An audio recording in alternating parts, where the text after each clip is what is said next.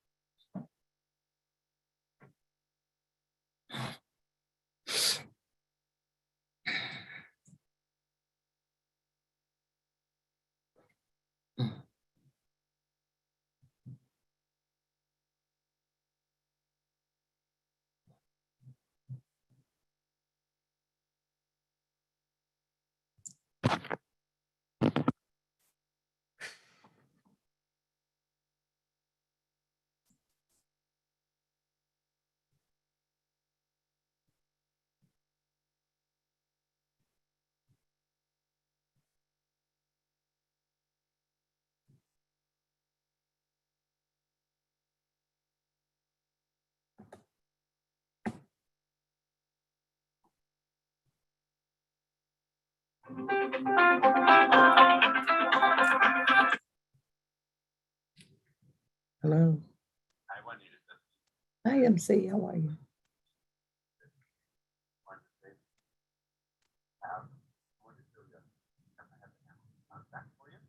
Oh, okay. I don't know. Oh, okay. Oh, yeah. I remember now. Uh-huh.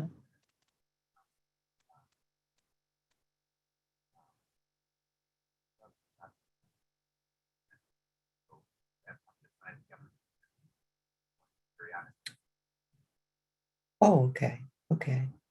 You know what? My computer won't let me talk, and I can't hear you guys. I'm on. Can you see me? Oh, but I can't hear anybody else.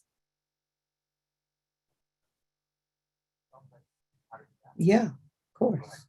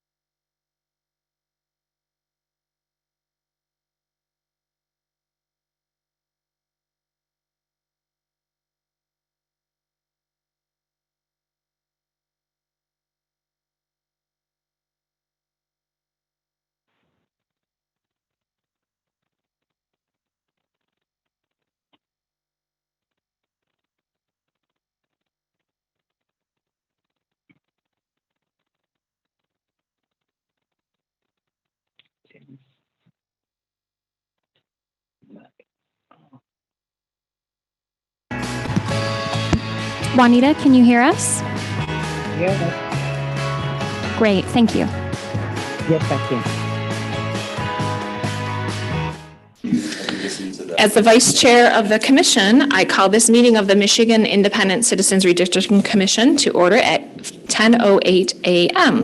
This Zoom webinar is being live streamed on YouTube at www.youtube.com/MICH/SOS Office/videos. For anyone in the public watching who would prefer to watch via a different platform than they are currently using, please visit our social media at Redistricting MI to find our link for viewing on YouTube. Our live stream today includes closed captioning, ASL interpretation, and Spanish, Arabic, and Bengali translation services will be provided for effective participation in this meeting. Email us at redistricting@michigan.gov for additional viewing options or details on accessing language translation services for this meeting. People with disabilities needing other specific accommodations should also contact redistricting@michigan.gov. This meeting is being recorded and will be available at www.michigan.gov/MICRC for viewing at a later date. This meeting is also being transcribed, and those closed caption transcripts will be made available and posted on michigan.gov/MICRC, along with written public comment submissions. There is also a public comment portal that may be accessed by visiting michigan.gov/MICRC.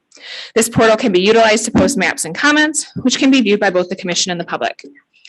Members of the media who may have questions before, during, or after the meeting should direct those questions to Edward Woods III, Communications and Outreach Director for the Commission at woodse3@michigan.gov or 517-331-6309. For the purposes of the public watching and for the public record, I will now turn to Department of State staff to take note of the commissioners present. Good morning, commissioners. Please say present when I call your name. As usual, if you're attending the meeting remotely, please disclose your physical location by stating the county, city, township, or village and the state from which you are attending the meeting remotely. I'll start with Doug Clark. Present. Juanita Curry. Present. Attending remotely from Detroit, Michigan. Anthony Eade. Present. Brittany Kellum. Rhonda Lang. Steve Lett. Present. Cynthia Orton. Present. MC Rothorn. Present. Rebecca Satella. Present. Janice Villette.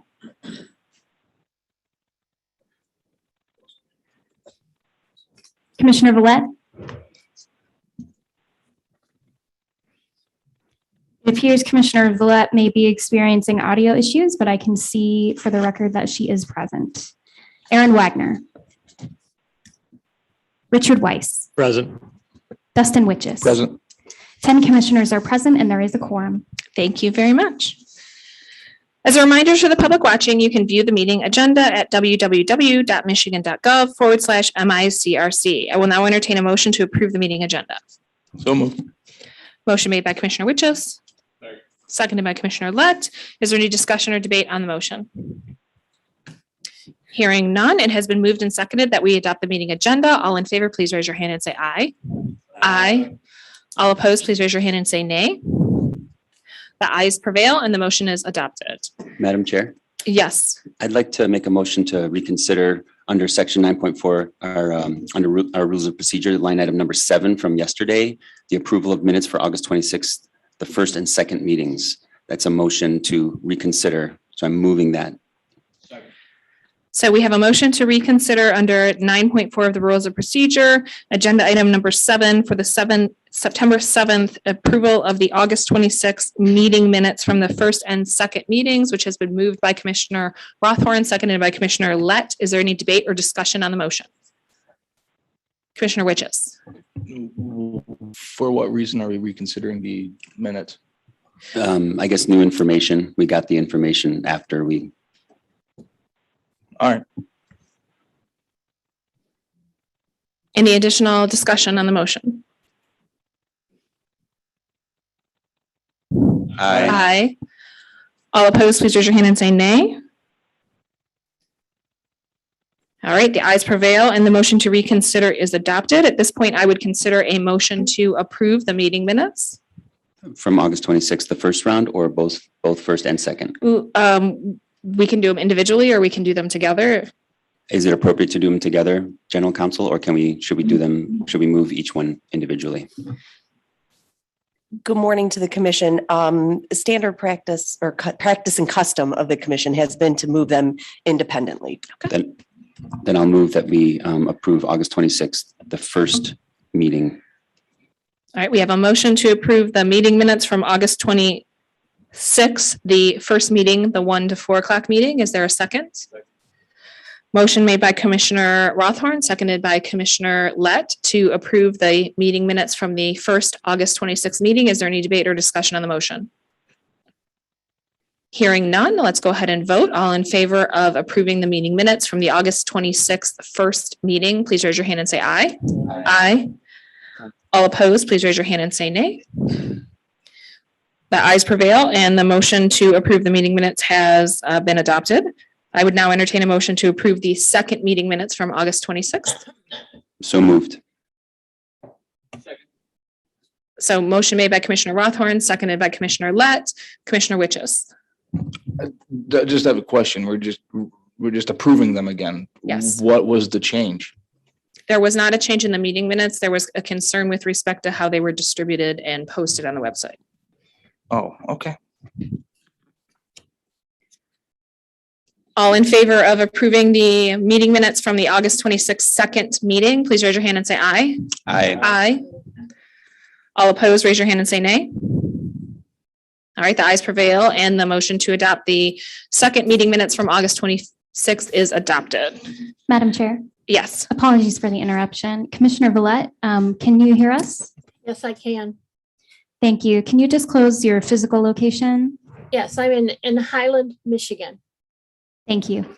Thank you. All right, without objection, we will now begin the public comment pertaining to agenda topics portion of our meeting. Hearing no objection, we will proceed with public comment pertaining to agenda topics. And let's see. I'm sorry, Department of State, how many in-person public comments do we have this morning, if any? We have 2 in-person comments. Thank this you very morning. much. So individuals who have signed up and indicated they would like to provide in-person public commentary will now be allowed to do so. Please step to the nearest microphone when I call your name or number. You will have 2 minutes to address the commission. Please conclude your remarks when you hear the timer. First in line to provide public comment is number 1. You are now invited to address the commission. Hello, my name is Jason Peak. I live in Eaton County. I come before you today to ask that we have some fair maps drawn, nonpartisan fair maps drawn for people of the state. As you guys know, they're all drawn wishy-washy and funny shaped. So I would like them to be nonpartisan and a little more fair to the rest of us. So there should be really no safe, quote unquote, safe seats. I think that makes it unfair, undemocratic. So thank you. Thank you for addressing the commission. Number 2.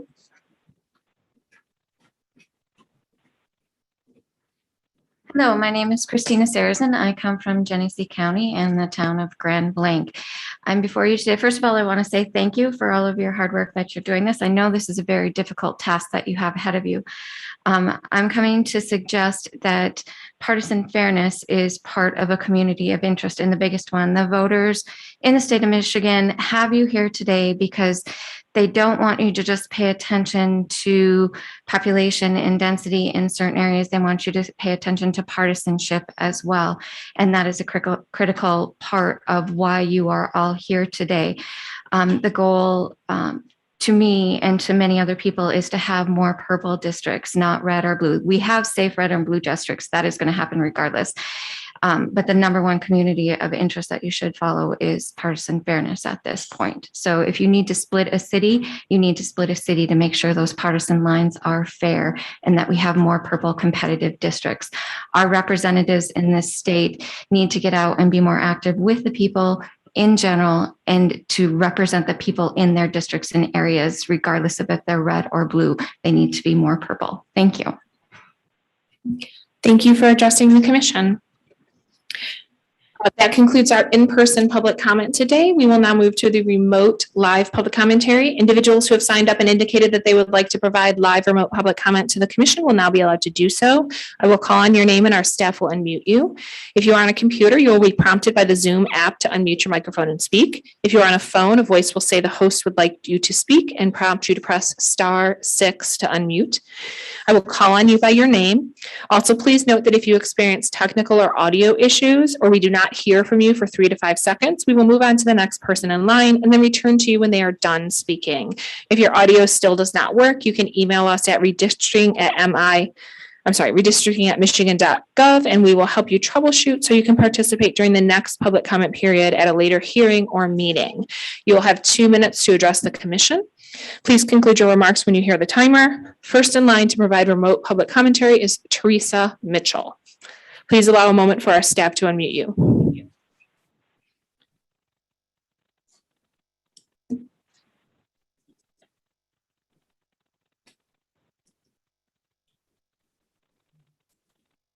Good morning. Can everyone hear me well? Yes. All right. Thank you so much for allowing me this opportunity. My name is Teresa Mitchell. I'm a resident of Detroit, Michigan, 48205. And I come before you today just to ask that or express my concerns in regards to the mapping to Metro Detroit, as I've watched and seen that you've taken more time and consideration in northern communities, and would just ask that you consider giving Metro Detroit a little more time so that the process is more equitable, that Metro Detroit not be treated unfairly as it has in the past. And so that is all that I request, is that the Metro Detroit area be given the same amount of time for its mapping process as other communities have been. And so thank you so much for your time on today, and I yield the rest of my time. Thank you. Thank you for addressing the commission. Next in line is Mr. James Gallant. Can you hear me, Madam Chair? Yes, I can. Okay, this is James Gallant, Marquette County Suicide Prevention Coalition. These are my opinions. And as I was talking to you yesterday about, we have some newly found information too. And I have the rules of procedure from the Commission on Apportionment from 1980, or from they were 1960s, 1970s, 1980s. And as we know, the House Fiscal Agency has determined that Proposition 2 did not create this commission. It merely revived that commission from before, and it already had 4 Republicans, 4 Democrats on that commission. And all it did was, and it says right in the House report, it says that all it did was added people that were not affiliated with each party. But it does require somebody affiliated with that party to be a Republican, to be a Democrat. So this is all going to pan out to where you folks that are just kind of, said you self-identify and that you affiliate, that ain't going to cut it. You have to be a Republican, you have to be a Democrat, and then one's a none. So the rules of procedure now, if the 25% of the vote was got by a third party, that party would then get 4 members also on this commission, which has been changed, of course, with the amendment. But that the rules of procedure did allow the chair to designate their own replacement if they leave the meeting. They did do that, but they did it because there was co-chairs, 1 Republican and 1 Democrat. So that's why they said when a Republican is chairing, they get to designate their replacement chair that day. And it would alternate every day. Every meeting would be a Republican to a Democrat, Republican to a Democrat. So these rules still apply. And Jennifer Detloff has returned and submitted to you that she does not understand whether she is or not. So I would ask you to join me. I have asked for a special meeting of the Legislative Council in order that they can review. That is a bipartisan, bicameral body established by the Constitution, and to determine what this wording means. And I have also, the Michigan Bar Association published an article that said that this commission was created. And another article said that the commission before. Thank you for addressing the commission, Mr. Gallant. Your time has expired. Next in line is Jordan Scrimger.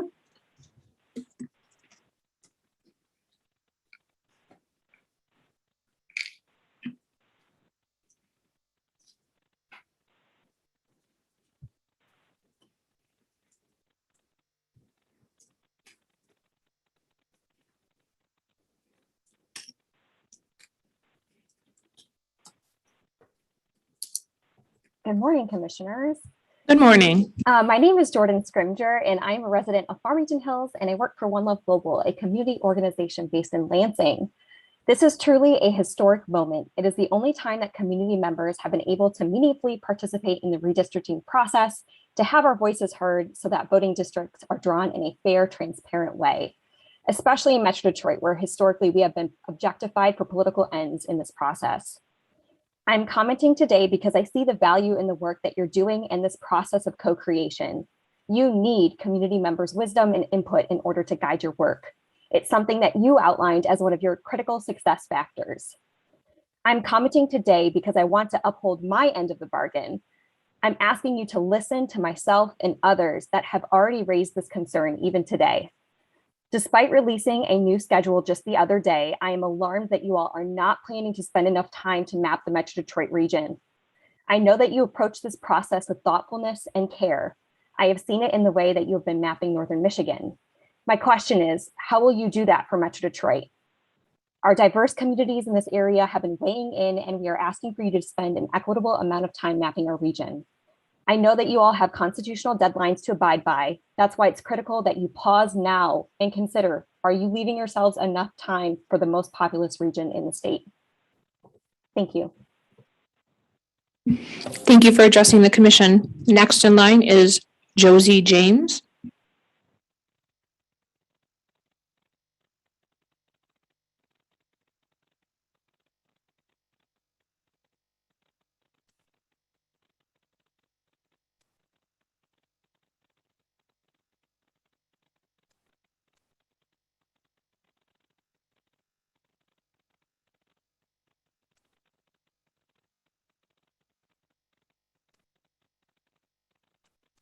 Hello, this is Josie James. Can you hear me now? We can hear you, but you're a little faint. So if you can turn up your microphone or maybe put your speaker closer to you, that might be helpful. Okay, is that better? That is better. Thank you. And thank you. I may be a little late, but I did attend this hearing yesterday when you were working on Northwest Michigan. And in particular, I did submit some drawings for you regarding the 92nd State House. And I just want to re-emphasize that the city of Muskegon and Muskegon Heights are home to the largest population of African Americans in West Michigan. These cities are together and they should never be separated in accordance with Section 2 of the Voting Rights Act of 1965, which states no voting qualification or prerequisite to voting or standard practice or procedure shall be imposed or applied by any state or political subdivision to deny or abridge the right of any citizen of the United States to vote on account of race or color. So therefore, we're thinking that any attempt to redistrict Muskegon Heights will diminish the voting power of the African Americans in West Michigan. Now, it was actually very interesting to watch you reconfigure the 92nd State House, because if I was correct, what you did, it appeared as though at the end of the thing yesterday, it appeared as though that you took Newaygo County out of the 92nd State House and that you went directly north on the coastline of Lake Michigan and added 2 more counties. Now, I haven't crunched the numbers yet, and it all went down too quick for me to look at. But I just wanted to be assured that, you know. Thank you for addressing the commission. Your time has expired. Next in line to provide public comment is Matt Dame.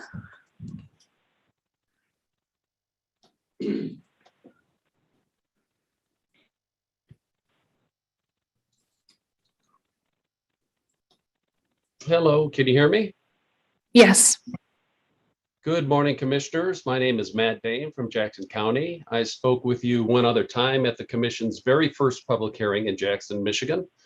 Being that the Jackson hearing was way back in May and seeing now how fall is almost already upon us, I wanted to take a moment to reiterate the prominent communities of interest that came out of your very first hearing.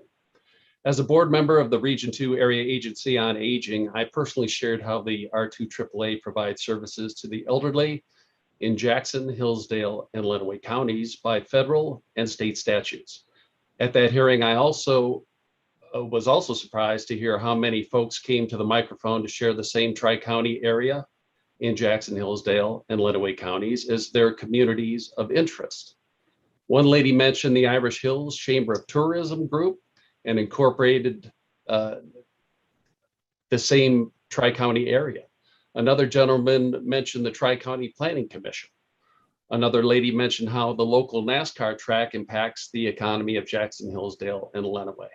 I also heard a very compelling community of interest shared from the chair of the River Raisin watershed and the unique differences that the rural watershed faces compared to the more urban watersheds. He stated this watershed comprises the three counties I've mentioned, Jackson, Hillsdale, and Lenawee, but he also pointed to Monroe and the rural western parts of Washtenaw, as well as part of northern Ohio. As the third ranked criterion in the Constitution, please use these communities of interest that you've heard and that were submitted in writing to help guide your work. Thank you for your time. Thank you for addressing the commission. Next in line, and I apologize if I mispronounce your name, Aisha Zanab.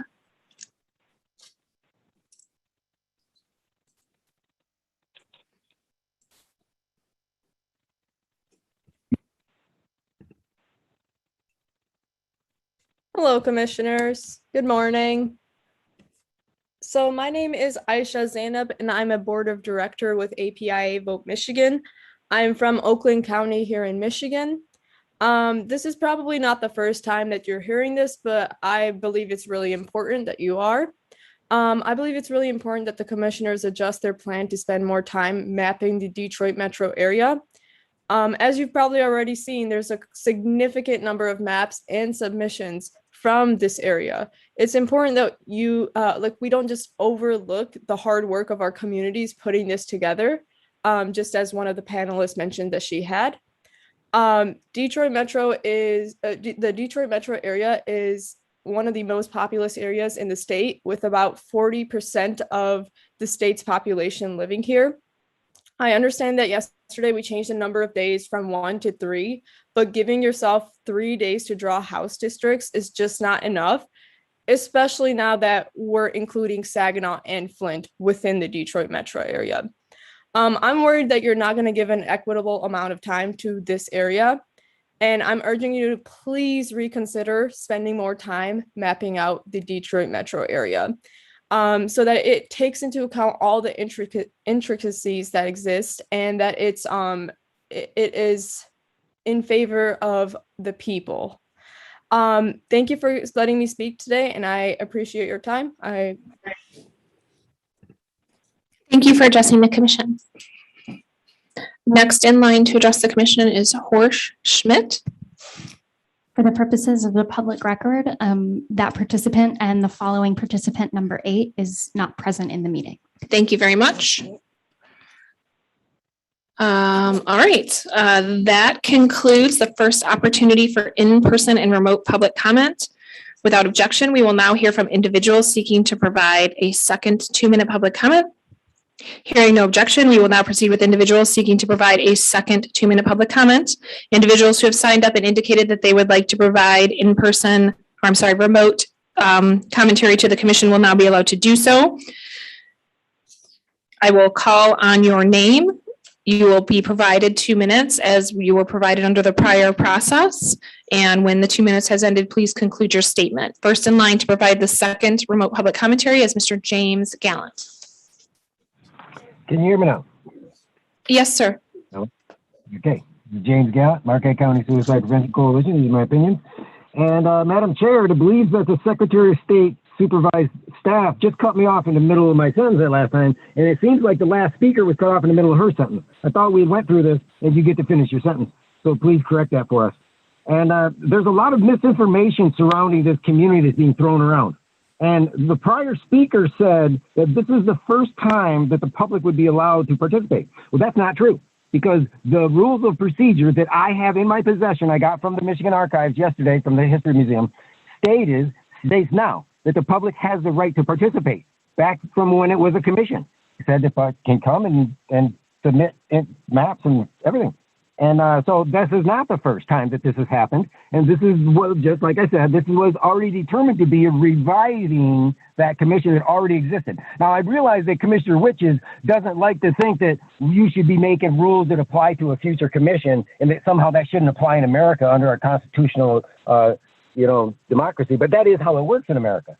So those rules do apply here. And I would ask you to please join with me, like I said, to request and then do it on your, of course, independently, to vote today to request that the Legislative Council have a special meeting in order to review the misinformation in the community, in order that they can determine that's, like I said, bipartisan, bicameral body created by the Constitution, and that is what they're there for.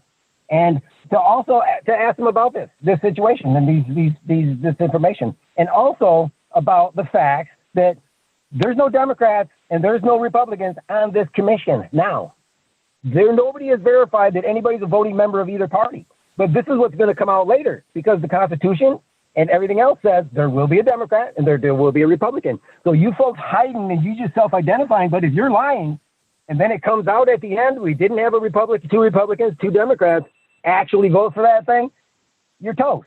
And then I think you should be prosecuted if you're holding that information back, that you're not actually a voting member of these parties, because that is what the intention of the Constitution is.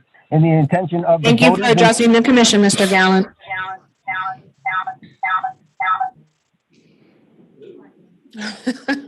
That was cool. That concludes our public comment for this afternoon. However, I would like to mention that all emailed and remote public comment provided to the commission before each meeting. Commissioners also review the public comment portal at our www.michigan.gov/MICRC website on a regular basis. We appreciate everyone who provides public comment in whatever way they choose to do so. And we invite people and continue to invite people to continue sharing their thoughts, considerations, and proposed maps with the commission. Next, I'd like to move on to unfinished business, agenda item 5A. Without objection, we will continue our draft mapping reconciliation of state Senate districts that was started yesterday. I believe we ended with Commissioner Eid yesterday. We will be moving on to Commissioner Lett because Commissioner Kellman, Commissioner Lang are not currently available. So Commissioner Lett, you will be instructing the line drawers. And Mr. Morgan, I'm assuming you will be sharing your screen. Thank you. Yes, one moment, I'll bring that up.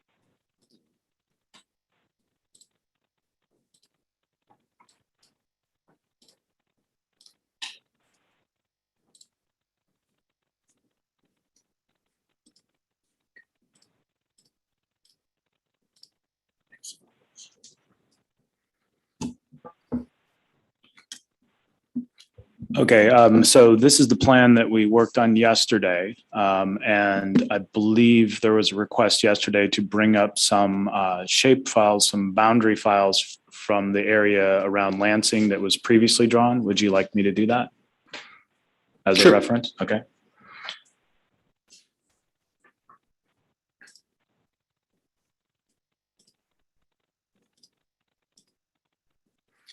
So this is one version in the Lansing area. I have it outlined in red.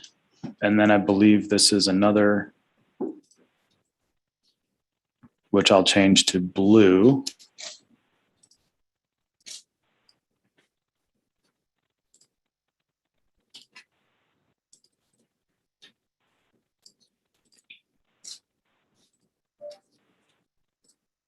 Okay, and I think Commissioner Eid had talked about one area that included Shiawassee, I think. Let me double check this.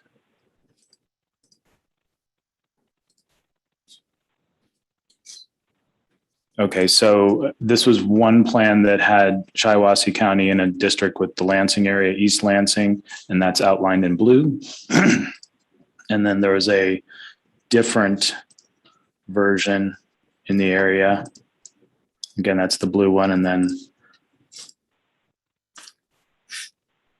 this is the other version that was Clinton, Eaton, and then the Lansing was in this area. So I'll put those two on. And then we also have previously drawn districts in another area around Grand Rapids if you want to go that direction, which I could bring up.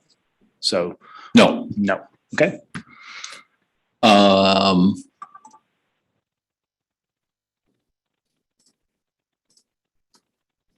Okay.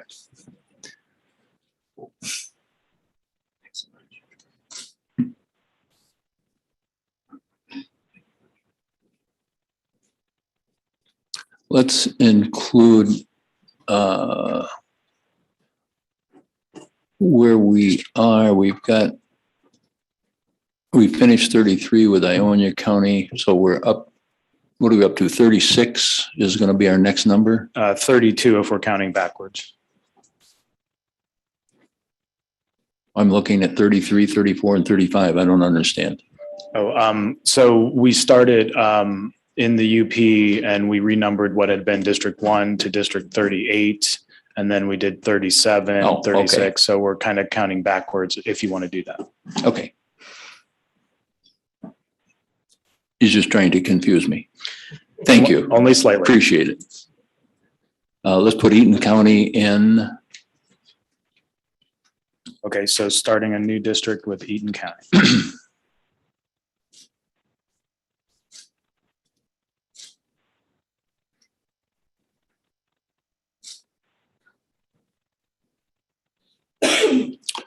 And Clinton County. Okay.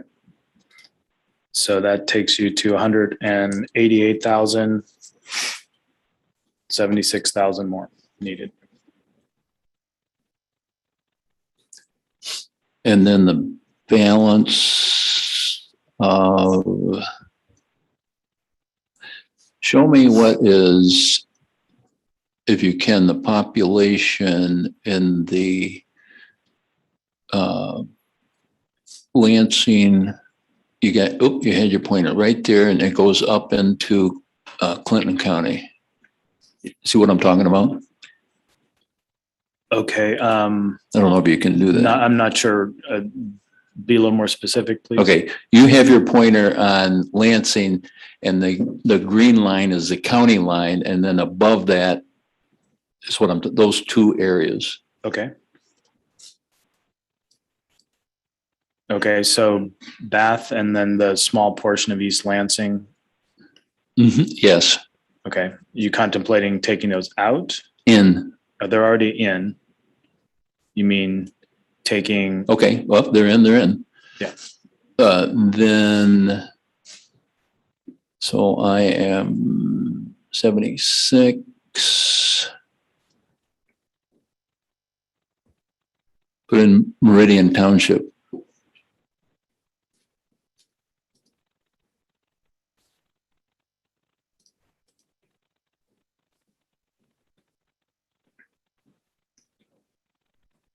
Okay, like that?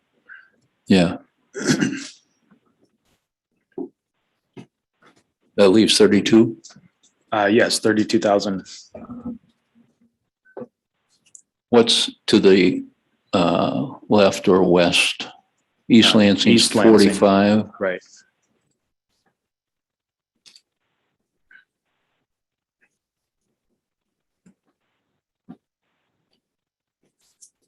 Scroll to the south.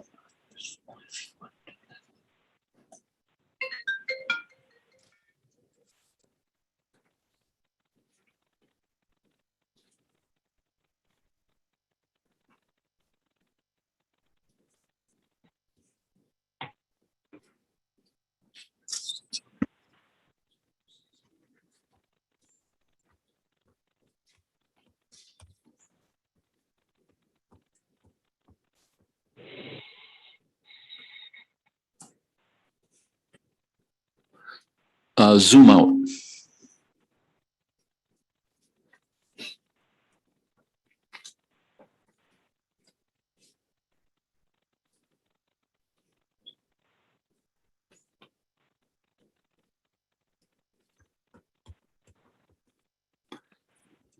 What population do we have to the immediate east of? Yeah, where your pointer was. Yeah, that's Williamston and Weberville. Yes.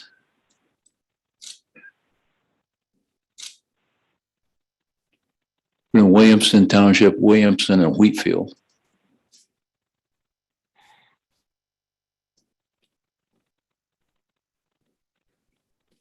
Okay, still need 22,000.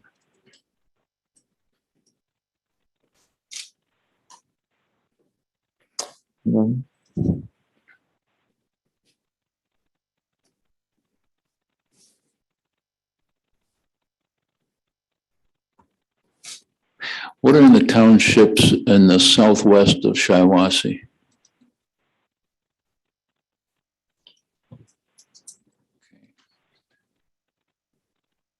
About 16,000 in this area. Yeah, no.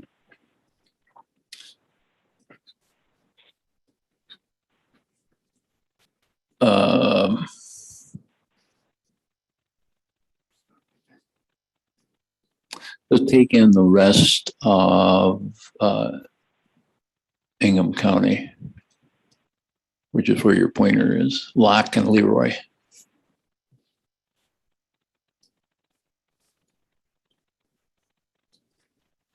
Now you're down 16,000.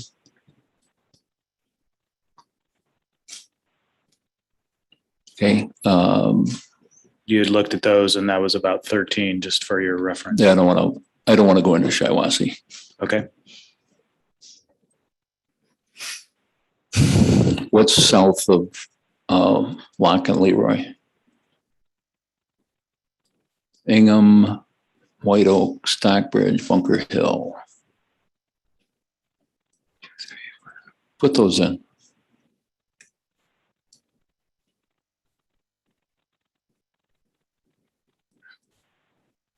Okay, that's negative 269. That's within the plus or minus 5. It's 7,100, 2,600. And then it also does have a hole in it, I thought I'd point out. Oh, what's that? That's going to be a portion of East Lansing or probably Lansing Township. 600 people. Well, if it's Lansing Township, it's got to go with not there. Is that what it is? Just a moment. What I'll do is I'm going to click the township and assign it to another district so you can see what the boundary. I'm just going to click it as a township and it'll select the whole township. It's part of the city of Lansing.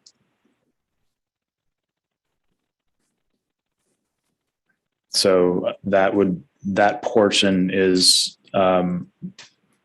legally part of the city of Lansing, but it's population wise, it's about 600 people. All right, I'm going to undo this just to get back to where we were.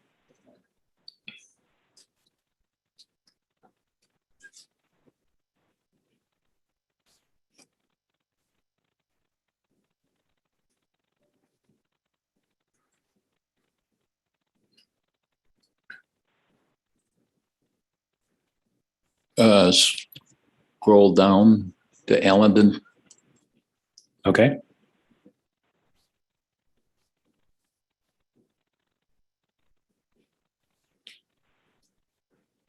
Put Allendon in.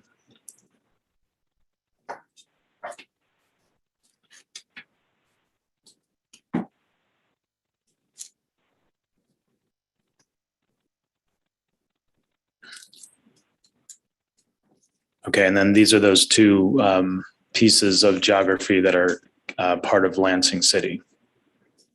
If you wanted to include them, or if you wanted to move something out to keep it contiguous. And this is a 0 population area. Madam Chair. Yes.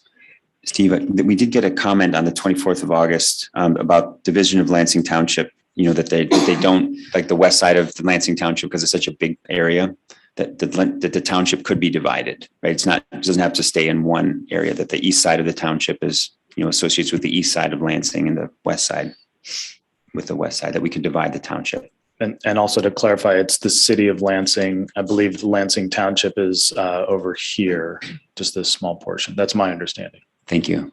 Well, the township's on both sides. It's split. Okay, I see what you're saying.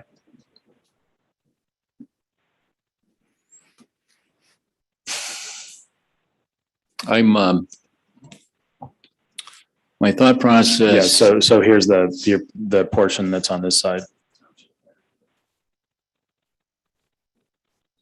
So this area in pink is Lansing Township, and then the portions that are enclosed here are Lansing City.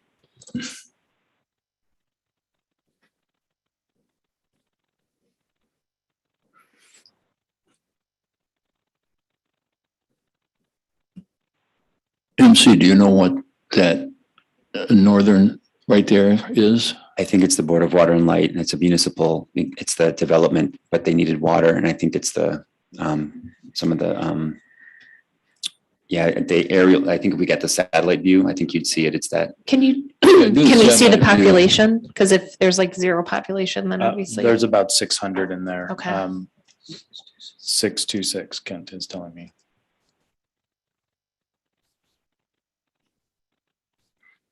And then I can bring up a different view, a satellite view. So when you add up these blocks, Just it's hold it right there. 626. Let me look at the streets.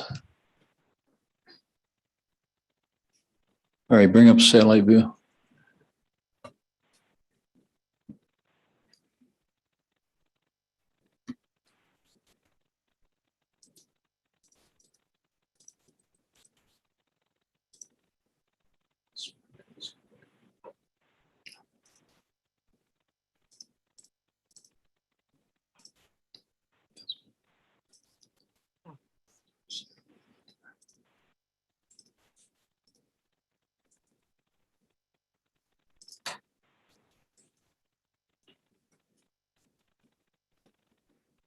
And let me change the district color just a little bit. That's good. Okay. I'm fine. I didn't realize College Fields was in Lansing.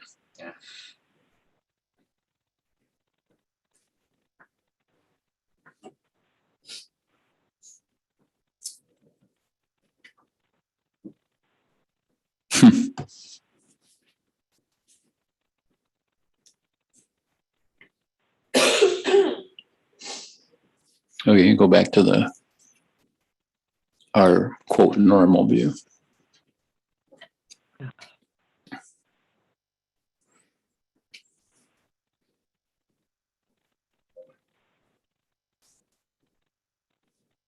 Now,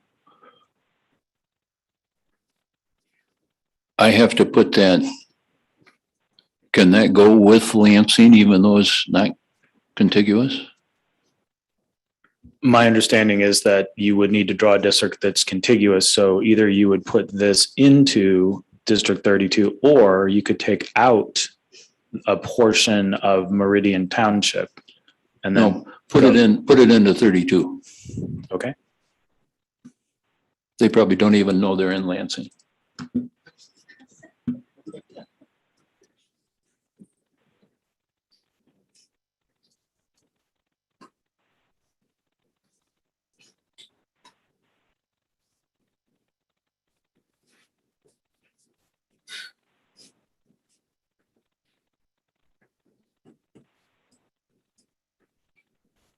And the other one is Lansing, but it's no population.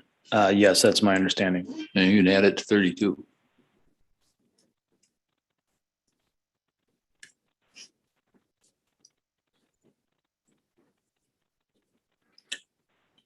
Because we made these changes, do you want me to check the contiguity? Sure. Okay.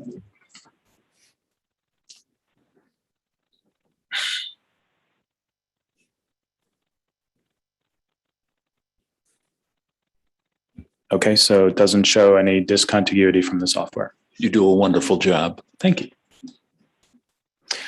I zoom back out and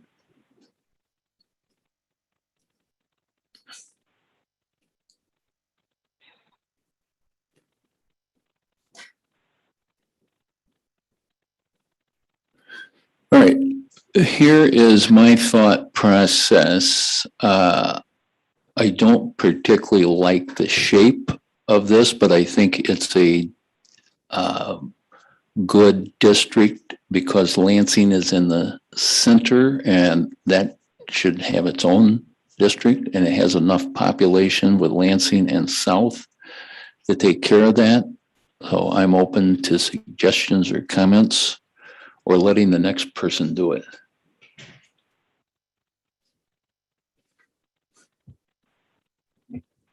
Commissioner Witches. MC, can I get your thoughts on it? Yeah, I'm hesitant. I'm hesitant to do that donut, that the shape like you were saying. I think splitting the cities has been my go-to. So, and I know we did that in one of the earlier versions. So we need to split Lansing. Why? Excuse me, we don't need to but like you said, because it could be its own district, but then I get this, my hunch is that we're packing voters in, like they're too urban, right? And that, again, demographically only, not talking about voters. I said voters. If I'd said that, I didn't mean to say that. But what I'm thinking about is the demographics, the racial makeup. And I'd like to mix the demographics. And Well, then we would have to know what the demographics are. And so I think if you look at 32 right now, we could try to look at that and see. And that's why I think I like the, splitting the city more, but that's how I would try to make this. Fill in with a different color, Lansing down to the south county line.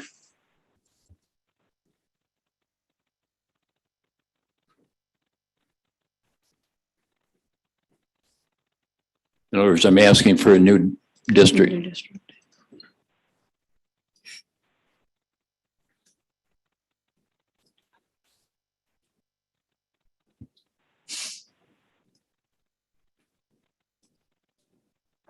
I'll correct the assignment of these Lansing city precincts in a moment.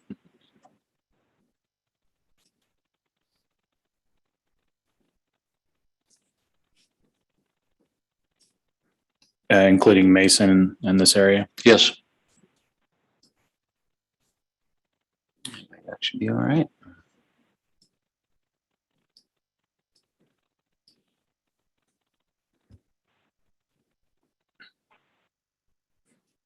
Okay, that's approximately 50,000 under what a district is. And then I have to adjust 600 people back out for this. Yeah, that's okay. That's not what so we're looking at Lansing, that 31. Is there a little city down at the bottom too that we need to throw in? Thank you. Yeah. That might get you closer. So that leaves us 63% white, 15 non-Hispanic, Black, 4% Asian, 10% Hispanic, 36% minority. Mm-hmm. And there are many Black voters in the Eaton County, in the suburbs, and in the Hispanic too. And that's what I'm thinking about, is trying to keep those demographics, like the voting. Trying not to say voting, but I keep going there. I apologize. It's the demographics I'm thinking about. It's like trying to keep those the people of color together who have asked us to keep them together so they can choose their representation. And I think it's that the suburban areas around Lansing. So my hunch is to draw Lansing. And again, I don't like the donut shape. So that's why I wanted to sort of associate sort of west side of Lansing, east side of Lansing in general. And then we've got. Well, in order to do that, you're going to have to go way south or way north or way east or way west. I hear you. Yeah. Yeah. Commissioner Witches. MC, I'm pretty sure you just defined the definition of packing. Yeah, that we shouldn't pack, correct? Well, correct, but you just stated that you heard that, and I quote, people of color want to stay together. And choose the representation, choose the representative. So it's the community of interest that I'm thinking about.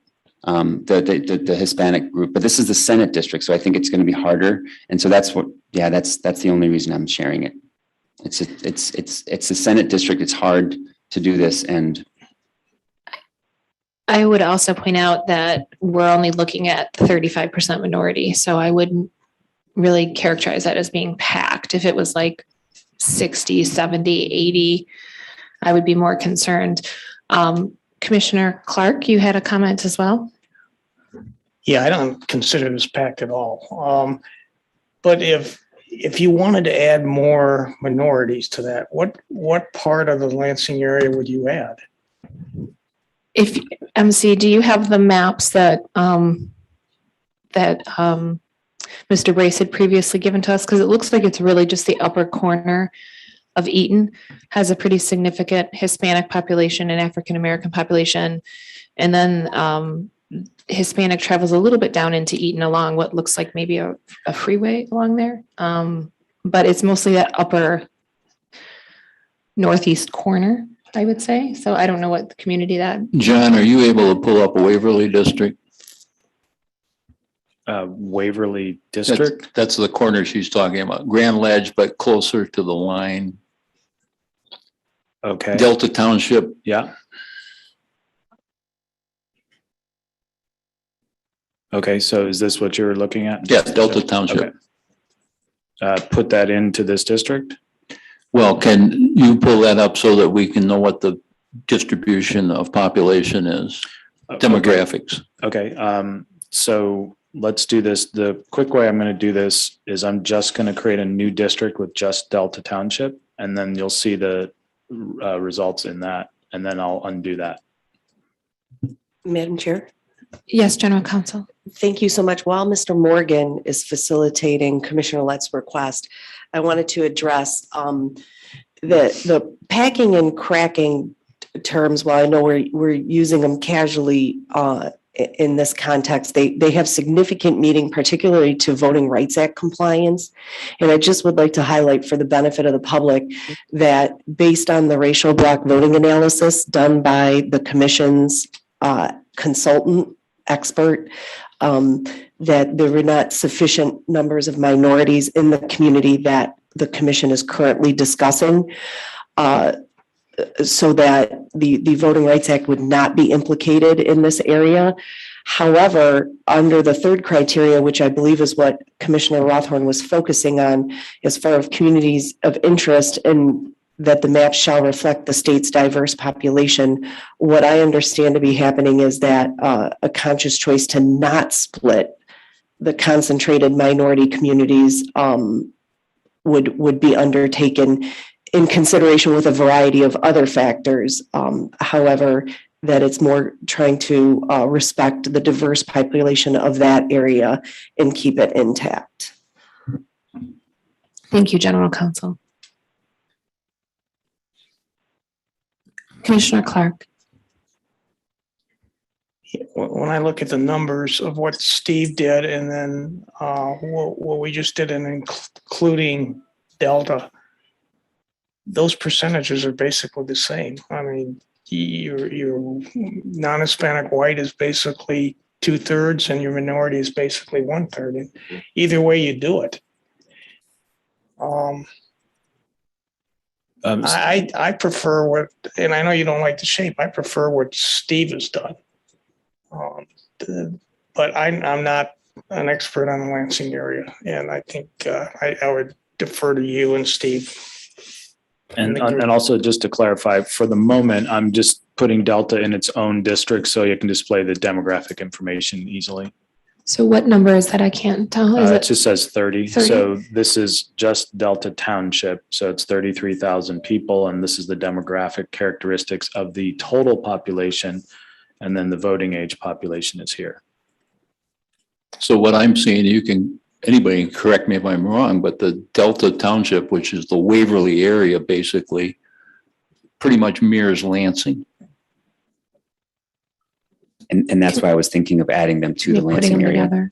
Yeah, and we've got some comment from the Lansing community, right, where I think people said move Eaton to Ingham, but I think what they're talking, right, they're not talking about the whole county, even though they mentioned it. I think it is just that Waverly area, and I think it's the diversity that is in that section there and in the suburbs that I think is I think General Counsel said it. I guess I have a problem understanding what you're talking about with diversity, since it's even across the board. Racial diversity. And I understand racial, but where are you seeing the numbers that are different? Sorry, what I mean to say is because it is, there are significant, and not significant because of voting block, racially polarized voting analysis, not significant in that way, but because there are people who have commented, people of color who have said, we would like to be able to choose a representative, and we haven't had that if we follow the county lines. That's why I'm suggesting adding it to Lansing. And I hear what you're saying is like it could go either way.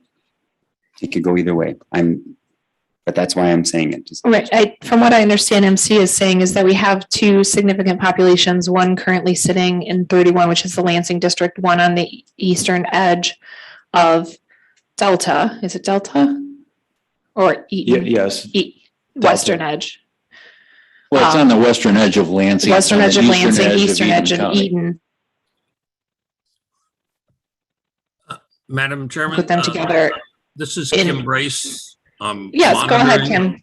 But I'm not able to turn on the video. So if Sarah could, there we go, start my video. I do have the pictures that we had shown to you before that I could share the screen so that you can benefit from those, if that would be helpful. Yes, Mr. Brace, go ahead. All right. Can we get them as an overlay too, Kim? Is that possible? It is, we're working on that possibility. I don't have that set yet, but I wanted to show you what I had shown you before so that you at least have the benefit of the information. This is a map. Can you see my screen here? Yes, Mr. Brace. Okay, this is the overall majority-minority map for the entire state, which we can zoom down in. You can see in Ingham that you have less of a majority white population in this area, but we can look down into, for example, the African-American population, and you can see the concentrations in Delta Township and Lansing, as was being noted on that side. And then we can look at the Hispanic population, and in that area, Hispanic is a greater percentage in Lansing itself as opposed to Delta. So those are your overall areas, and we'll ultimately be able to show dots and dot densities in terms of percentages on the Autobound system too. But I just wanted to give you that information for right now. Thank you, Mr. Brace. That's helpful. Commissioner Clark. As I look at this, and what came to my mind was putting the minorities in a district by themselves, I think, lends itself more to the House than the Senate, just like we talked about on the lakeside. Particularly when you have them distributed in Delta Township and in South Lansing as well. So I mean, that's another approach, and to have them benefit from there. I'm not an expert in the Lansing area, so I'll defer to you, MC. Commissioner Eid. I'm sorry, Commissioner Rothorn. And what I'm looking at is we do want to add, population to this Lansing, right? We'd have to go further south into a much more rural area. And so it's just, again, it's just trying to capture the, if we're going to make a funny shaped district, right? The suburban areas where there are demographics that support keeping yeah, the demographics together, especially because we've got that comment, right?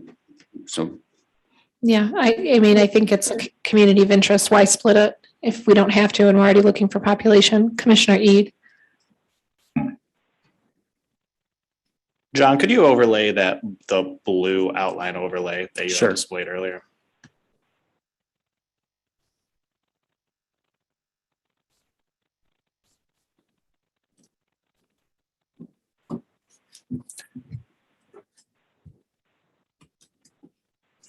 So, I mean, I just got to say, I like this blue overlay quite a bit. I mean, and respectfully, in my opinion, I think that this would be the better way to go. It keeps Delta Township with most of the Lansing area, and it puts East Lansing up with Clinton and Shiawassee. Clinton and Shiawassee are currently in a Senate district. And I don't understand why we're splitting up Delta from the rest of Lansing when we know we have to split up the Lansing area. It's just because there's too many people. It's just a question of where. Well, it's currently split. Well, I disagree. I mean, think the argument's the same, Anthony. You're saying that Shiawassee and Clinton are together along with Eaton County now in the Senate district, which is correct. And so Delta is split off from Ingham County. And everything I heard about Shiawassee is they didn't want to be in that same district again. So what is important about keeping that separate in your mind, Steve? Is it just that you want to keep the county of Shiawassee separate? I'm just trying to understand what the resistance is to moving those minority communities together. I don't have a problem moving the minority communities together, period. I don't have a problem with that. I'm just trying to understand. Well, you asked me the question. I don't have a problem with that. Shiawassee County has repeatedly stated they don't want to be with Ingham, Eaton, and Clinton County. Yep, in fact, they've repeatedly stated we want to be our own little entity as a whole county. Mm-hmm. Now, if we want to add voting blocks off of Delta County into Lansing, that can be done because all of the concentration is right along Waverly Road. It's not very deep into Eaton County. So if the idea is to bring them into Lansing, we can do it that way. Commissioner. And I will say that looking at the population demographics, it's not going to make any difference. Commissioner Clark. Yeah, when we do this Senate districts before, we kind of used the river, did we not, in Lansing as the separator? The west side of the river were significantly different, and that's why we took that approach. So I think we should reconsider that. I like Anthony's analysis of this. And I think it'd be appropriate to take another look at it. John, why are we not seeing 31 listed on there? I see 30 and then it goes. I understand. I'm curious. It's okay. I'll get it.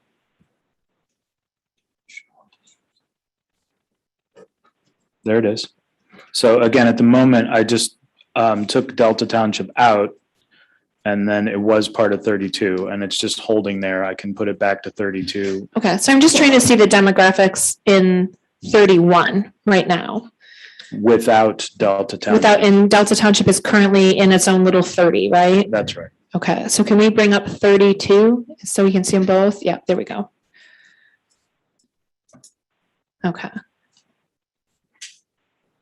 But then 32.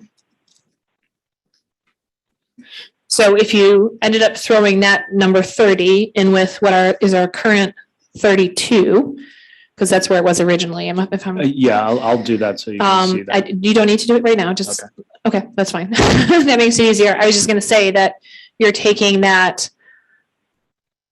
So now we have Yeah, so now that 32%, or that what was 15%, which was over 30% for that little cube of Delta Township, is now reduced down to 4%, and 4%, they make up 18% of that community.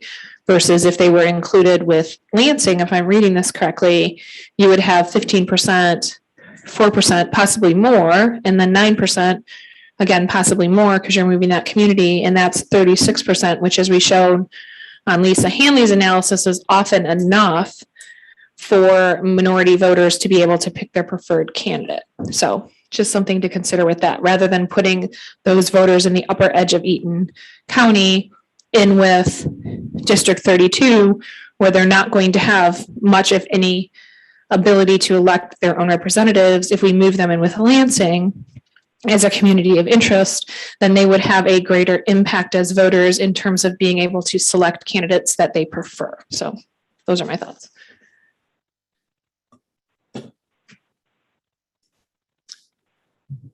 It seems that the will of the body is to have Clinton, Shiawassee, and the eastern part of Lansing as the district.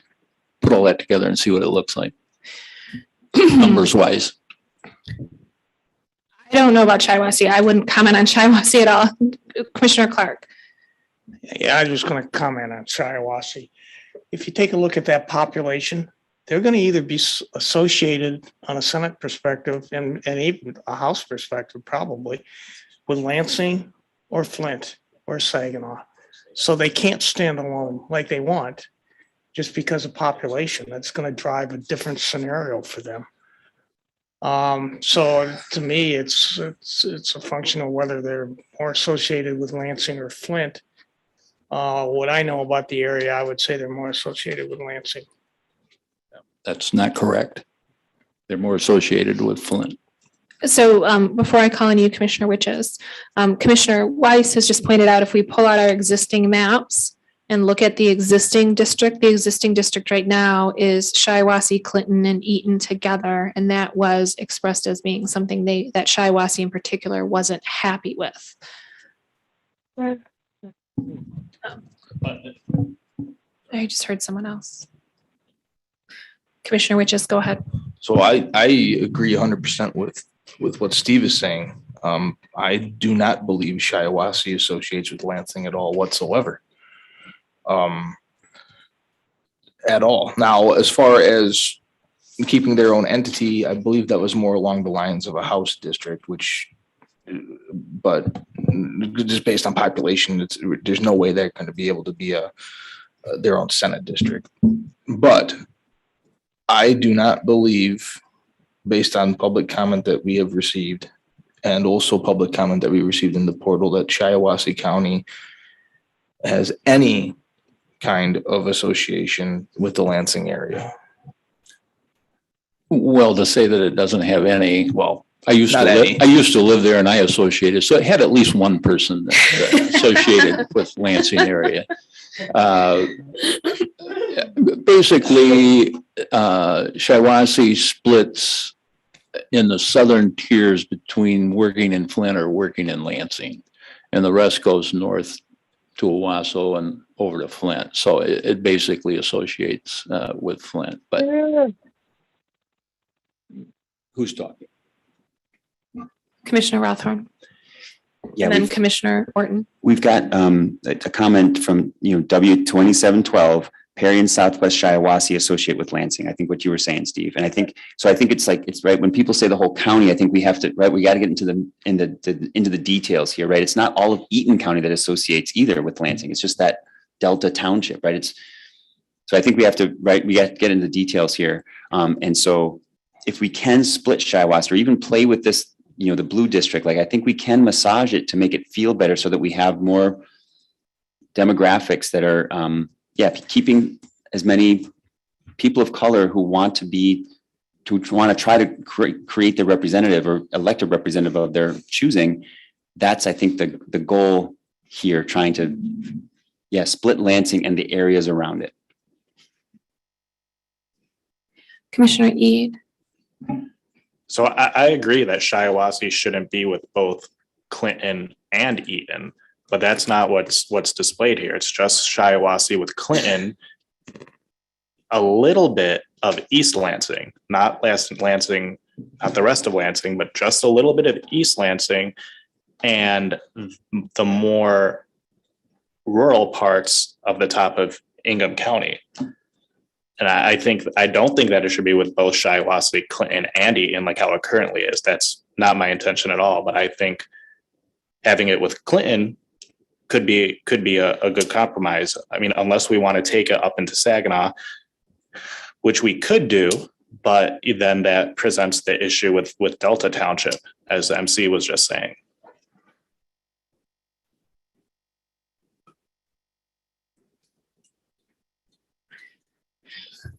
So what's below Ingham and Eaton? Is there, I mean, I'm just curious if we pulled that little bit of Delta Township around Waverly Road and put it into Lansing. And then, gosh, it's a bummer that Commissioner Wagner isn't here because that's Charlotte and the part of Eaton as well. I'm just wondering if we did like Shiawassee, Clinton, and part of Eaton, the more rural parts of Eaton, and then put Delta into 31, which is Lansing, we'd have more of a kind of wraparound district, but I'm wondering if that would be more groups that are more closely affiliated together. So I guess what I'm trying to formulate in my brain is the objection that Shiawassee had to being with Eaton because Delta Township was also in that same group and they felt that community of voters was overpowering their voice. And if we move that group in with Lansing, based on that community of interest, are we resolving that concern by keeping the more rural areas of Shiawassee, Clinton, and Eaton together and keeping the more urban and ex-urban areas together as well? Just a thought process. And again, this is not my area. I'm just trying to think about some of the comments we've received.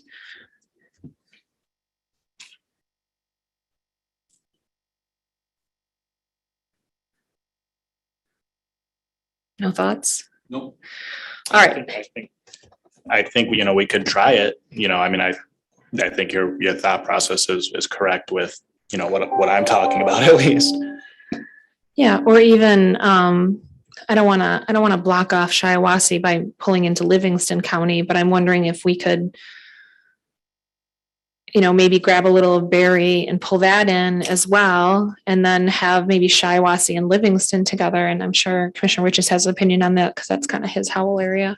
I was going to say you could pull some of Livingston and put it in with Lansing for sure, especially the western side. That would be perfectly fine.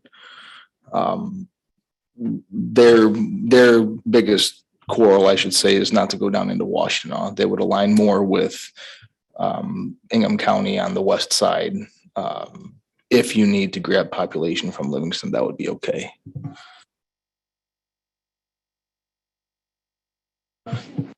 All right. Any other thoughts or comments? I mean, do you guys want to just take a quick 5-minute break so we can kind of think for a second, or do we want to maybe just stop here? We can always move on to a different area if we're sort of stuck here. And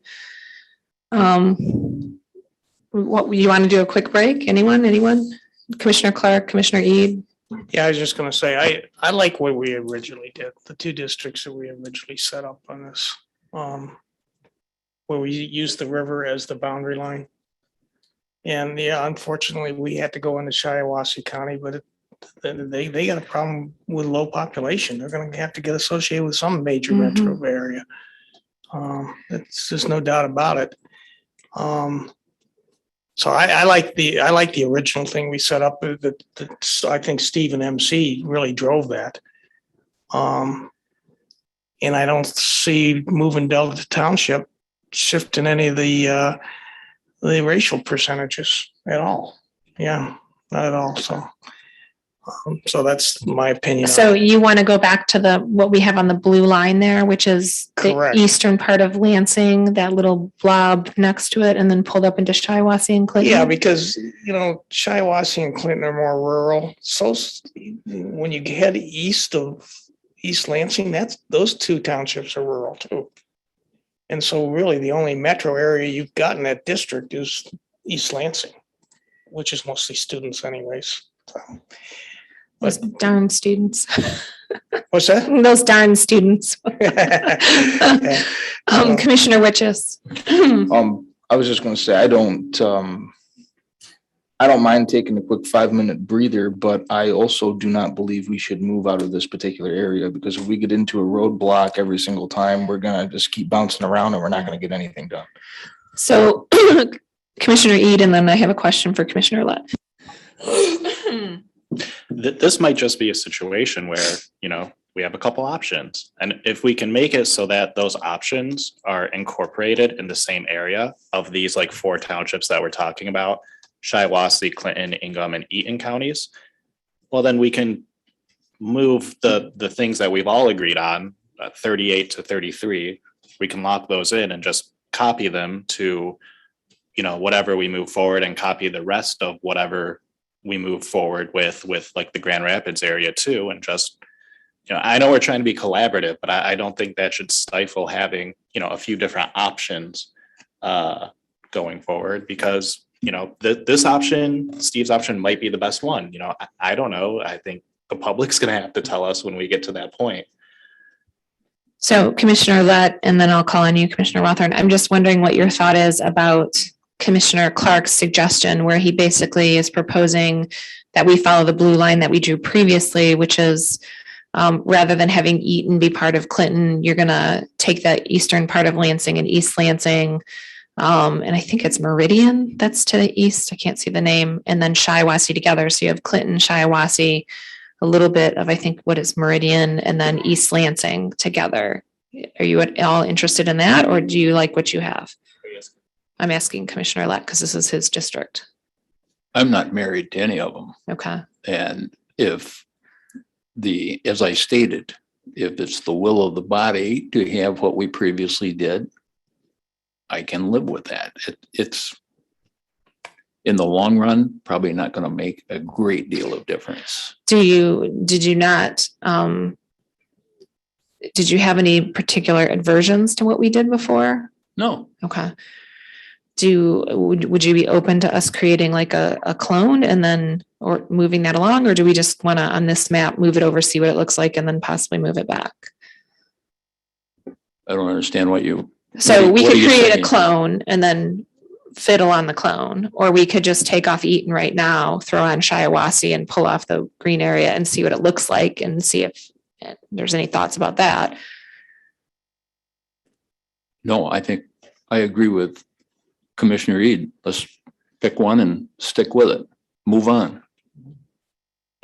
We've already spent too much time on it. I agree. So which one are we picking? That's my question. That's what I'm trying to establish. Are we sticking with this? You just stated it. The one we did before, Clinton, Owasso, which is Shiawassee, the northeast of Lansing, and a couple of 4 townships down in Ingham County. Okay. So then you want John to move that back to follow the blue line? Okay. Mr. Morgan, can you do that for us, please? Did we receive any particular comment about that configuration that anyone is aware of after we drew that map? I'm just curious. And Commissioner Orton, you did have a comment at one point. Okay. Commissioner Rothorn and then Commissioner Ede. I was just going to acknowledge that as we're doing this, like it feels like we're into a rhythm again with the population.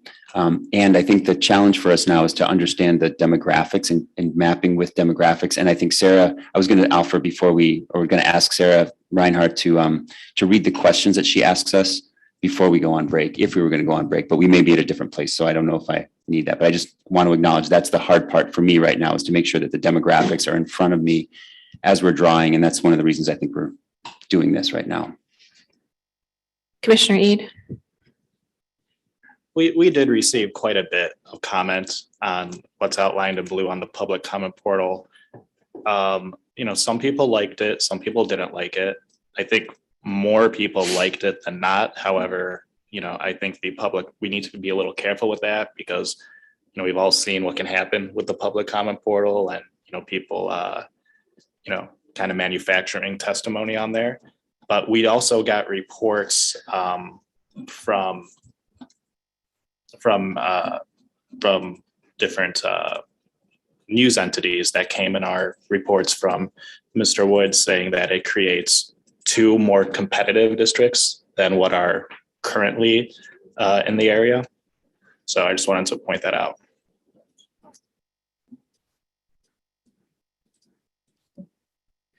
Commissioner Clark. The competitive districts is one of the things we want to create. That's one of the items the public has really pounded toward us in all the hearings. Well, it's not required, but I mean, I certainly would rather have more competitive districts than not competitive districts if it's possible, while following all of the other criteria, which I believe it does. I think this follows criteria 3 and criteria 4 and criteria 1 and 2 quite well, but that's just my opinion. It's That's not what all of you think. It's not required in the Constitution, but it is being required from the citizens of the state. And to me, that holds a lot as well.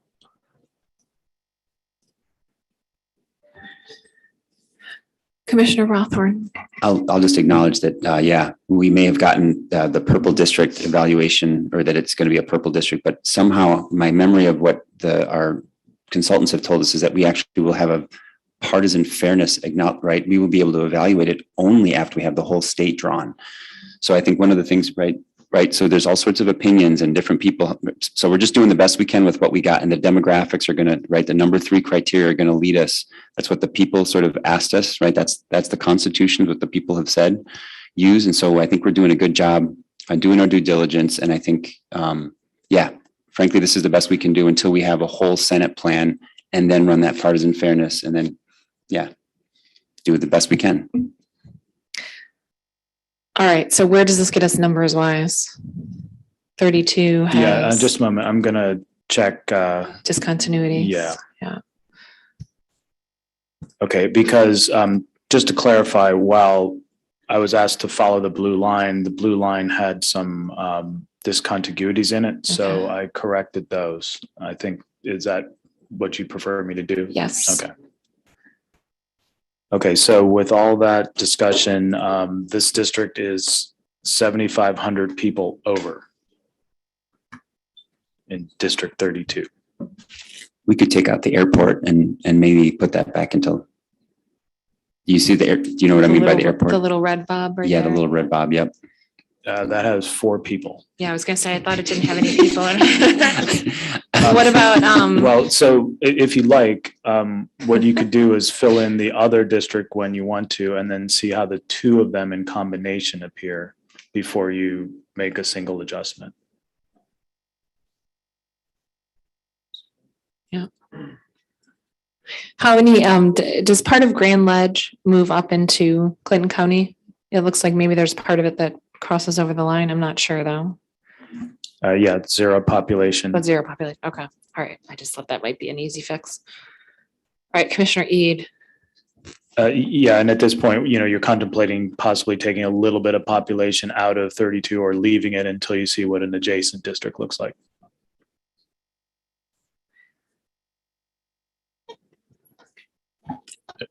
Exactly. So I yield. Okay. All right. So I think we should draw that and then see how they. I personally like that. And that's what we came up with before. And I particularly like this too, because I know the last time we worked with Commissioner Wagner quite a bit about the Charlotte area and where she thought that should go. And although she is not able to be present today, I would hate to move away from that information and feedback she gave last time about where she thought they should go, which is that lower portion. So that would be my only concern, is combining that up, because I know there was discussion about it and she doesn't have the benefit of being here today to further reinforce that, but I don't want to disregard it either. All right. Any thoughts, Steve? Do you like it or do you not like it? It's your district. You don't have any thoughts. All right.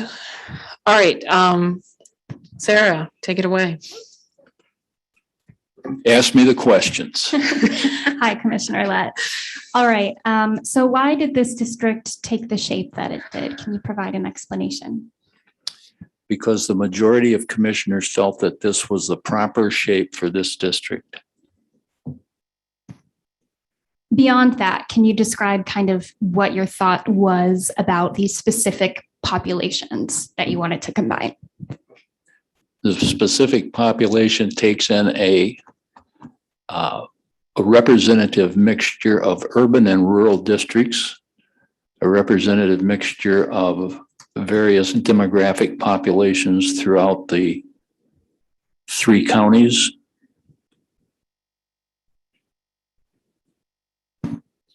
And can you also elaborate on how you took into account communities of interest in this area? Communities of interest in the Lansing area consist of the city of Lansing as a community, the city of East Lansing as a community, the university, Michigan State University as a community takes into consideration the Clinton County communities of DeWitt and just a minute. And St. John's. Shiawassee takes into the communities of interest of Owasso as well as the southwest corner of Shiawassee County. Wonderful. And I think you may have touched on this just a bit in your last answer, but can you describe how you took into account reflection of the state's diverse populations when drawing this district? Well, it wouldn't be any different than what my last answer was.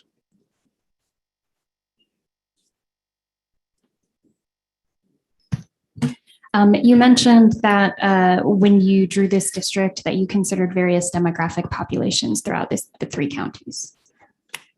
Yes. Is that okay? Thank you. That's We specifically looked at the matrix and the demographics that are set forth there, indicating 80.45% non-Hispanic, white 4.53, non-Hispanic, black 4.96, Hispanic 5.04. I may have those right because I'm not seeing the Asian, and then Hispanic is 5.04. I took all of those into consideration in drawing these districts. Thank you, Commissioner Lett. All right, at this time, we will move on to Commissioner Orton.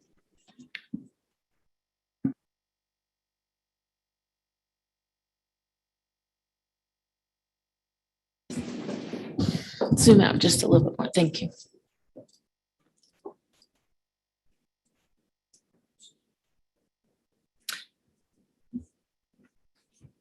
Well, my thought is, since our lines line up and we previously went through all this, why don't we just use the districts that we have in blue? I think that's a fine idea. In the area of Eaton and Ingham. So I guess I'll choose one to be in charge of. The Livingston County.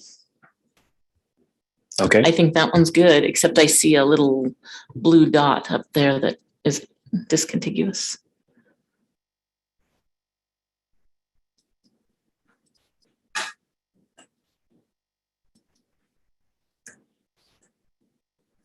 So all of Livingston County. And that whole blue district that we did previously. Okay, so portions of Genesee and Oakland counties. Yes.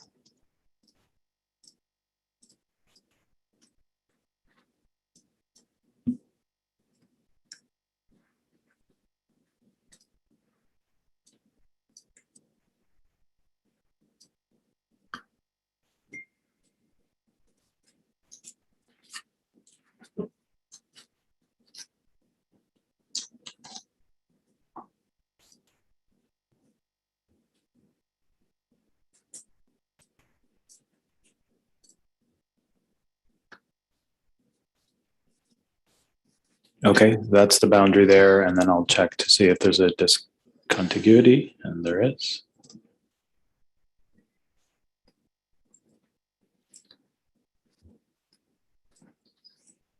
Okay, so that follows the same boundary from previously drafted. Yeah, it districts. looks like there's still a problem up there. It's okay. It's just the blue outline from previously. Oh, okay. It's All right. been- So I think we could get it a little closer.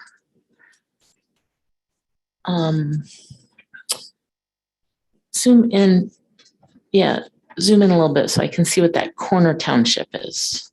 With Here? Fenton in it. Milford? No, up above. Holly Township. Okay.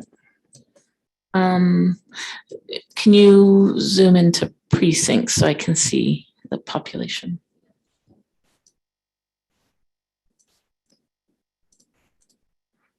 So you'd be looking at possibly taking out a precinct or a township. Mm-hmm.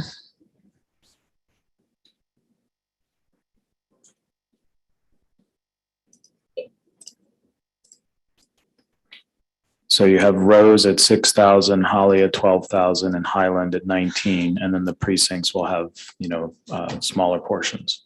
I think I want to take out part of Holly. So if you can zoom into that and do precincts. Okay, there's Commissioner Clark.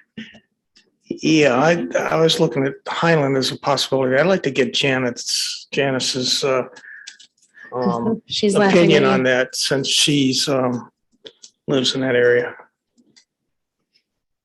Okay. Highland is more associated with Milford, Wixom.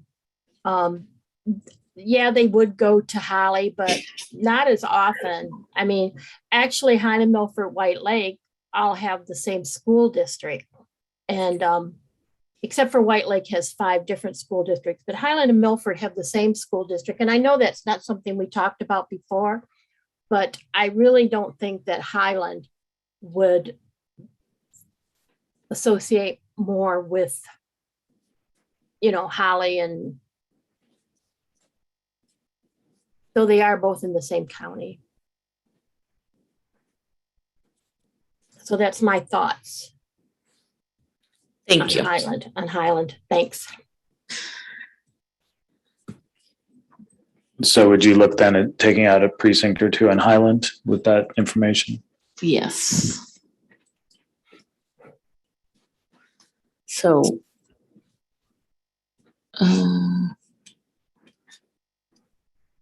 yeah, the very corner one where the population is 2,751.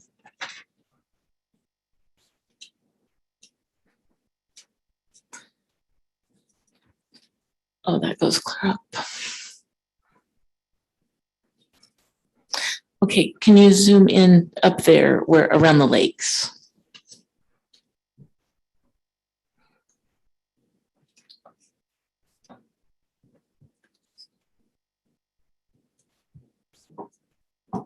I kind of don't like breaking up the water areas, and yet there's no end to that. So. But you could look at these precincts here. Yeah, I would like to look at Okay, those. so shall I undo that last one? You can.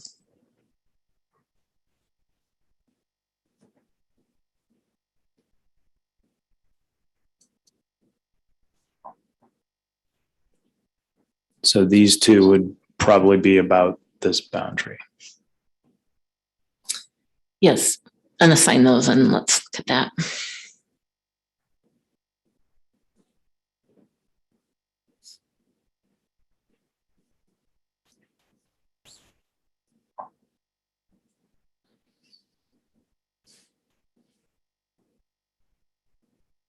And there's the population 686 over.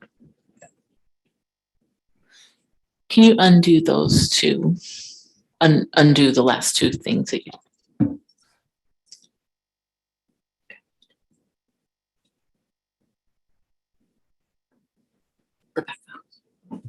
Commissioner Riches. Once those precincts are edited back in, John, can you zoom out and show me the population of that particular area? Because I believe it was 12,000 Highlight 19 is I'm sorry, go north. The Holly Township. Yeah, the district is currently about 6,300 over, and then Rose is 6,100, Holly is 12,000. Okay, and Highland's 19. so why not? if Holly goes out, the Township of Holly goes out, since it tends to, according to Janice, Then you'd align be- with Milford, then you'd be negative 6,000 to Yeah. offset District 32's $7,000 population at that particular point. So we'd be doing ourselves a favor. Then you'd be down 6,000, and you're over 6,000, but it's still within the. Correct, yes. But if we go negative 6,000, we would offset the 7,000 in District 32.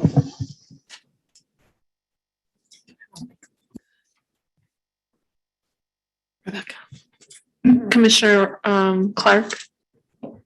Yeah, John, could you tell us what the aggregate is of the districts we've already done? So if we're looking for people, we may want to add to it and to this one. And if we're Right, and you've also got short- the unknown Lansing district.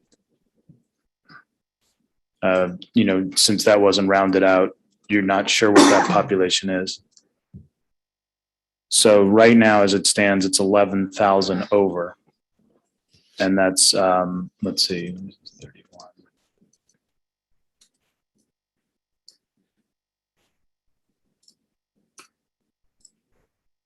Okay, so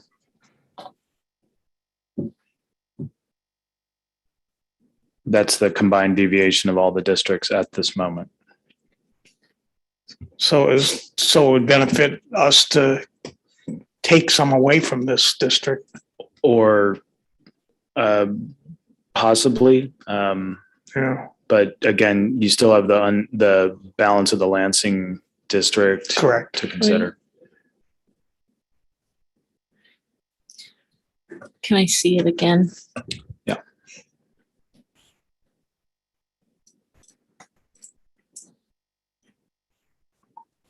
So again, we have Rose Township at 6,100, which is close to the 6,100 that you're over.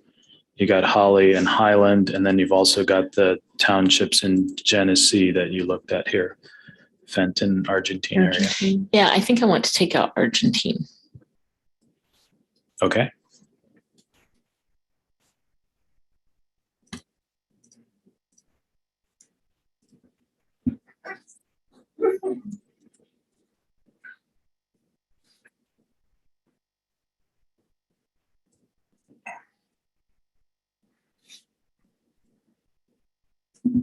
Commissioner Clark and then Commissioner Riches.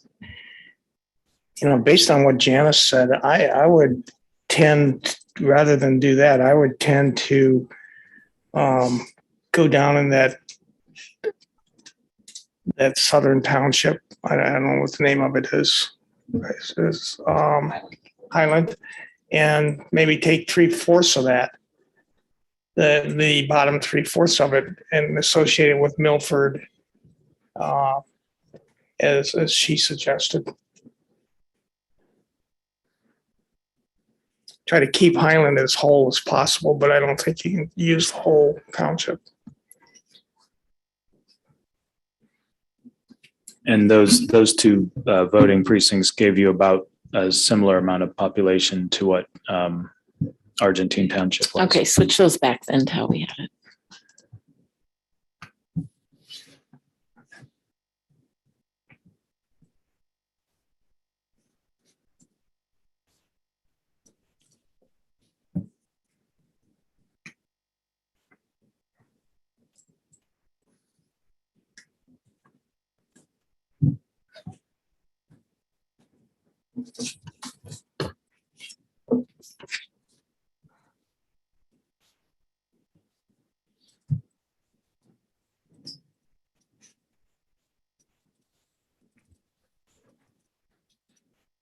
Okay, so that's back to your 686.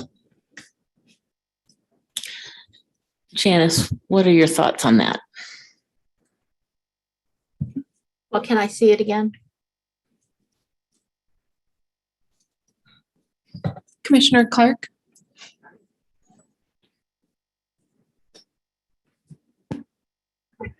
I would tend to take even another precinct off to try and make Highland as whole as possible.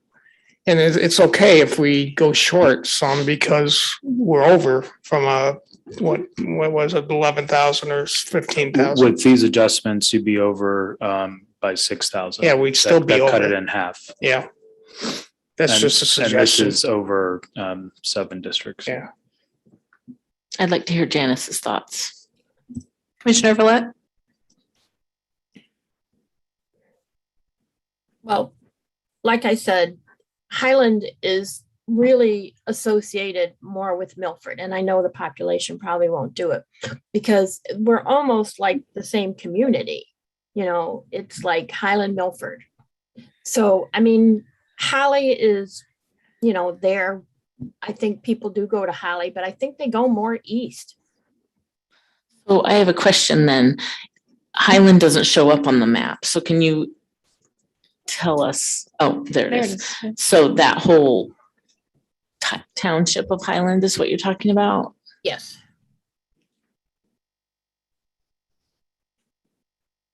So Okay. if you took all of that out, you could look for another town if you wanted to. Yeah, why don't we do that?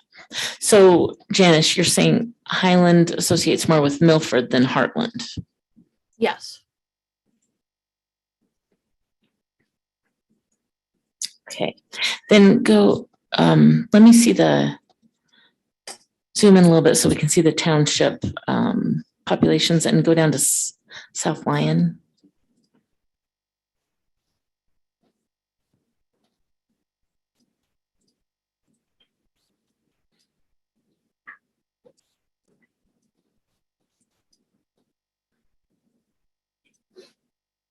So, yeah. Yeah, so now at this point, you're looking at adding 13,000. Mm-hmm.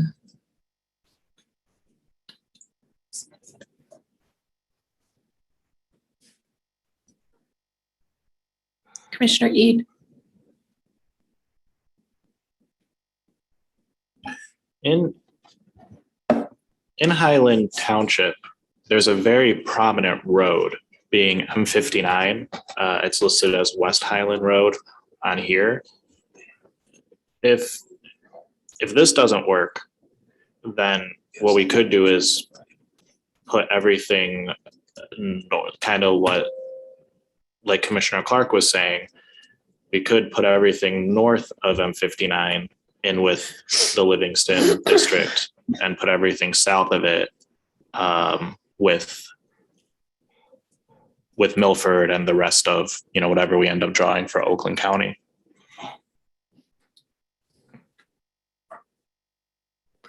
Well, I know that Heartland associates with Howell and Brighton. Yes. Yes.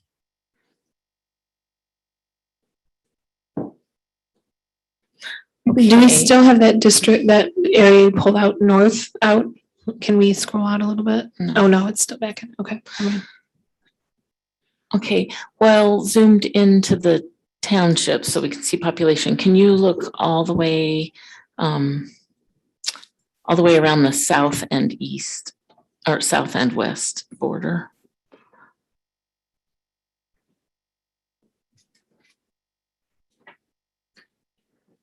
Okay, pause just a second. Zoom in a little bit. Commissioner Clark? You know, what Anthony just suggested really associates the southern end of Highland with Milford, and the northern part's going to end up being associated with White Lake, which is, I believe, are the two cities that Janice had indicated that Highland was associated with.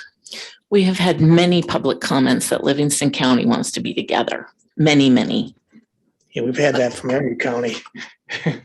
But Highland is in Oakland County, and so is Holly. Yeah. and Rose Township. Those are all Oakland County.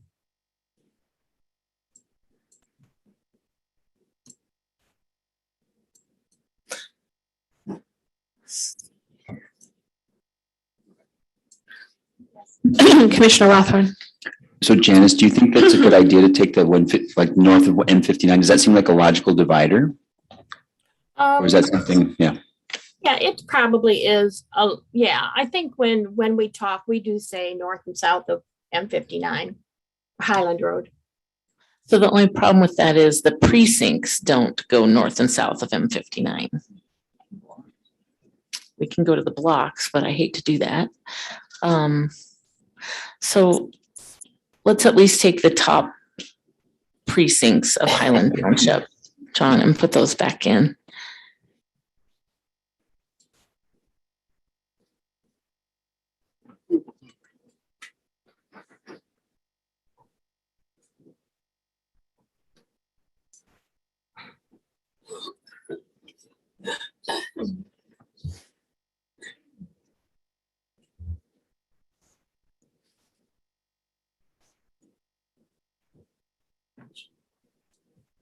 Commissioner Clark. Yeah, I agree the precincts don't line up, but that doesn't mean that the county clerk can't change the precincts once we reset the district lines. And that's one of their jobs that they're going to have to assess. Yeah, all the county clerks. Yeah. Well, they realize this. Yeah. So this follows the precinct boundaries. This is the population deviation. So where is the population there that made it over? Well, it's under. Now it's by under. 4,000. So I just Right. added in a little bit. But it seems like it was over, and that's why we took that out. In the Right, first because place. this area here is fairly Populated, populous. Yeah, highly populated. And then these precincts, this one's going to go down here south of M59, and this one here, and this one here. These are the ones that originally you took and said you didn't want to split the lakes. Right. Well, I feel like we should, considering what Janice said, this whole Highland Township should be with Milford. We need to find a different township, but Okay, so you want me to undo this then? And then look for another township, okay. Yes. You want to undo what he took off, or you want to take off the whole township? Whole township. Okay, so you want to take off the whole township and then find another township to add on, right? Yes. Right, that's what I'm doing.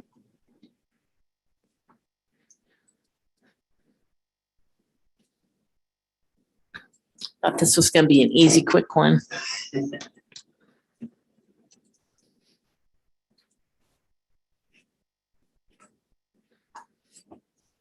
Commissioner Ede.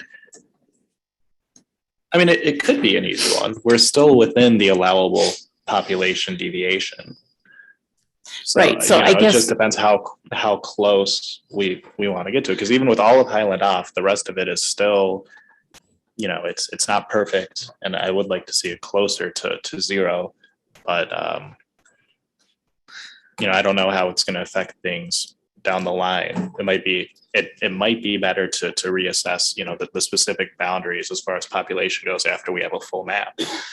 We should have a conversation about that. Do we want to get as close as possible as we go, or do we want to do the fine tuning later?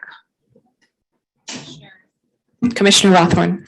My own intuition is to respect the COIs and the boundaries that the let's say the people have given us as best as we can. Of course, I'm looking at population, but if we have that aggregate and if we see that we're over in some districts and under in other, and we're getting close to zero and keeping that aggregate in mind, that feels like the right way to go. Like if we're over or under, it's okay, but as long as we're using COIs, right, contiguity and voting population and respecting the federal laws. Okay, so. Thank you, John. Can you just slowly, go around all the townships around that district and let me look. Okay, so up here, again, in Genesee, you've got Gaines, Mundy, and Grand Blanc, and then you got, that's right on the border of Flint. Then you have over here in Oakland Township, Groveland to 6,000, Springfield 14. We talked about Highland. Milford down here is 17. And then Lyon and South Lyon combined are quite a bit. South Lyon by itself is 11,700. I think they associate with Novi. Okay. And then let's see, now in Washtenaw, you have the top tier of townships here: Northfield, Webster, Dexter, and Linden. Okay, and go to the west. Stockbridge, White Oak. And then while we've accounted for these other townships here in Ingham around Williamston, that district was overpopulated. Well, scroll down just a teeny bit.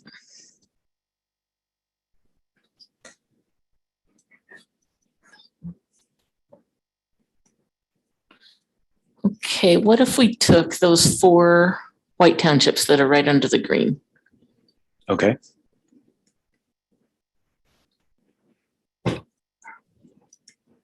And these are in Ingham County. Okay, so that's 3,500 under. So that's closer. Does anyone see a problem with that? Commissioner Eid? Yeah, so if we were to do that, it would mess up the partner district that we have with 32. And then we'd also be putting, we're already putting a little bit of Oakland County and a little bit of Genesee County with Livingston. We'd be adding part of Ingham County as well, instead of maybe just putting a little more of Oakland or a little bit more of Genesee from somewhere else. What about pulling one of the border townships that are in 32 right now? Because that's over by 7,000. And if you take like that upper district, I don't know what the population is, you need to see it, but I'm just wondering if you grab like Leroy and Locke or Burns and Atrum. You also have, Commissioner Reed was saying that you haven't rounded out the Lansing district, so you're not quite sure how that'll turn out on population. I mean, we can look at that as well. So, okay, undo what you just did, please. And then change it to precincts so we can see what the east side of those 2 townships are. The ones you just took out, or No, the green, the the ones green. in 32, okay. In this case, the precincts are the same as the townships. Oh, okay. For these 2 townships, and then Williamson has 2 precincts, and Williamson City is 1 precinct. Okay, well, I'm going to assume that Williamson associates with Lansing. So we Locke don't wanna and leave Leroy. that.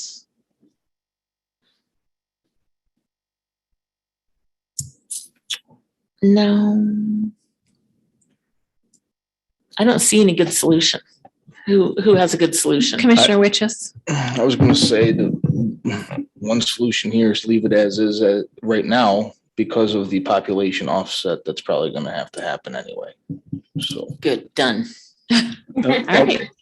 Also, you were contemplating taking a break soon. Yeah, we're at lunchtime right now. So Commissioner Eid, and then I will turn it over to Sarah Reinhardt. Does this 31 right now, it includes Holly Township, right? Yes, it does. Well, we are good. We could leave it. Can you zoom out so I can see the whole thing? Yeah, we could leave it how it is. If you were to do the M59 thing, it would be over 1,678 people. If you want to do that, not saying you should, but if you want to, it could, or I actually agree, we could just leave it as this. What time is it?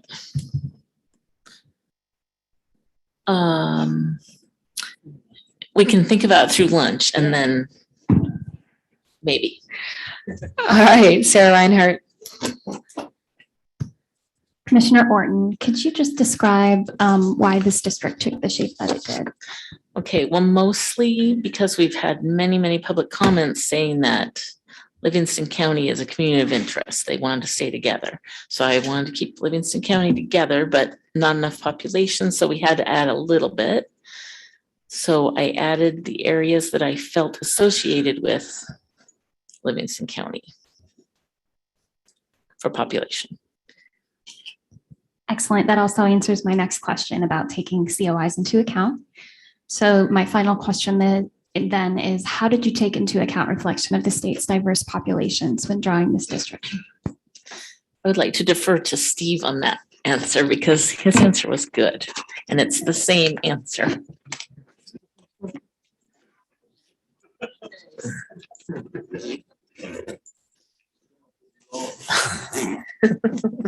No plagiarism. All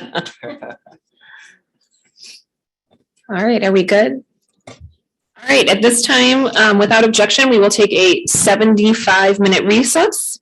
Hearing no objections, it is currently 12:04, and we will take a recess until 1:20 p.m. Thank you, everybody.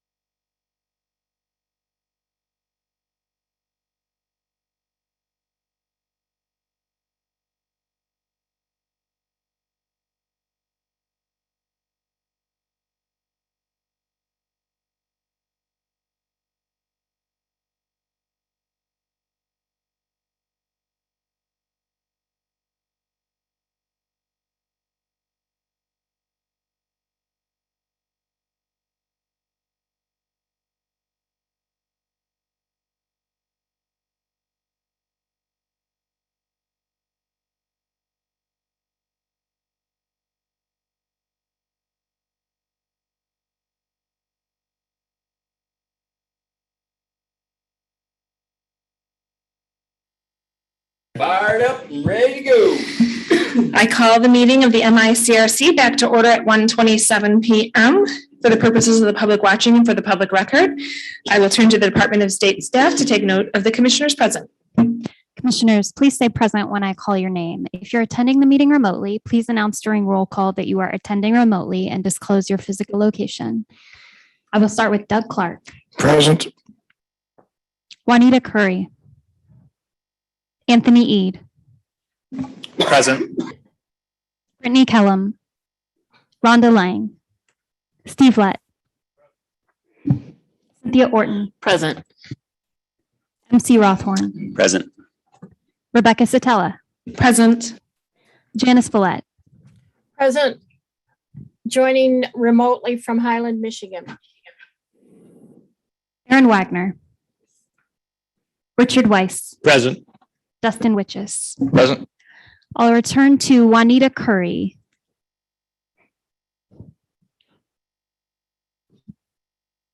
Nine commissioners are present and there is a quorum. Thank you, Department of State staff. All right, we are going to continue with our unfinished business, which is continuing the draft mapping reconciliation of state Senate maps. And I believe at this point we are with Commissioner Rothhorn. You hold on just a moment. Commissioner Curry, can you hear us now? I can hear you. Been hearing you all day. Thank you, Commissioner Curry. Can you let us know where you're attending remotely from? I'm attending remotely from Detroit, Michigan. Thank you. Thank you, Commissioner Curry. Commissioner Orton, did you have a comment? We were going to come back. That, I can't see myself or I'm still muted. No, you're not muted. We can actually hear you speaking right now. Oh, okay. I just can't see myself then. All right. So Commissioner Orton, we're revisiting where you left off.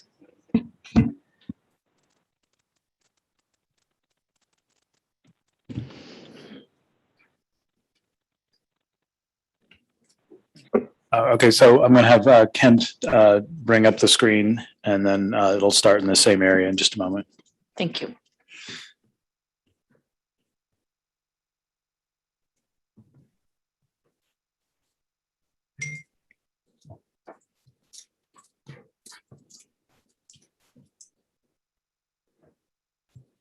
And this is the general area where we finished up.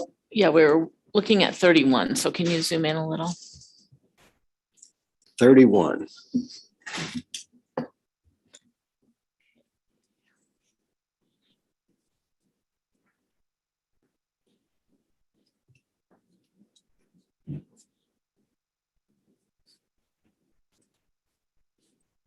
That's what we had before.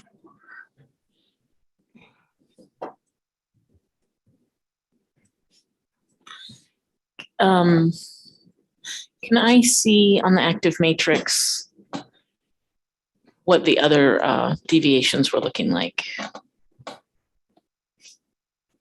On all the districts? Yeah. Okay.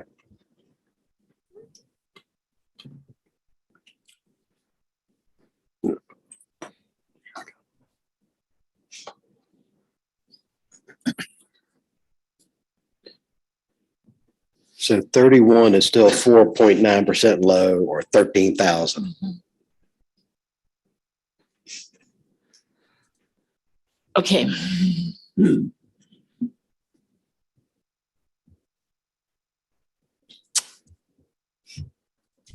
you zoom back into 31? Do you want to look at the total aggregate? There's right when he takes it The out, math. the math. Yeah. Can we look at maybe the total and see how we are balanced on that Excel spreadsheet? With the total deviations? Yeah. All right.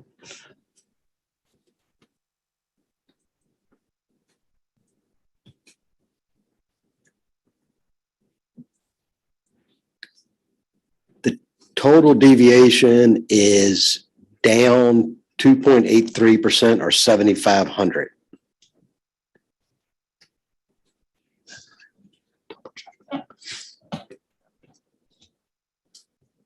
So that's including 31. Can you not include 31?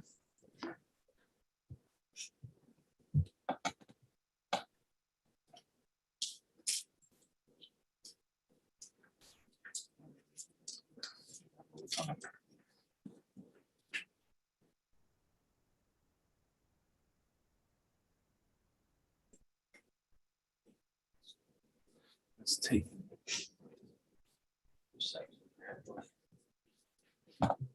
Okay, we're at 55,497 high total and 2.07% high. Or Okay. O. Okay, go back to the map, please.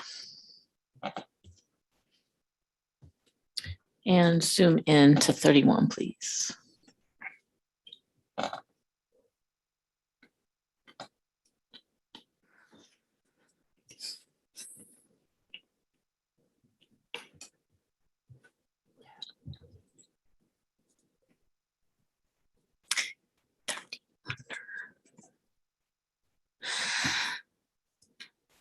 Okay, I want to include in 31 just that first, the northwest precinct, I guess it is, in Highland Township.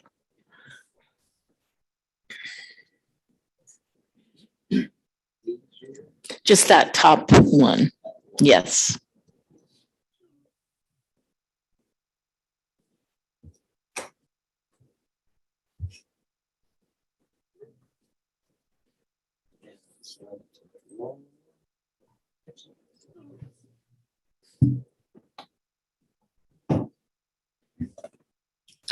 I just want to take a second to note for the record that because I am the acting chair, if I need to step out of the room, I'm going to designate Commissioner Weiss to take over as acting chair while I am out of the room. Thank you. Okay, I am going to leave it at that. We were over before, so now we're under. Unless somebody has something to add. And that was purely for population. We were over or under by. Pardon, excuse me, sorry. Oh. Hold on just one moment, please.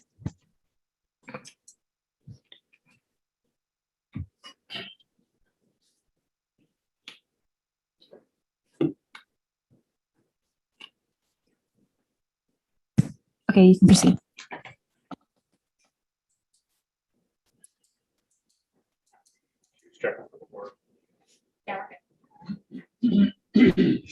All right, Cynthia, from what you had before, you were under by 13. Now you're only under by 10.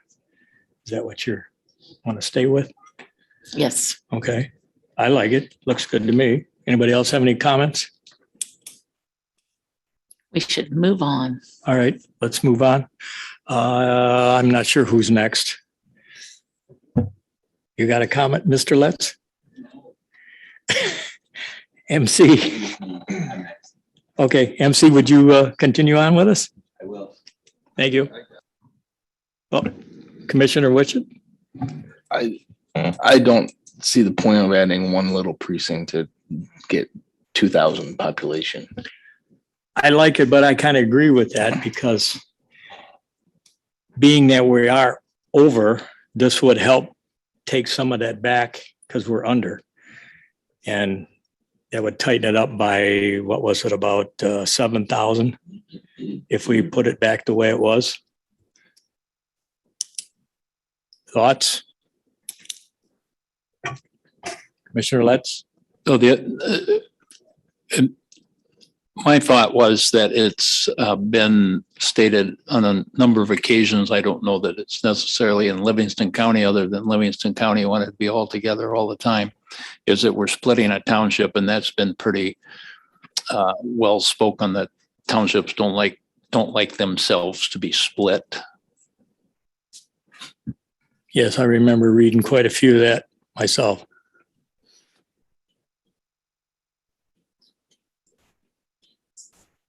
Oh, Janice, sorry, I didn't see you there. That's right. I agree. I actually don't see the point of taking that small section of that township and putting it with Livingston County.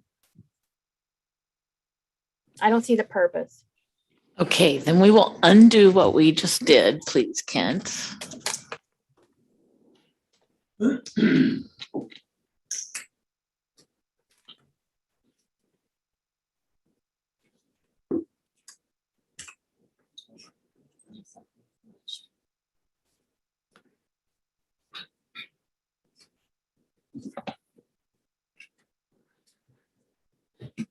Okay, we're under by 13,000.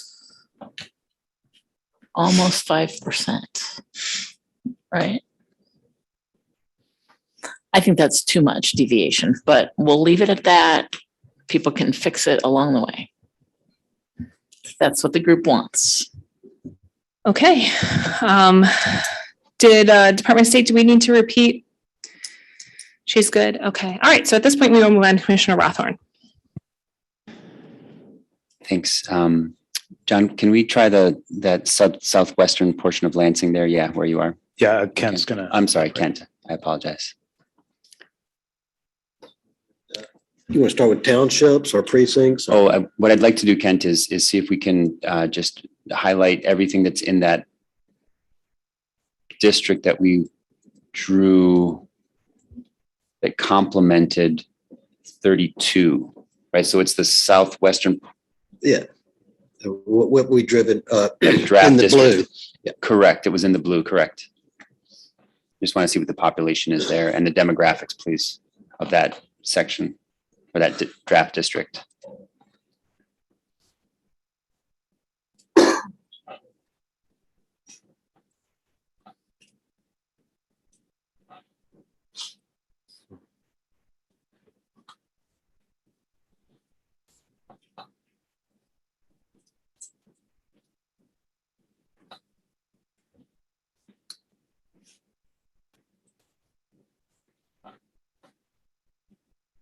That is now District 30, and the numbers speak for themselves.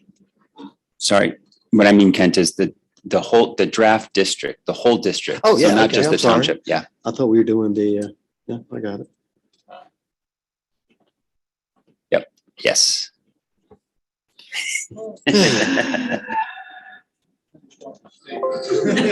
Yeah, right.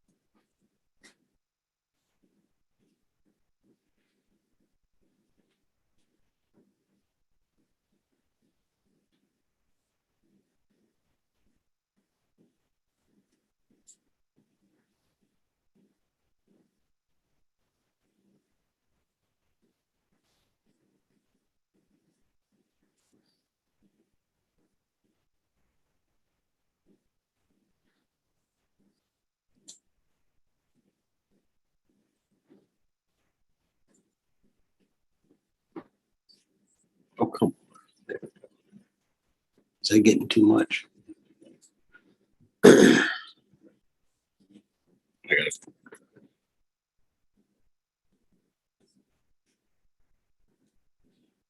I think that's it. Is that all right? About right? Yes, that looks about right. And it looks like we're about 3,000 over populated. Is that correct? Yes, 3,279, 1.24%. Okay. And so it doesn't quite balance out the large 5%, but at this point, it feels like we've drawn this one. This is something that we've done in the past. The rationale, I think I'm looking at the minority percentages for District 30 and yeah, and I think this represents a good, I think this is reasonable. This is a reasonable district taking into consideration the communities of interest for this Ingham, Clinton, Eaton, this tri-county region, this South Central region. And yeah, it's something that we worked on, and I think it's good. So I'll leave it at that unless there's questions or comments. Yeah. Commissioner Clark and then Commissioner Eid. I fully agree with MC or Commissioner Rothorn. Yeah. No, I think it's just what we needed there. Thanks. Commissioner Eid. I also agree. I like it. The only thing I'm wondering is if we can, now we have 30, 31, and 32 here, all with a little variance in population. Maybe now that we have 30 down there on the map, we can maybe adjust the boundaries a little bit to get them a little bit more even on population. Like perhaps we can make, if we just change that line between 30 and 32 a little bit, maybe it would be more even in each of them. Does that make sense? I think they're both over now. Yes, they're Is that right? both over, Okay. and they're about 10,000 over, and 32 or 31 rather is the one that's under. So the two overpopulated almost balance the underpopulated. So we're pretty close there. So I guess because we spent some time on it. I guess I'm thinking that I would leave it because they basically between the three, they do kind of balance each other.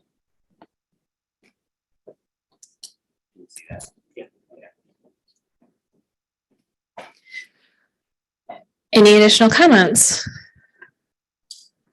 All right, Department of State. Hello, Commissioner Rothorn. Can you provide any additional explanation of the configuration of this district? Any more than I already have? If you feel like you've explained enough, then that is perfectly fine. So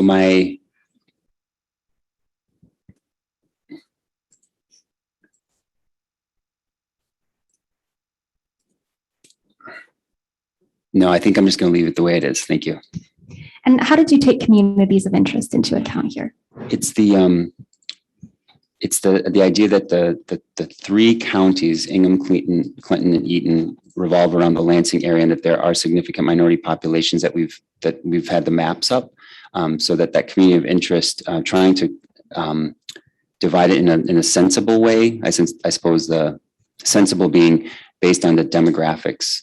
And looking at the minority representation in each of the two districts that Lansing is made up of. I think that also answers my next question, but I'll go ahead and ask it in case you have any additional information on that. How did you take into account reflection of the state's diverse populations when drawing this district?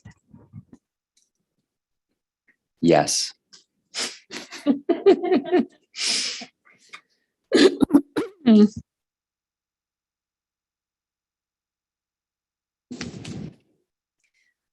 All right, so at this point, we're going to move on to me, I think, unless you have anything more to add, Commissioner Rothorn. So can we zoom out a little bit so I can see what we have here?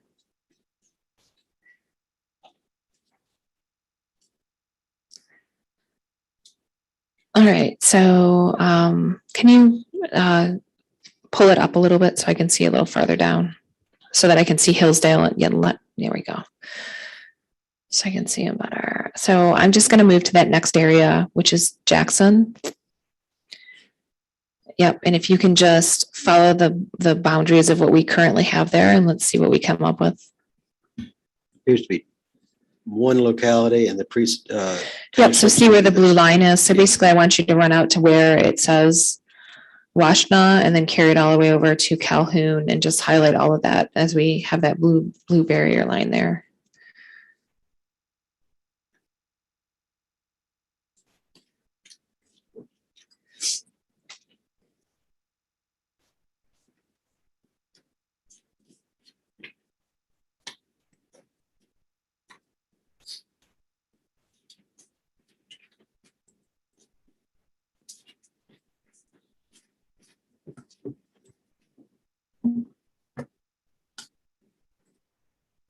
What more are we adding to this?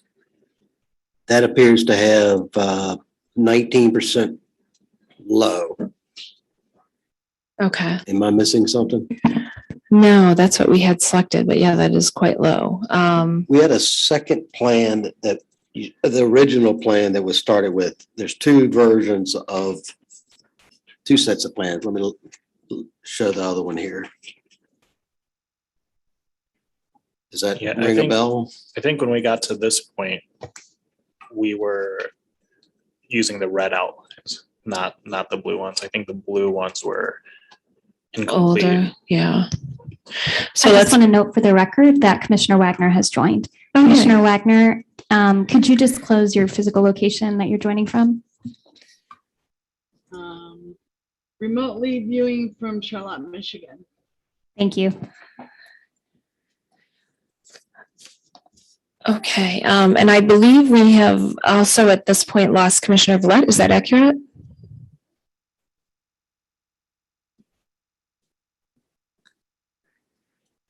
Okay, so we added one. Yes, and it is. We had one walk away. All right. Perfect timing, Commissioner Wagner.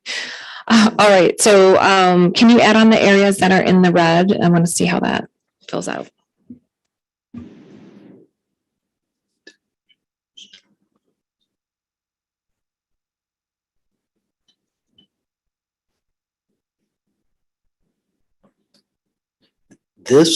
These four right here on the left-hand side. Take them off, yeah. Take them off. Take them off.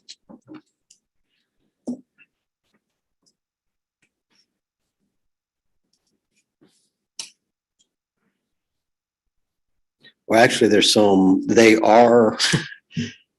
these four townships are in two different districts Yeah. in the red, but Okay. we'll unassign them for now.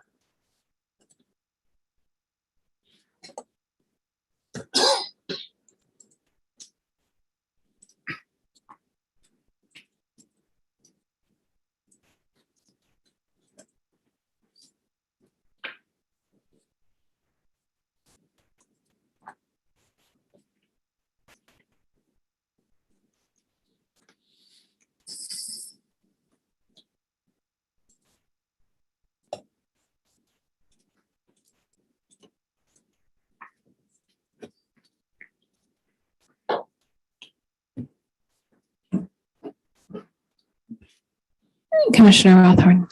My memory of when we were stuck in this area, my memory was that we were trying to figure out which city, right, the border districts, right? I think we were trying to draw a border district and that we needed more population. We kept going further west. Right, because we didn't have enough population. Yeah, and I think we were, and then, yeah. So it feels like, and I think we talked about Battle Creek versus Jackson. My memory is that we said Jackson is probably more appropriate, especially because of the comments that we've received about Hillsdale and Lenawee as a service area. Yeah.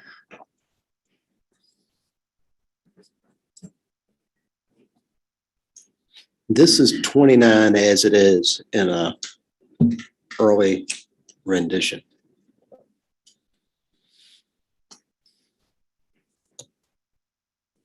And it's 2.5% low or 6,500 people. Okay, can you zoom back out again so I can look at it more fully? And we carved out, I think, Dexter. Yeah, there we go. So we were trying to create those. Okay, I see what we tried to do. Commissioner Clark.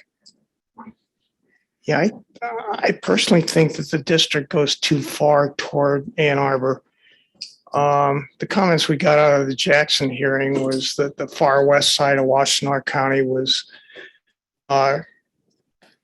had the same values as Jackson did, but as you get further east, that gets to be more Ann Arbor. And then the other comment I've heard, and we heard it again this morning, was the Jackson area is more linked in with Hillsdale County and Lenawee County. So. And that western section of Monroe County feels like, I remember in the Ann Arbor hearing, right, there was a gentleman that gave us sort of an idea about how to do, like that Monroe is definitely, parts of it are rural, but parts of it are downriver and parts of it are not, and parts of it are neither. And we had a recent comment that the I-75 corridor down in Monroe County was more like downriver, but the far west, which was not part of his comment, the far west, I think, is more like Lenawee and Hillsdale. Yeah. Yeah, I also I thought that we had heard people who said that Jackson travels to Ann Arbor, that they don't go west. Go ahead, Commissioner Eid. Yeah, so that, I think we've heard multiple different opinions. You know, some people think that Jackson should go with Hillsdale and Lenawee. Some people think it should go with Battle Creek, and some people think it should go with Ann Arbor.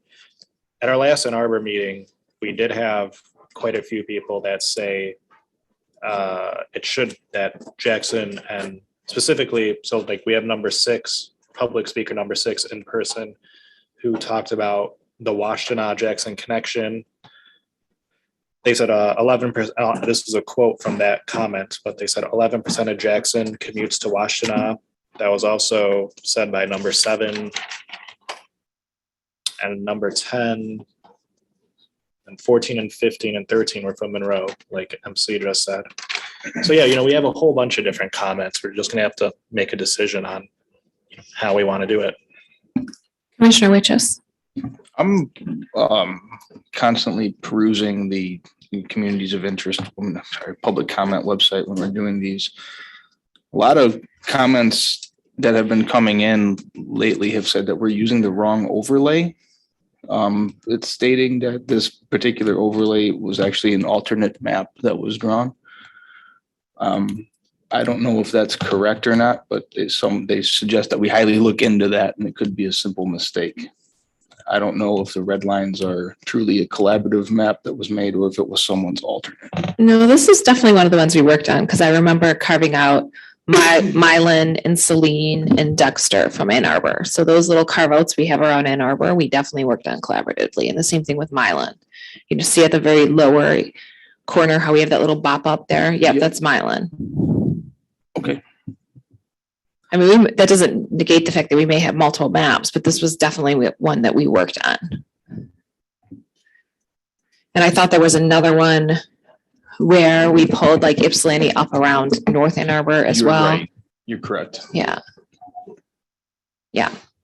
I think that would be the blue lines. Yeah. If I turn the red ones off, it'd be more along those lines. This is unassigned. I don't know if that was a oversight or just.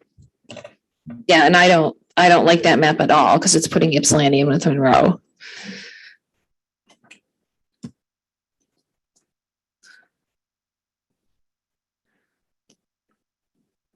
I mean, if I remember correctly, the biggest struggle was getting Ann Arbor to fit without going over, which is why we ended up with this district looking a little hinky because we were trying to hit population without breaking up Ann Arbor. Because remember, when we get into Ann Arbor, we have all those little precincts throughout that are like really difficult to deal with. Do you want to highlight the whole area and see how many districts might be possible?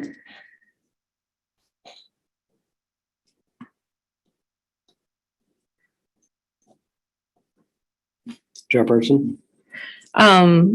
I mean, the only change that I could see making to this is either going into Lenawee, which I think people were pretty clear that they didn't want us to do, or taking this westwardly towards Battle Creek, which we could do that as well, and pull it up away from Hillsdale. But I need to be zoomed in closer to see like what the population difference is. So basically, I'd like to compare, how will we make this easy? I would like for you to select those townships that are down, yep, right there. What is the population compared to the 8 townships to the west?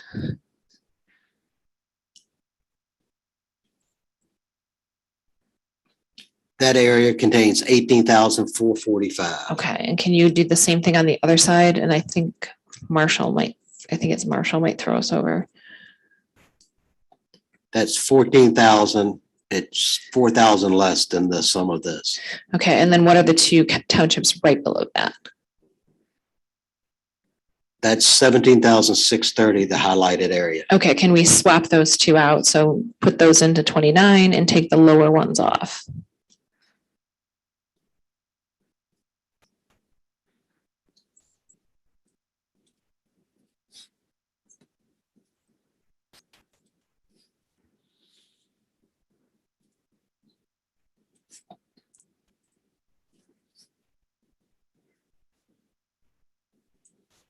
That puts you at 2.76% low or 7,324 low. Okay, what are the bottom two townships where you just added underneath Marshall? So what, underneath, yep, those two, like what are the population counts there?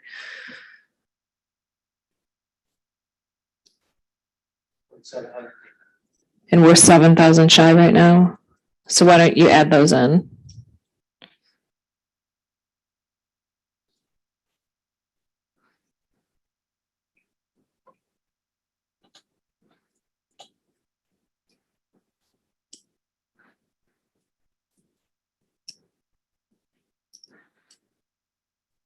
So that's closer. What about Marshall with Battle Creek though, Commissioner Orton?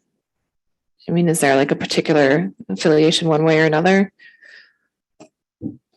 Well, they're both in Calhoun County, so there is some.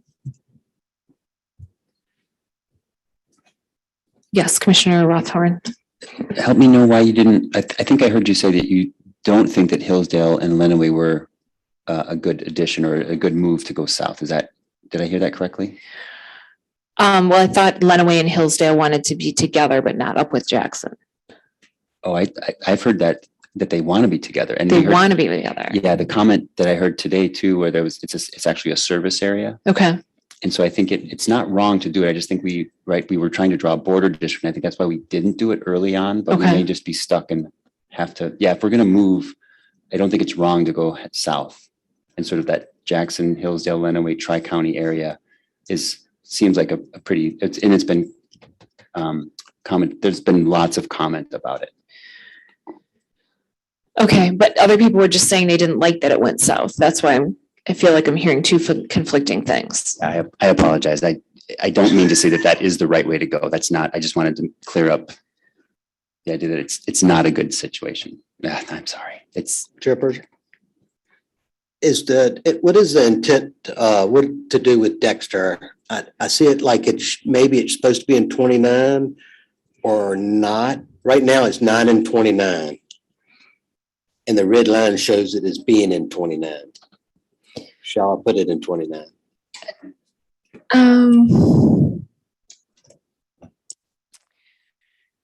Yeah, that is a good question. As it's drawn, it's included with the district that may be drawn around Ann Arbor. I would put it with 29.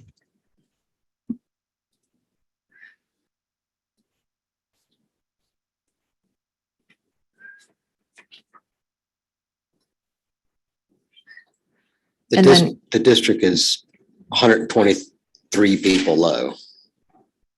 It's 0.05%. 123 people low. Okay, so scroll back out so you can look at it again.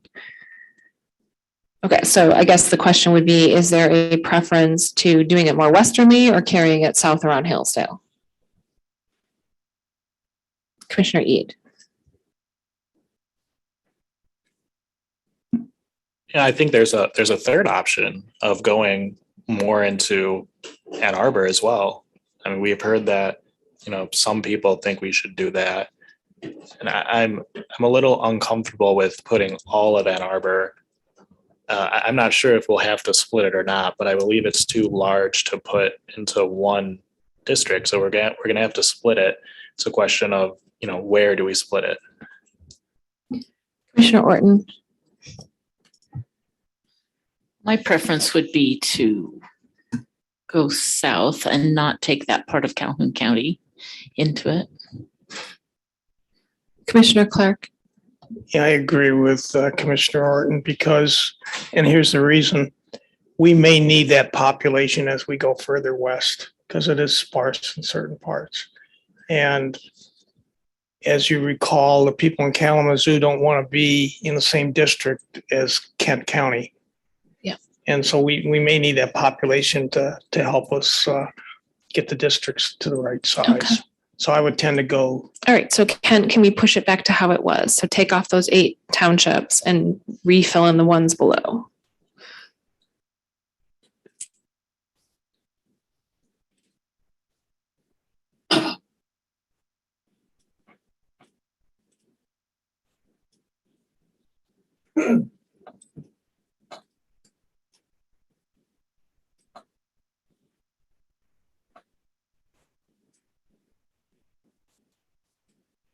I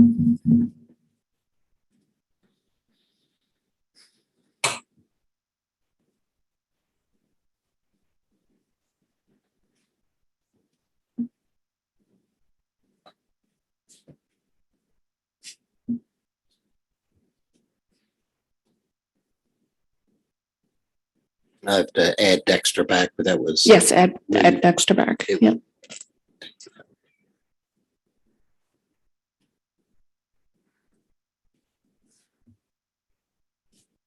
The district is 0.76% low, 2,009 people.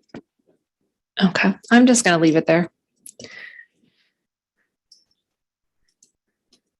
I suspect we're gonna do some readjustment, particularly when we get into the Detroit area because of how downriver is gonna flow down the coastline, so. Commissioner Clark. Yeah, as I look at this, I think we've got a couple of the townships that are close to Ann Arbor that are more consistent with Ann Arbor values and way of life than the Jackson area. Particularly the top two, because that gets over to where Whitmore Lake is, which is somewhat of a suburb of Ann Arbor, and down south to where Saline is, or just to Lodi, that area there. Those are the ones I would question, but I want some comments from some of the others. Yeah, I mean, we talked about Lodi before and York is sort of being, it's currently mostly farmland. But it is within that greenbelt area that Ann Arbor established, and sort of you're getting what I would call McMansions on big former farms where you've got lots of people who are either affiliated with the university in some way or another, or the hospital, building these very, very large houses in what used to be cornfields. But that being said, I just think the population of Ann Arbor is such that it would be difficult to include those in with Ann Arbor because the population is so large. So, I mean, I'm just inclined to leave it for now, knowing that once we draw Detroit area, we're probably going to need to bump some of these lines around a little bit. Go ahead, Commissioner Rothman. When I'm hearing Commissioner Clark talk about is that it's the Jack, like if this in general is sort of like the Jackson or a Jackson district, that heading south towards and taking more of the Hillsdale Lenawee instead of going further east, right, to sort of leave some of those and break up Ann Arbor and the Ypsi area in ways that, yeah, so we have more area, like we can move more freely over there, and sort of associate this district with, again, I'm just calling it in general a Jackson district. That's what I'm thinking. That's what I'm hearing from Commissioner Clark, that we could move further into Hillsdale and Lenawee, where an Adrian is much more of a Jackson area than Northfield, Lodi, even though what you're saying is like there's population, but I think we can break up Ann Arbor differently. I'm not disagreeing with you. I just don't want to continue to cut down towards Hillsdale and cut off our route across the bottom of the state, which I think is what's going to happen if we do that. Because I can already assure you we're going to readjust how Monroe is currently drawn. And that then we're going to have a large area with a very little population, like Adrian and Blissfield and Tecumseh, that we're going to have to incorporate in somewhere. So, these aren't final lines yet. So I just think kind of leaving it how we did it before for now, knowing that there's going to be some movement and adjustment, probably makes sense. But if everybody else disagrees, we can take it down to Hillsdale. It's just like I said, we're then going to end up with a little divot where we're going underneath Hillsdale and back up into another county, because we're not going to have enough population with Blissfield, Adrian, and Tecumseh to create a district on their own.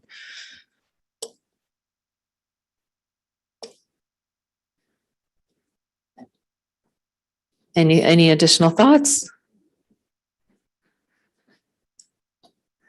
All right. Department of State. Hello, Commissioner Sadella. Could you provide additional explanation on why you added some of these areas in? Yeah, so I ended up kind of sticking with the areas we had done in our provisional preliminary maps, and those original maps were based on considerations of Jackson being somewhat affiliated with the west side of Ann Arbor, and traveling down a little bit into the counties surrounding Hillsdale, while not entirely taking over Ann Arbor due to the population size there, that we're probably going to have a separate district there. And I think you touched on this just a little bit there, but could you describe how you took into account communities of interest? Yeah, so we heard quite a bit of public testimony about Jackson County and Jackson itself and where it most closely aligns. And we, to some degree, heard conflicting testimony, but some of it said that Jackson aligned with the western edge of Ann Arbor, which is why we tried to include those areas together. I think the western edge of Washtenaw, right? Yes, western edge of Washtenaw. Thank you. Yes, thank you for that clarification, Commissioner Rothorn. And how did you take into account reflection of the state's diverse populations? I'll be honest with you that I feel like that area isn't incredibly diverse, so to the point where we would be having Dr. Hanley's analysis considered. So I mostly just focused on keeping the city of Jackson together.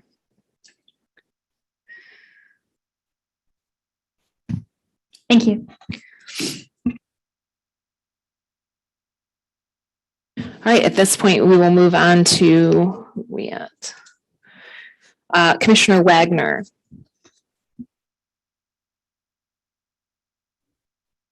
Can you guys clue me in on what you did while I was at the doctor's, please? Where are we starting? Yep, so we just have been moving down the map, sort of looking at the lines of the prior maps that we've drawn and trying to meld them together. So we started up near Lansing area and have slowly migrated down to now we're down into the southeast and southwest portions. We're looking at the I think this is our still our central map, but we have some other maps that we can bring up as well, like when we worked on the western portion. So the red lines are one of the proposed maps we had worked on earlier, but there are alternatives as well. If you can ask Kent to switch those out if you would like. Thank you, Madam Chair. Just looking at this, it almost looks like we're going to wind up painting ourselves in a corner.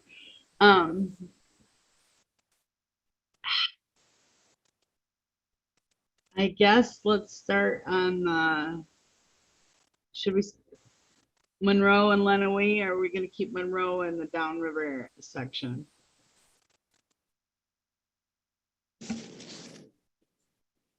I think that's up to you.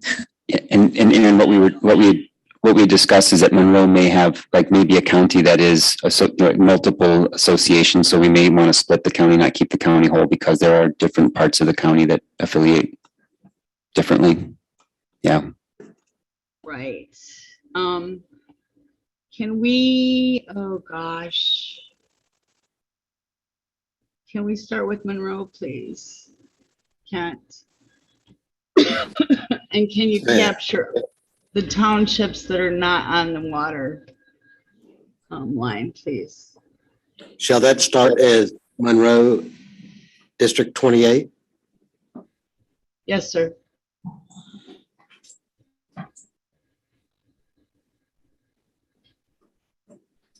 Commissioner Clark. Yeah, a suggestion, Commissioner Wagner. I would use, and I've seen this in the comments, the I-75 corridor is the break in the rural part of the county and the industrial part of the county. You'll see the industry on both sides of I-75, but not a whole lot further west. And I think that's more agricultural. So that if I were to split that county, that's how I would pursue it. Okay.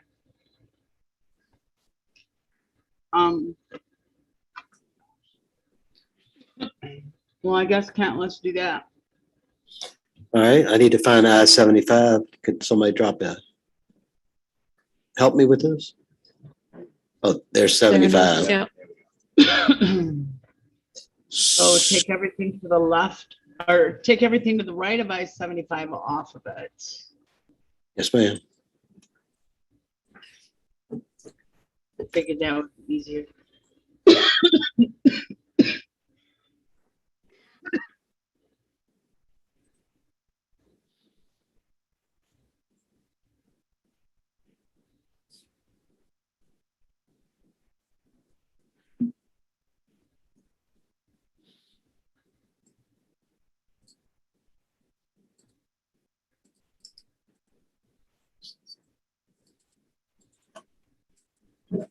Is that what you had in mind?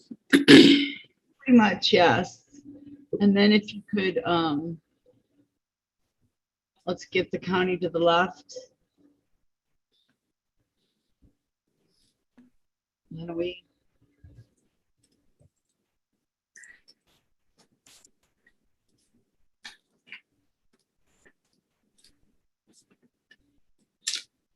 You still need 87,000 people. I should point out that Milan, Milan,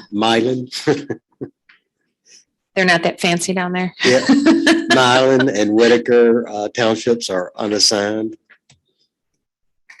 what is the population in those? Please, Kat. Yeah, not very much. Uh, Well, you might as Milan's well- 3,800.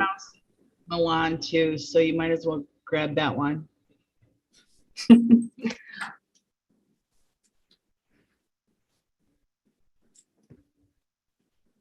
This area is still on, this township's unassigned.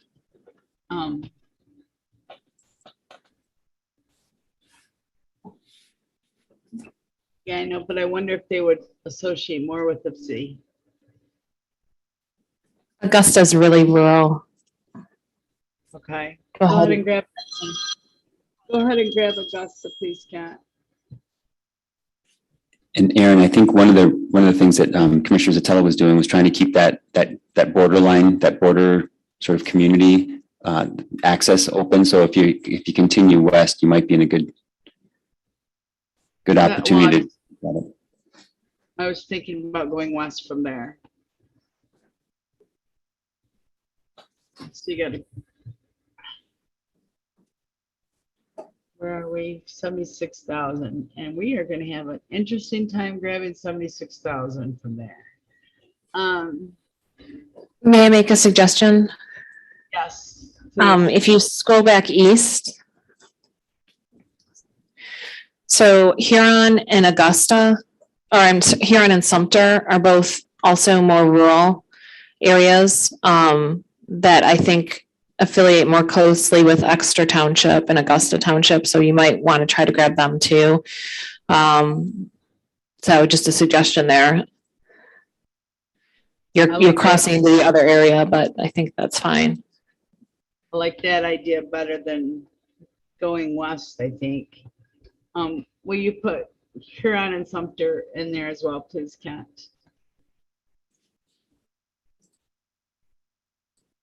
And then if you could pan out a little bit so I can see.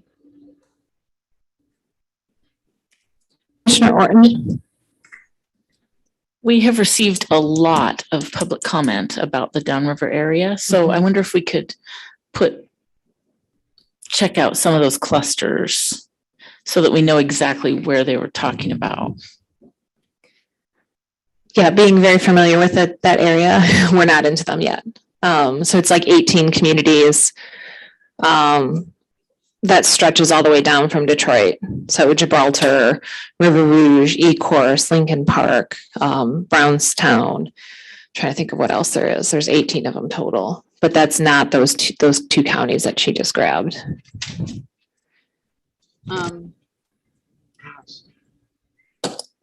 I guess we're gonna have to go west.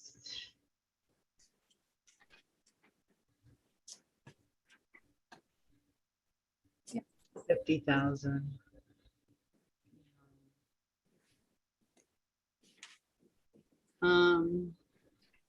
I guess start with Camden and grab all those to the right, to the east. Or you can go right to left, I don't care.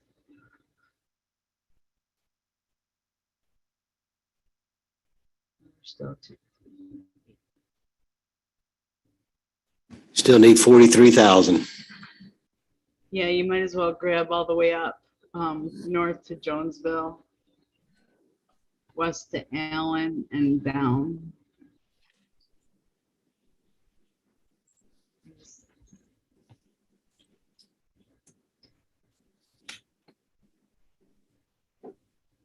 You're now at 22,000 low. Ooh.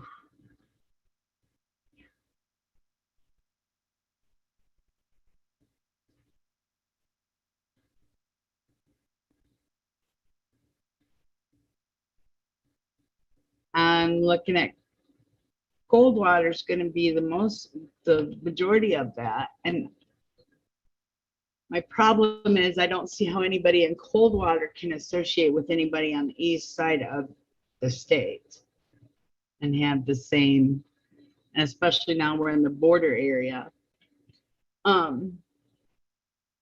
So how many do we have if we grab Coldwater and Coldwater Township, and then Quincy, Ovid, Algansett, Kinderhook, and California? So those bottom six.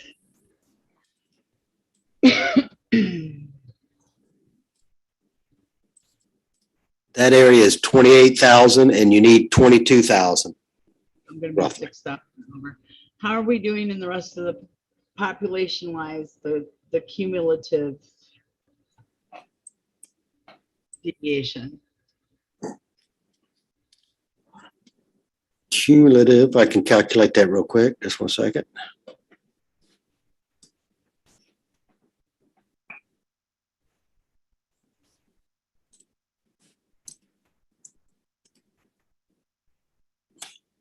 That's not right.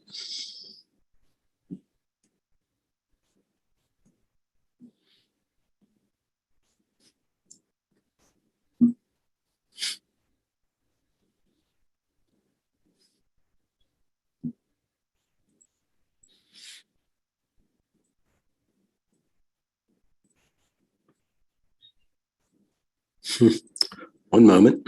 Let's try it again. We can eyeball it, Kat. Well, I don't want to eyeball it. I want to actually read it and know what it is. Yeah, it looks like we're gonna be below.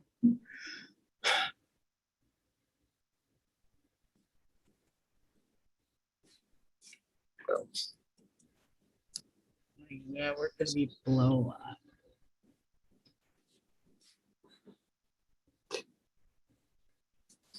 I know.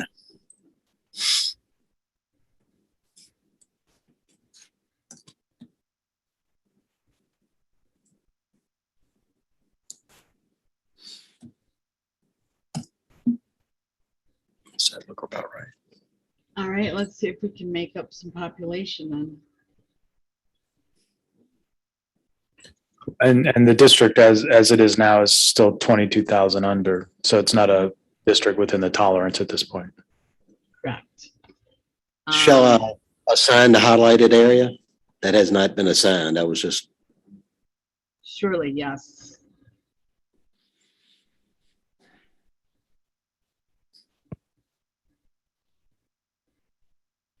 I was under the impression you had already assigned that, Kat.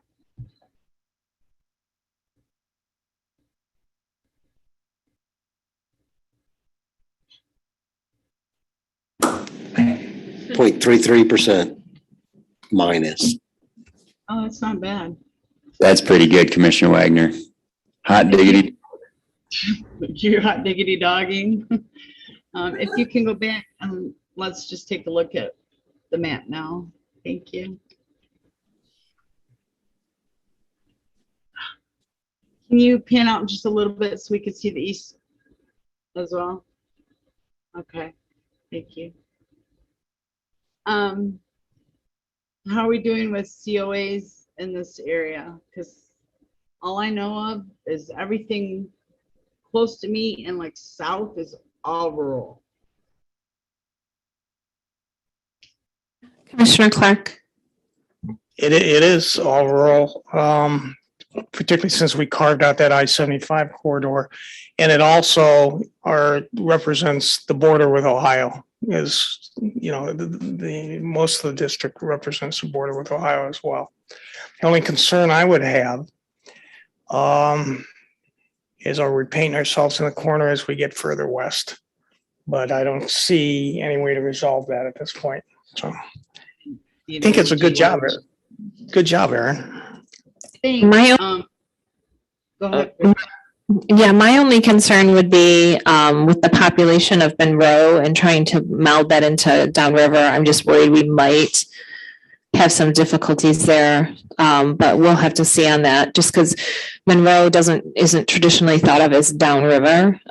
Wayne County is sort of downriver and Monroe County is sort of considered separate. But you know, I'm sure we've received other comments saying they are. It's sort of one of those areas where we're going to have conflicting reports on whether Monroe is downriver or not downriver. But it's just, there's a lot of pit population in those areas, particularly as you go up the coast. So I just hope we don't get too trapped. But then again, like I've said before, these are always temporary maps and we can move some lines if we need to. Commissioner Eid and then Commissioner Lett.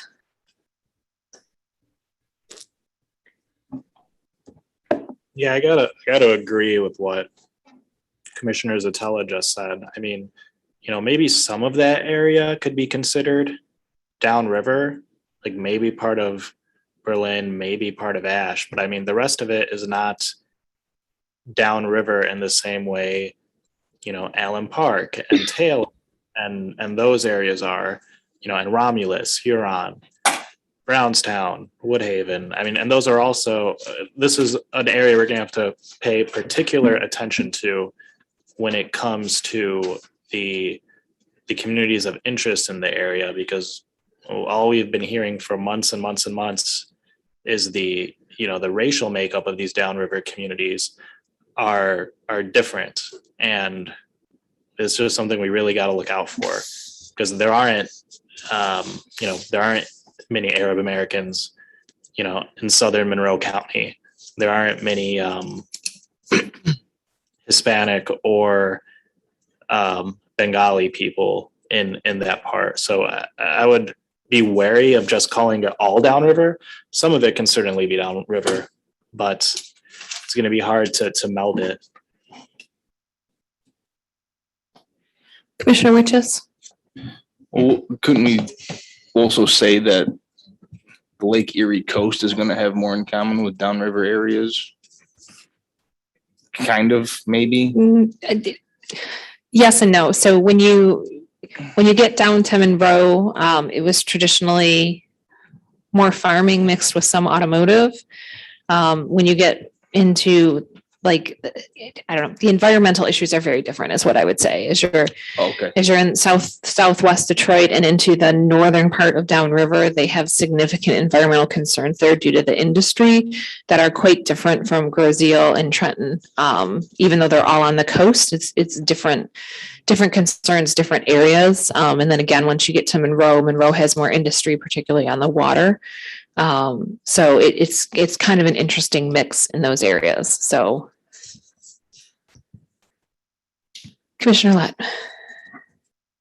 Yeah, I guess my question is, why are we not including Berlin down through Erie and including farmland on the west side of all of these counties? That doesn't make any sense to me. And it looks like when you just look at it, that you're setting yourself up for a gerrymandered district.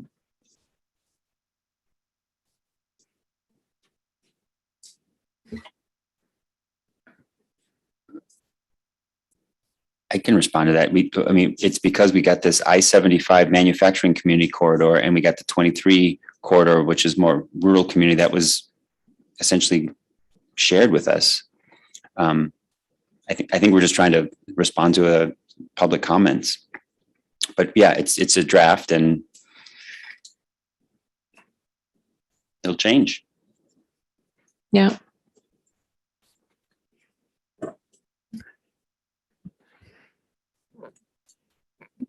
Madam Chairperson. Yes, Commissioner Clark.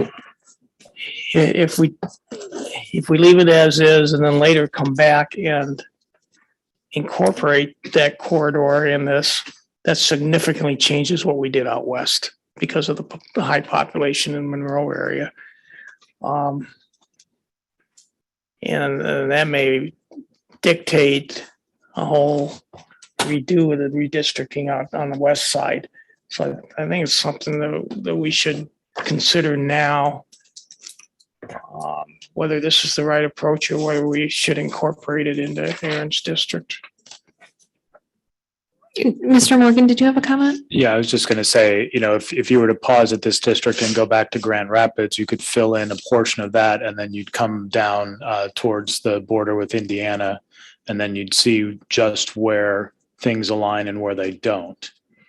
And to that point, you can hold this district as is, as a draft, and then when you come from Grand Rapids in the west along the Indiana border, you'll see where it meshes and where it doesn't. Yeah, and that prevents us from backing ourselves into a corner.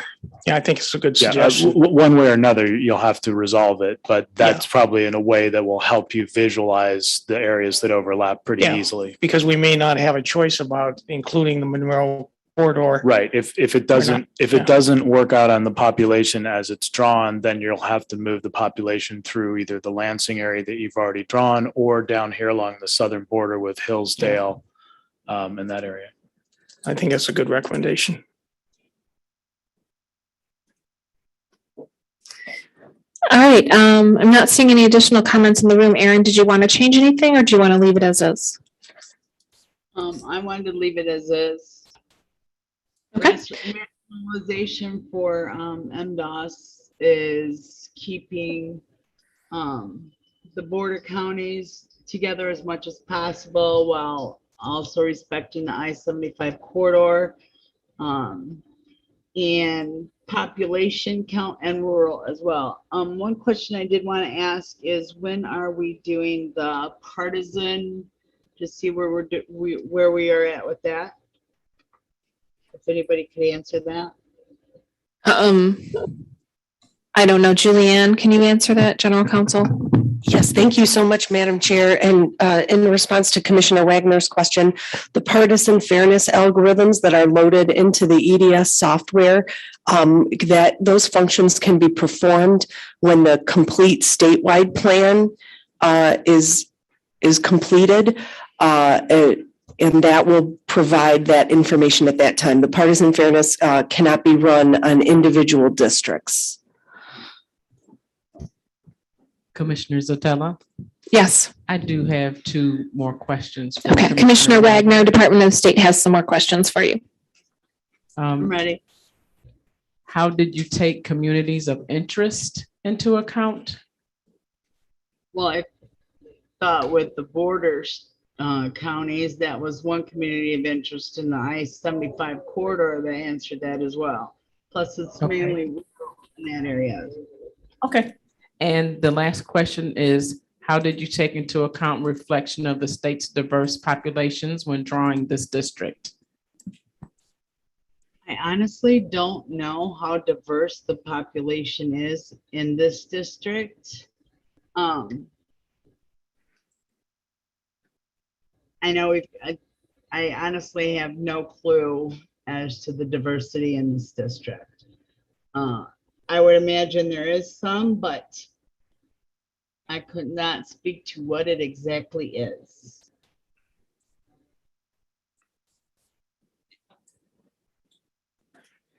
All right. Thank you for that, Commissioner Wagner. Are you satisfied, Department of State? Yes, not unless another commissioner wants to weigh in with the answer or response, sorry. Commissioner Rothorn, did you have something you wanted to add? I was just going to offer what we've, I think Commissioner Lett did a nice job of sort of modeling that we do have the matrix there, Commissioner Wagner, like in 28, we do have the representation of the diversity for the district. And that is, we're looking at that, and that was used when you were drawing it, I think is probably a pretty good model. So just to sort of offer those numbers there. Thank you. Commissioner Witches. Again, just reading public comments as they come in as best as I can. Another one just came in stating that Monroe and Lenawee should be hold to what you were saying, Rebecca. And I'm Also- sorry, Commissioner Witches, can you speak up I into the mic, yep, please? I sure can. Monroe and Lenawee should be kept whole and full. And then that might take the issue of the downriver areas back into account where we don't have to worry about Monroe, and then we can take away parts of the west potentially that we added. Again, I'm just reading these as they come in. A lot of people seem to be watching us today, so.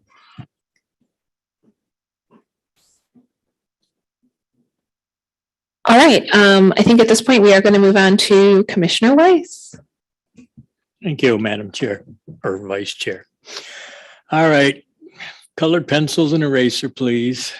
Take me up to Ann Arbor and fill that whole section in that's in the red, please. Those 4 townships.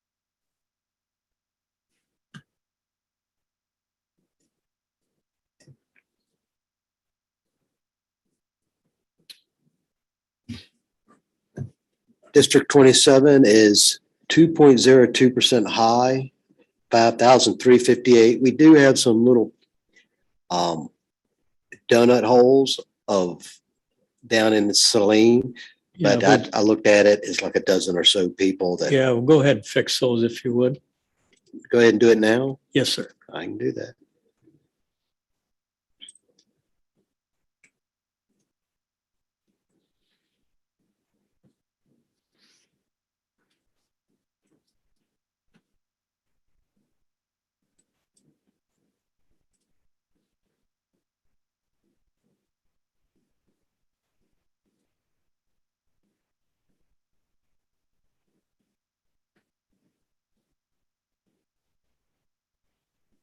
I'll do a quick check to make sure that's all of them. There may be a couple more. Yes.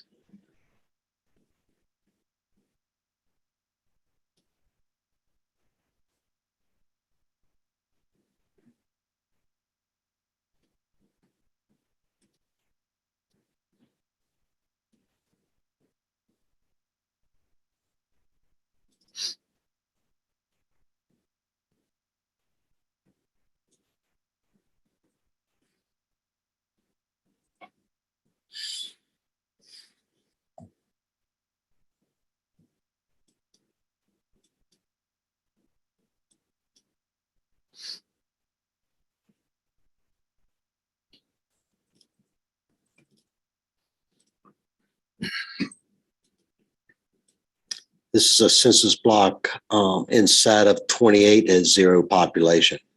Okay.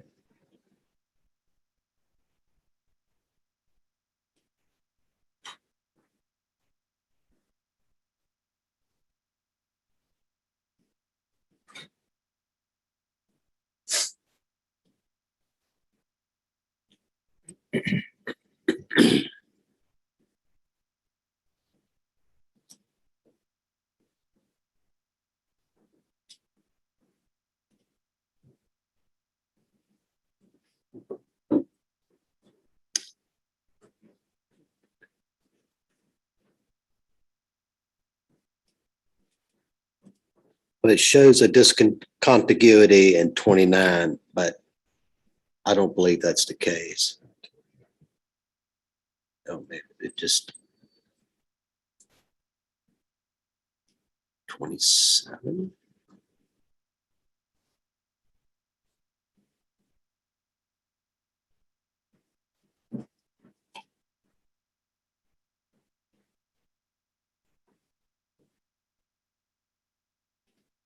I don't have a good reason for why it's not assigning that right this moment, but we'll figure it out.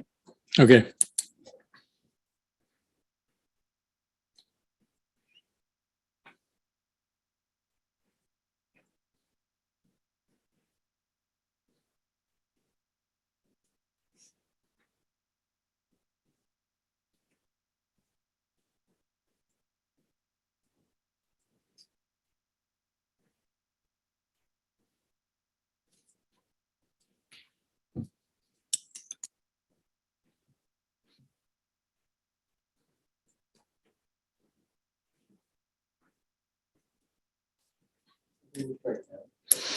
All right. I think we're nice and neat now.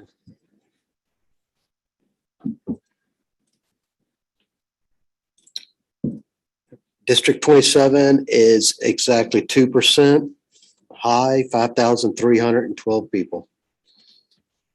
All right. I guess I kind of. Just a moment here. Yes, We go ahead.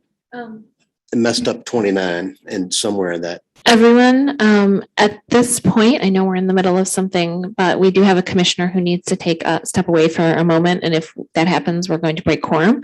So without objection, we're going to take a brief 10-minute recess, give everybody an opportunity to stretch their legs and move around. It is currently 2:38. Hearing no objection, we will return back at 2:50. Thank you.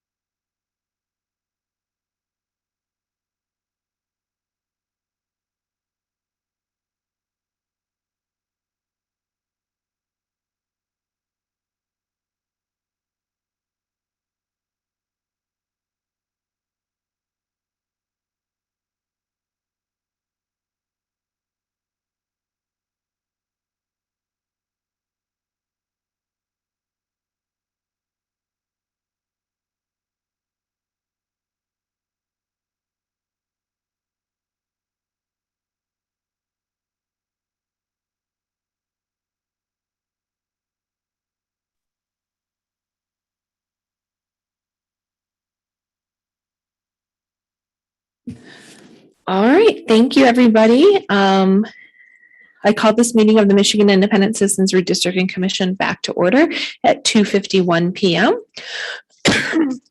Excuse me. For the purposes of the public record, I turn it over to the Department of State to take the roll. Commissioners, please say present when I call your name. If you're attending remotely, please disclose your physical location. I'll start with Doug Clark. Present.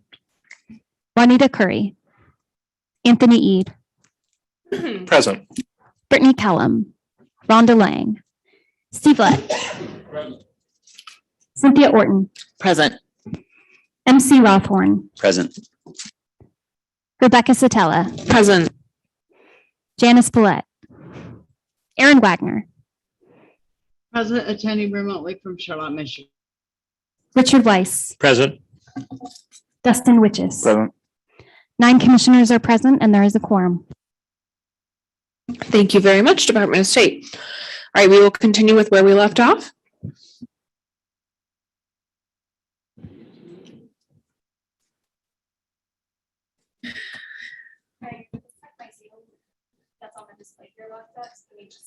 Okay, I was going to say we lost everything. Okay, so we're still live. We just don't have the screen up. All right, so where did we leave off? Commissioner Weiss, were we with you? You bringing up the map, Kent?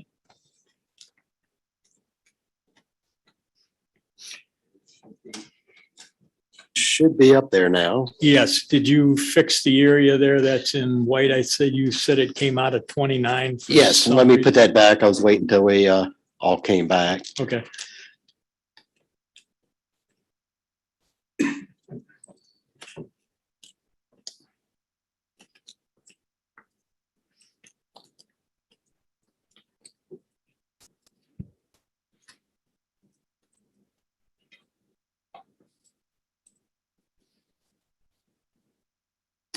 So now we're back to 29 is 0.77% under 2,000 people.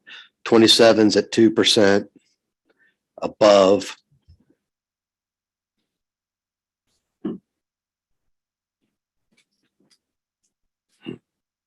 What have you got overlaid there? All the little dots? While we were on break, Sarah Ronhart asked if something maybe you would want to see, and it was brought up, and this is a thematic map of race, Black as it pertains to the total population. So I'd have to bring it back up again. We'll look at it. Basically, each of these dots are, for example, that little dot there, there's 279 people that identified as Black out of a population of 2,615. Approximately 10.7% of that township. Well, we're in precincts now. Let me put it back on townships because that makes a little more sense. So you see that it's pretty much self-explanatory. 1,100 people that identify as Black out of 9,660, which is, that township is 11.39% Black. Okay, I just wondered what it was.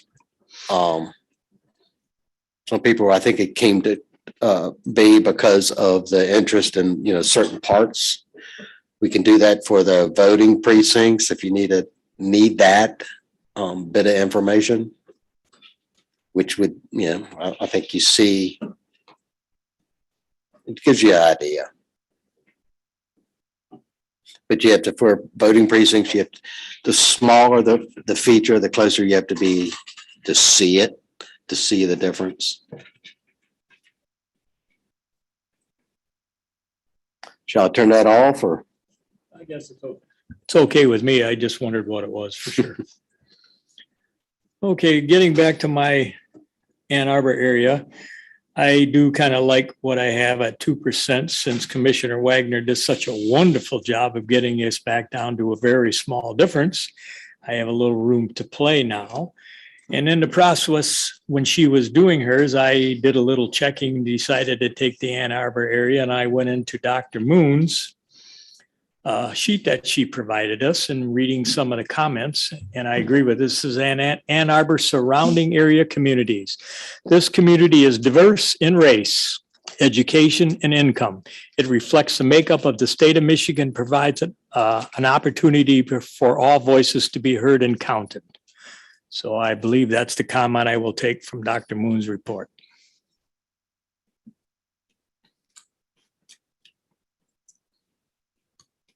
Yes, Commissioner Clark. Well, let me throw an idea forward. I see Dexter, which is in District 29. I see that more associated with Ann Arbor. I'd look at it as a suburb of Ann Arbor. Really, it's not that far out. It's closer than Saline is, which is also in that district. So my thought was move that over to the Ann Arbor district, and that will short us a little over in District 29, but it'll give us a little more flexibility going west.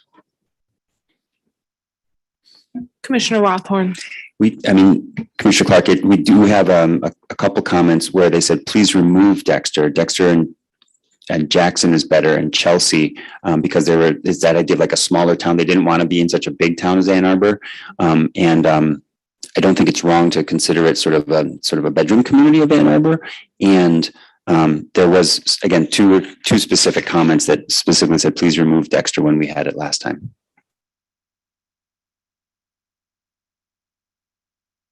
Commissioner Witches. MC, you were 100% correct. Just speak up. Excuse me. I used to live in Dexter a while ago, and they're definitely a really small town that would, and like Chelsea, and they would align more in that direction.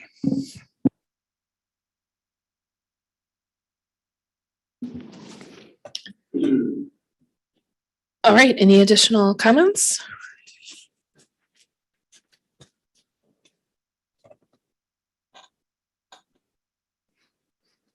So are we moving on to the next person?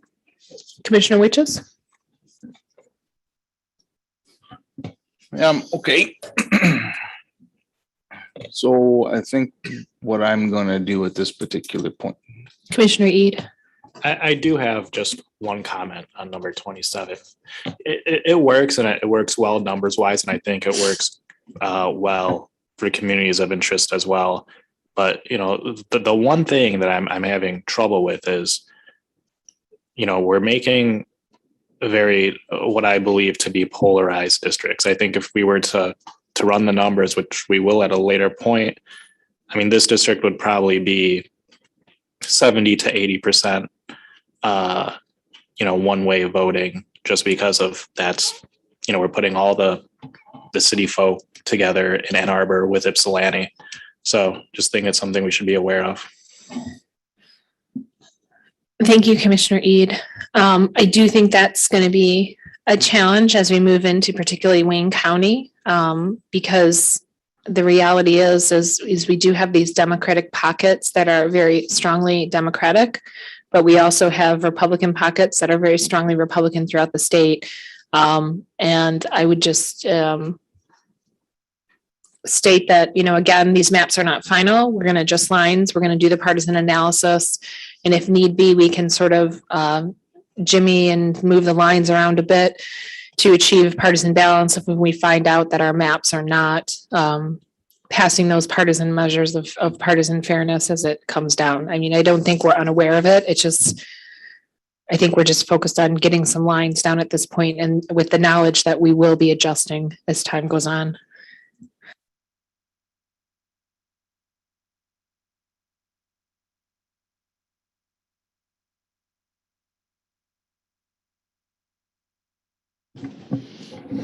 All right.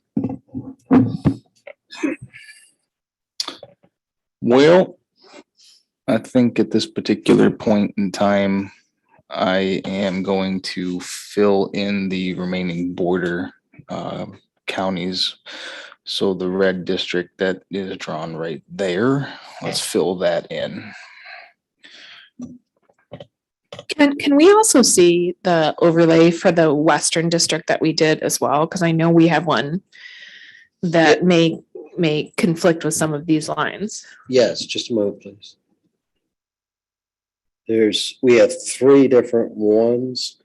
We can take a moment and figure out what matters.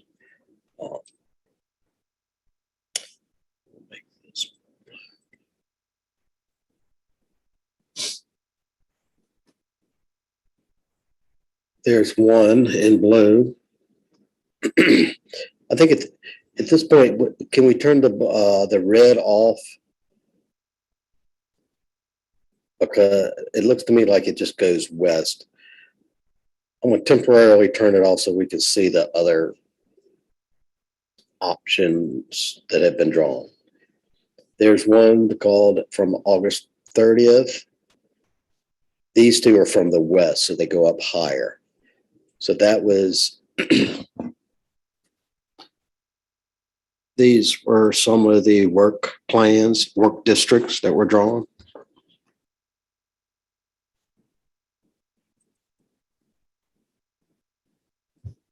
And you can see the red where they overlap.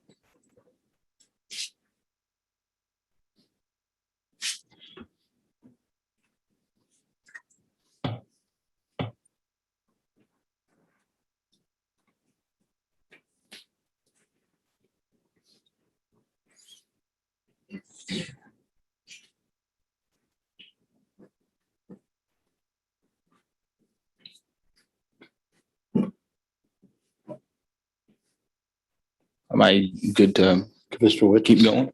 Oh, I was still gonna want to fill in the let's see, Cass County, St. Joseph County, Branch County.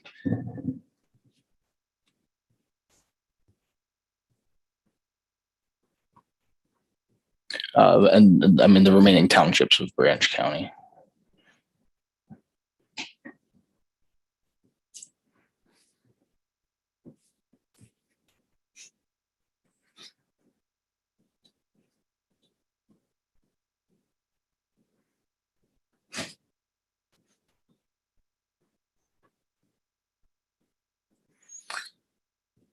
We'll take the top row of counties there as well. At least those, hold on, 1, 2, 3, 4, 5, 6, 7, 11 counties.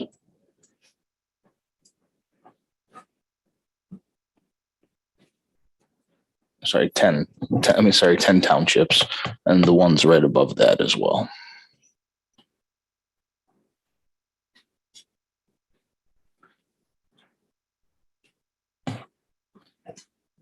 All right, and then over to the west side, fill in the red that's there as well for right now. This area here I'm pointing at? Correct. Inside the red area? Yes. Including Schoolcraft? No.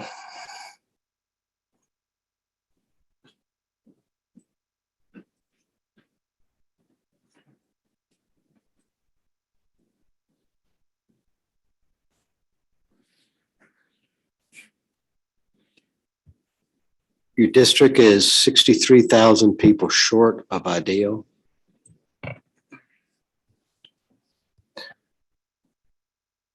All right. How many? Let's see. Let's look at Van Buren County, which is the furthest west. This county? Oh, sorry. Yeah. Berrien County. I'm sorry. But I want to. That's 154,000 and you need roughly 64. Okay. So what are the population of the townships?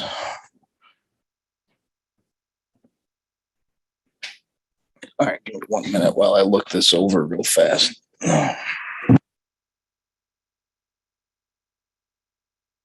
We can just highlight a group and the number will pop up.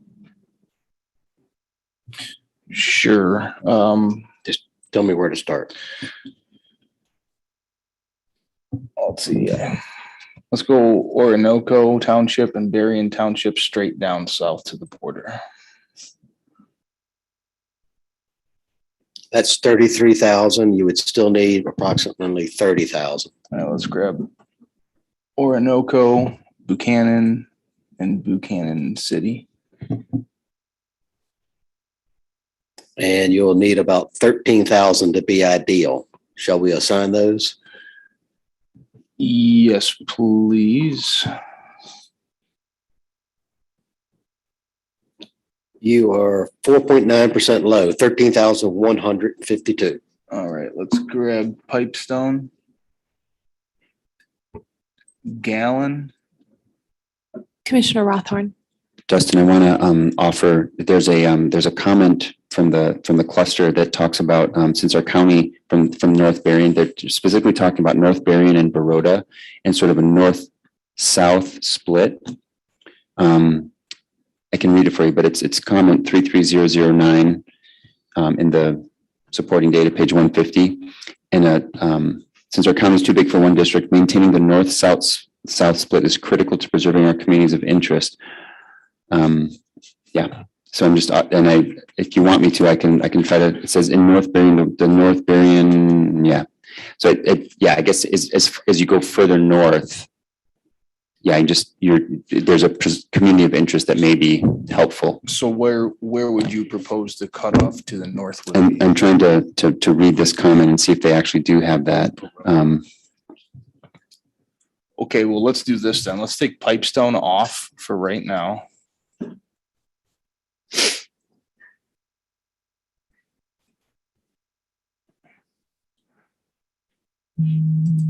Okay, and then on the border townships, let's grab the remaining over all the way to the coast.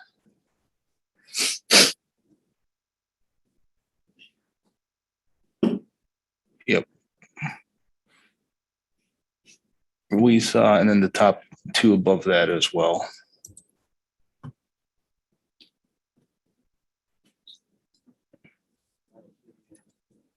About 8,000 over. Okay, so let's remove. You're at 2.87% high.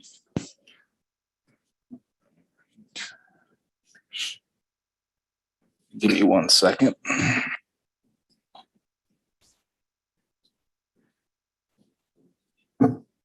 MC, does Baroda Township go with the north part of Berrien County? Yeah, it's hard to read from these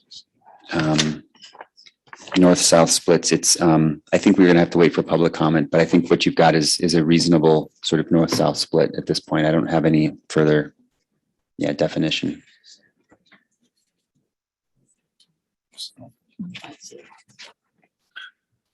Okay.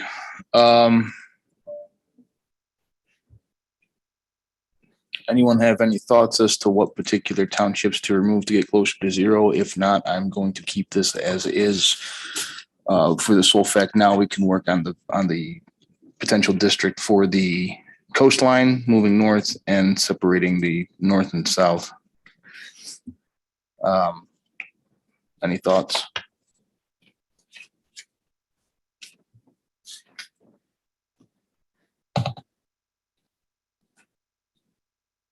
As far as rationale goes, so I was trying to keep border counties whole, had to go north to grab some population due to the fact that the district with Monroe went over so far west. And then we were having the discussion in regards to communities of interest here just now in the particular area with MC and myself to figure out where we should make the dividing line. And then as far as the diverse population, this question always gets me. Besides taking into communities of interest, I don't know how diverse the population is on the border counties and townships in Michigan. So it's hard for me to answer that particular question.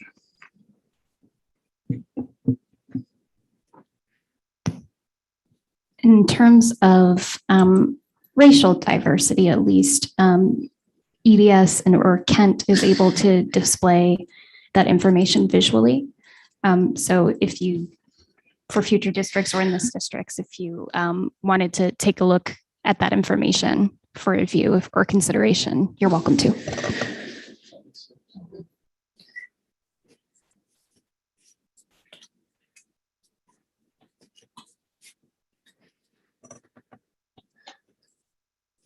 Kent, for the labels that we have right now, you have, you can do 3, is that correct? And one is the township, and then the one underneath is the total population. Can we add 1 or 2 more to that, or are we limited to 1? Do you know? One more. 1 more, okay. We have name, total population. Then we'll get down to the data fields. There's your total population.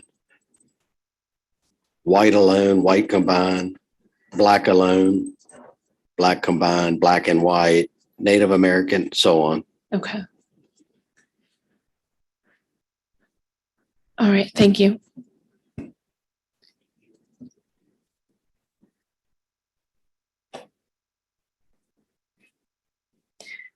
Did you want to see the heat, sort of like a heat map? Okay. Not particularly. I'm just looking at the percentages at the bottom. All right. Any additional thoughts, comments, anything else, Department of State, that you need from him? Okay, so we will move on to the next person, who is Commissioner Clark. Thank you, Madam Chair. I'd like to do the thumb area. I'm more familiar with that area, since I live over on the east side. So what I want to do here is take Huron County, Sanilac County. I can't read the one that starts with a T. Can't read it. Torola. Take that.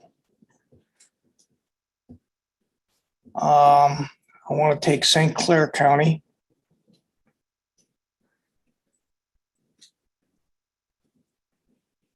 And then That puts you approximately 7.7% high, or 20,000 people over ideal. okay, we're over. Okay, Yes, sir. so let's, can we drop the map down a little?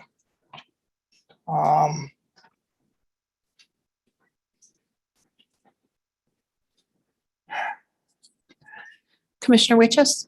I have a question for you, Doug. Sure. When my experience when we were doing this, does St. Clair Yeah, County, the lower portion of it to the where the Yeah. point is, does that align more with Macomb than yes, the it thumb? does, yes. So I would take those townships out that are below Marysville. So it'd be St. Clair, Columbus as well. Follow Something like that. Where are we at now? follow-up question, because this is a city that I didn't really know what to do with ever when I looked at it. Sarnia. No, it's a border town, a border city. What's the name of the city? Sarnia. I'm pretty sure that's a railway entrance. into- Sarnia? Sarnia. Sarnia that's is in the Canadian side. That's Port in- Huron is the that's in US side. Canada. Oh, I'm sorry. Yeah. That's why you're throwing them. I apologize. Okay. So where are we at? Commissioner We need to add. Clark, is that what you expected? Correct. Yeah. So what I want to do is come down to 26 Mile Road, which is where Casco is and so forth. And get the upper part of those townships that are above 26 Mile. Above this line here? Yeah. Yes, sir. And 26 miles really the break between Southern and Macomb, where you get the industrialized part.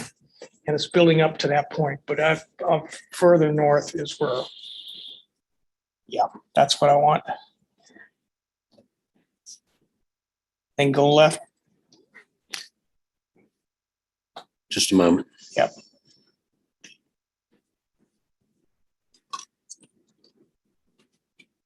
Is that what you expect?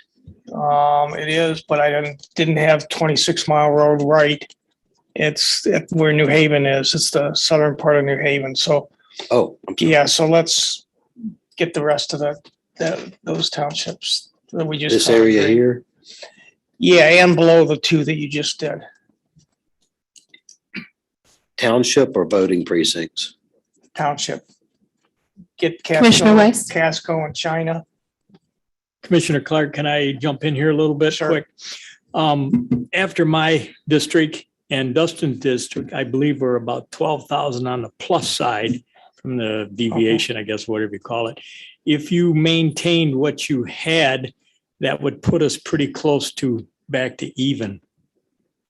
Because you were 12,000 minus and we're 12,000 plus, that would almost put us back to zero on the total population. Hold on, I gotta look at the numbers here.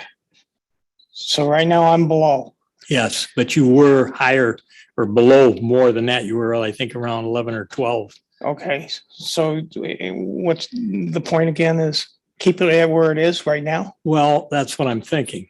To Yeah. keep, even though you're low, it equals it out a little bit. Okay, let me take another look at the map. Well, go ahead and finish up what you're doing. Can't run the numbers. It's a good point. It's 3.25 low as of right now, as it sits. If you go back and take out, I think the last one or two you did, it would be a lot closer. Well, no, we're low right now overall. We want to go the opposite way.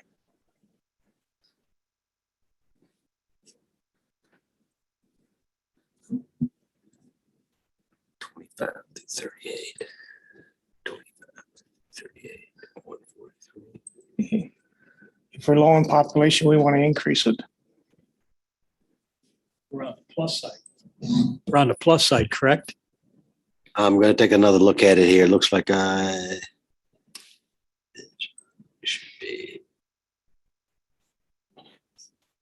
I was looking at the other maps when he was drawn and we were up 12 high, if I figured right. And then with what Mr. Clark had on what he had going, he was 12,000 minus. That should have put us close to even, I thought. Maybe I'm Let's see what mistaken. this comes up with. all right, we should be right now. Kind of catching a moving target here. We're We're on the plus side. 2.15% high, 5,712 people. 5717. Okay, let me go back to the map. Good point, Richard. So let's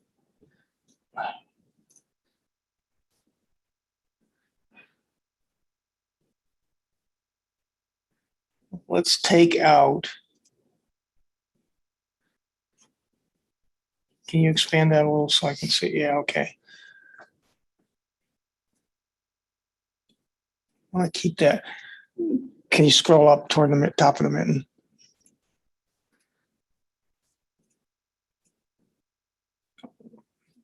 Up to the very top of the mitten. Okay, and then I want to go further west toward Saginaw, basically. Okay, so this row here that has Guilford and Denmark and Tuscola. Let's take those out. This first column? Yeah, take those out. Because now we're getting close to the Saginaw Bay City area. We may be able to use that. That's 8,800 people. 8,800. Okay, take the top three out.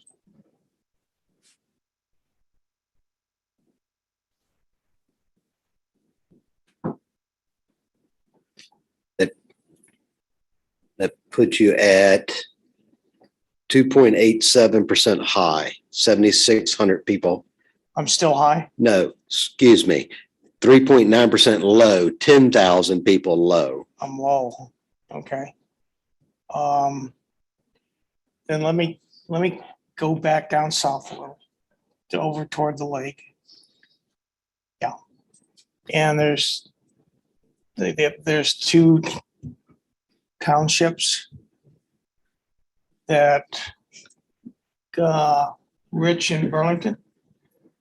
Let's count those. Which townships, I'm sorry? Rich and Burlington, Where? to the east of where you were. To the right? Right, just to the left now where you're at.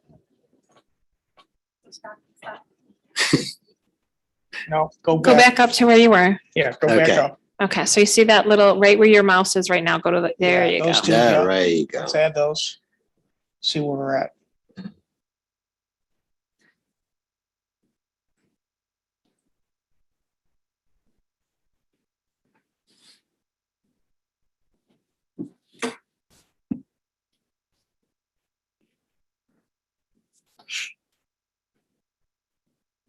So if I took out Rich, I'd be, no.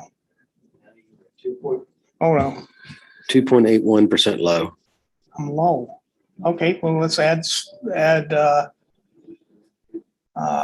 Burnside and North Branch.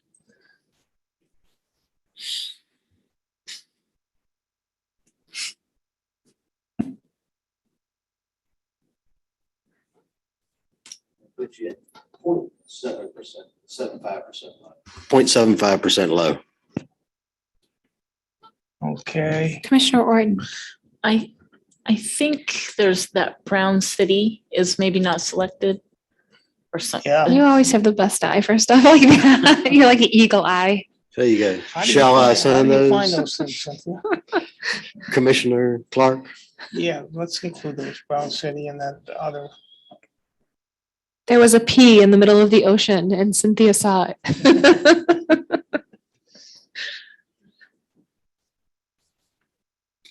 You are at 0.75% low, or 1,987 people low. I'm low.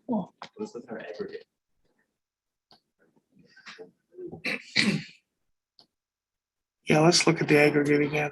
Good point. Before you did the changes, it was 2.15% high. And it should still be about the same.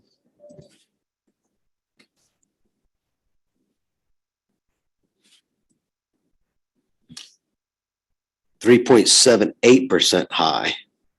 Okay, let's go back to the map.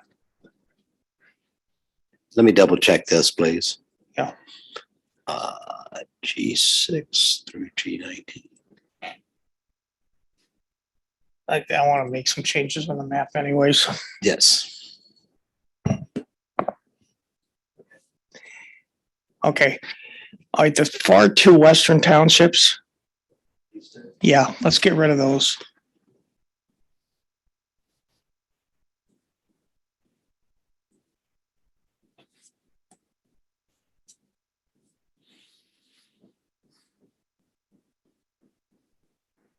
You're now at minus 2.55%. That's fine. And go over to Deerfield Township. Yeah, Deerfield, yeah. Add that in.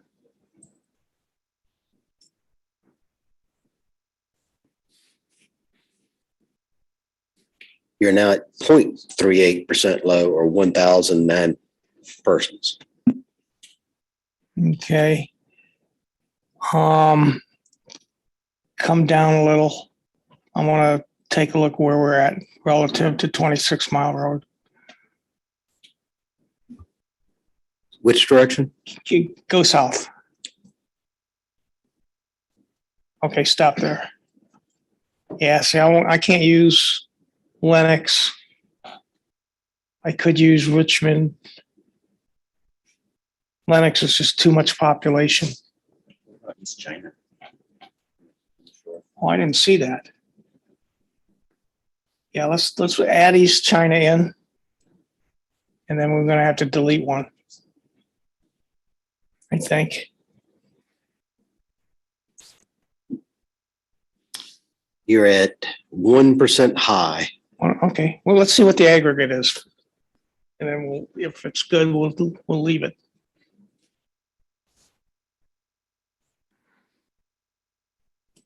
Because I can always add one more if we need to, which I don't have a problem doing.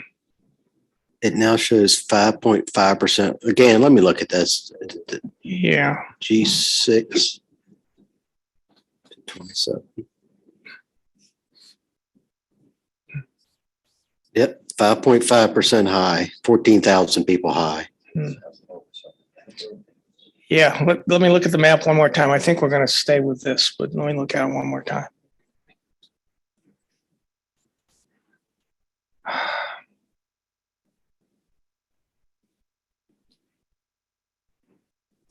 want to ask the commission a question. The far western road that's up near the bay and coming down, there's 1, 2, 5 townships. My preference would be to have those further south. But if this appears workable to you guys and not move it further south, I'm okay with that too. So any comments on this? Commissioner Lett. I have a question as to what are we planning on doing with the peninsula of Cotterville Township, Ira, Casco, China, Algonac, Marine City, St. Clair? We seem to be leaving that peninsula dangling down on St. Clair. Yeah, that's to me it should be with Macomb County, the southern part of Macomb County. And it would be connected. So we don't have an issue with that. But that's where you begin to see the dense population and the more urban areas. And right below that 26-mile road level. So what I would have liked is to get Lennox County and Ray County, or Lennox Township and Ray Township there, but it's just too many people. So we're going to have to adjust from that. So I would, if nobody has any objections, I don't have a problem. Those 4 counties up to the north on the west side, I don't have a problem taking those out and adding some down further. You might want to look at the diversity. You might want to look at with the heat map, the layers can be those bubbles. We got 12,000 in Lennox and how many? Another 3,500 in Richmond. So you're talking 16,000, another 5,000 in Armada. That's 20,000. We're not going to get 20,000 off for those 4 counties up north. Okay. I don't think. I was thinking more of the diversity, or just trying to, because the rationale that you're going to have to provide later, just thinking about that. Well, to me, the diversity is that what we've got here is a diverse district, because in the Port Huron area, it's industrial. And the remainder of the thumb area that we've highlighted in this district is rural. So we've got that diversity, and we can break that diversity apart when we do the house districts to keep the rurals together and then have a mixture of the two. So that's how I would look at the diversity of this district.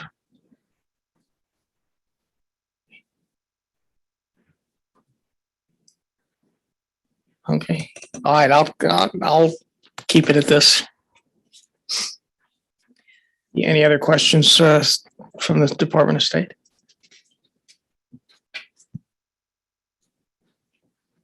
I think I've recorded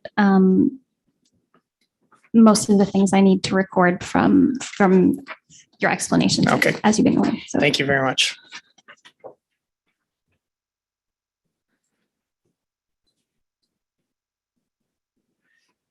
Madam Chair, Cynthia's got a question. Commissioner Orton. So, Commissioner Clark, just as I was looking at this, just kind of as the big picture, I'm wondering if, I don't know anything about this area, but do the counties or townships that border Canada, would they have something in common and want to stay together? Well, the ones that border them are on the St. Clair River. And Port Huron being the biggest, and that's where the bridges are. So, other than that, when you get south of St. Clair, St. Clair is still on the river. But you can't cross. You only can cross up at Port Huron, unless you're crossing by boat, of course. That's the only place. There's 2 bridges up there. So Port Huron is the key to that, the answer to that question. Okay, that was my only question. I'm just curious why, rather than keeping in those 5 counties along, is it Tuscola? We ventured into Lapeer. I'm just curious as to why you went south instead of going a little bit more west towards Saginaw. Well, I didn't go west because we're not assessing Saginaw, Flint, and Bay City at this point until we get Bruce and Lisa in the meetings. Right, but I'm not saying go all the way in. I'm just wondering that's one line where you stopped. Well, I even questioned that I went too far west. Okay. And if the population would have dictated that, I'd have gone further south. But the population didn't dictate that. And it would have gotten messy. Okay. Because let's take a look at those 4 counties, the population on those. So you got about 1,300 and 1,500, that's 28. Another 1,500, that's a little over 4,000. And then The highlighted areas are 6,058 people. How many? Nope, that can't be right. Wait, redo that. Yeah. That says 6,058. Yeah. So 6,000, I could have added one more county or one more township down below, and it just didn't make sense. Or split one, and I didn't want to split one. Okay. So that's why I did that.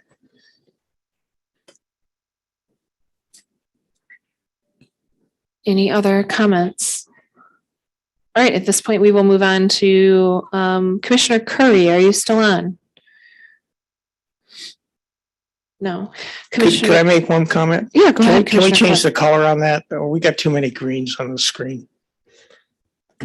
Yes, sir. Yeah, that would help. What color would you like 25 to be? Purple. Purple it is.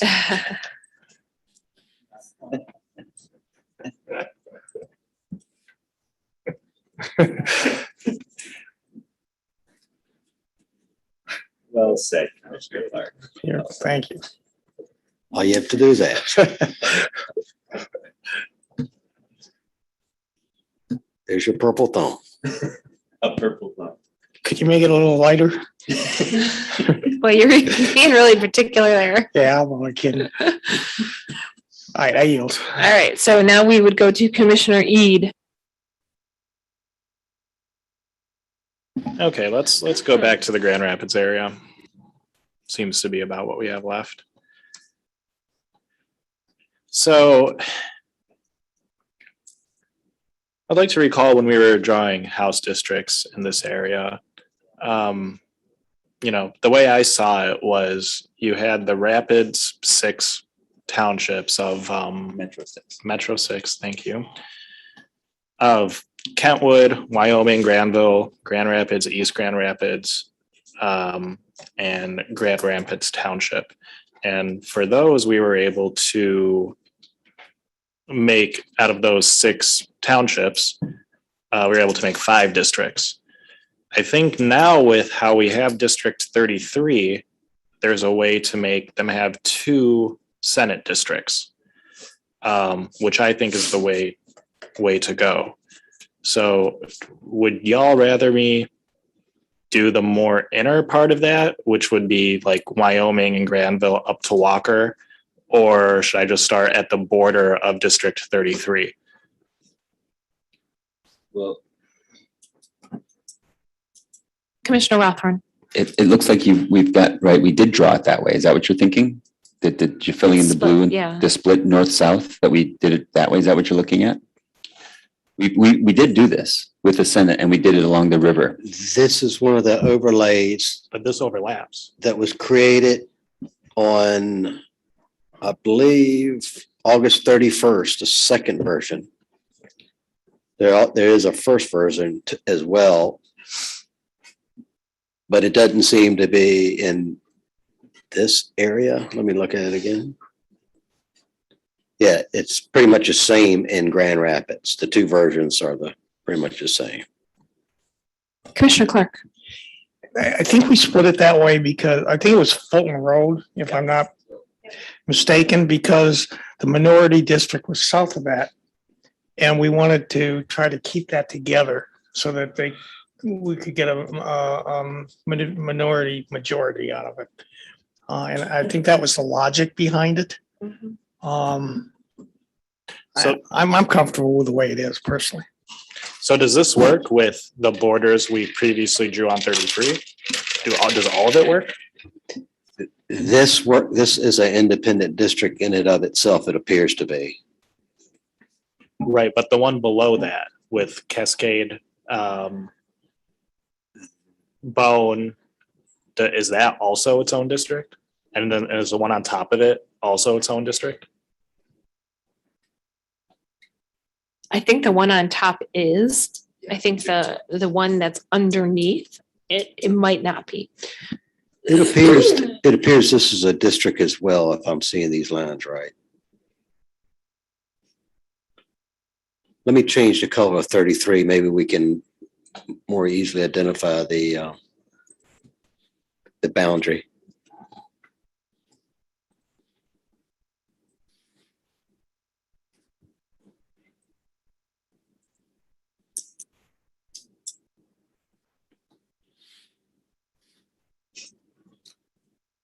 So the 33 we have now runs to right here. This district takes up a significant piece of 33.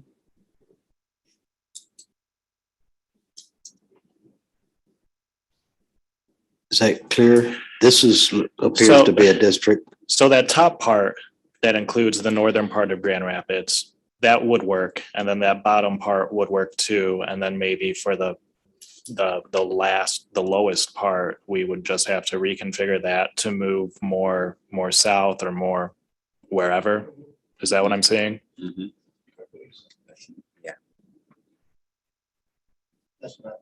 That appears to be it. I said we could start on it and get a good idea of what we're looking at.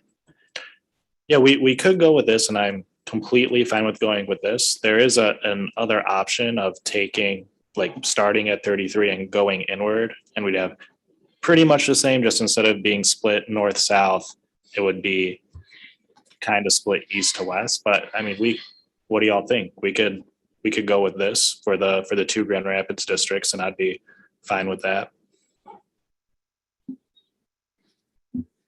Commissioner Clark. I think the key point is the north-south split. I think if we deviate from that, then we're deviating from what the public has told us is the correct thing to do. And I think there is an east-west that could be managed, Commissioner Eid. And because we've done this and because it was a collaborative map, we put a lot of time and energy into it. And so I guess what I'm suggesting is because we've done this already, and if it works, yeah, let's use it. All right, let's just see if it works then. So let's start with the more northern district outlined in blue. This area here. Yeah, let's just fill that in. This shall be District 24. Maybe.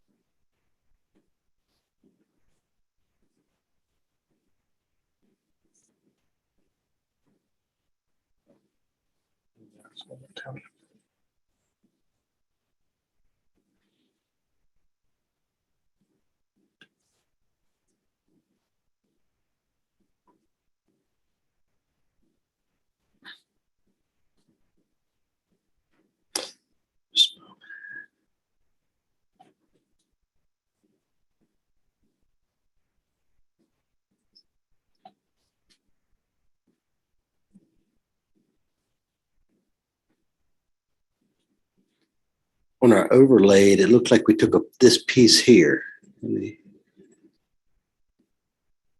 Yeah, you can take that. That's a one. census block. So we took this piece right here and put in here to, I guess, to get rid of the little odd shape. Continue to do that. So it's a part of that other, what county is it a part of? Or sorry, It's a what part township of is it a this part township here. Well, how many people are in it? There it is. I can see if there's population there. We ran it straight down. I don't know if it's because there's no population here. We can check. I would say just put it with the green. Okay.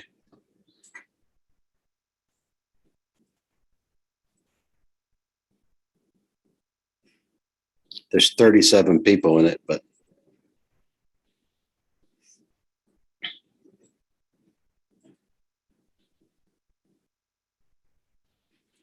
that appears to be the district as we have it drawn. We have to, run a check to make sure we haven't left little holes anywhere.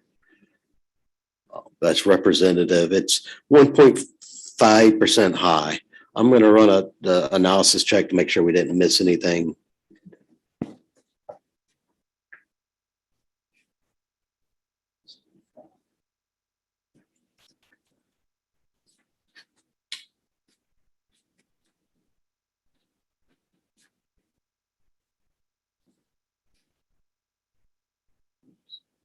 We have some pieces in 25, 26, 26, 26, very few people. Yep.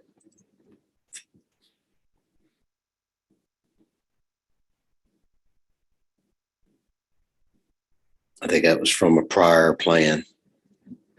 Nothing in Grand Rapids. 24 at 1.5% low, 4,006 high, 1.51 high.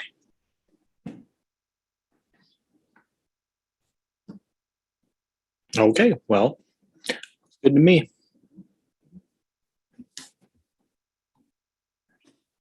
Department of State. Ms. Reinhardt, do you have any questions for Commissioner Eid? No.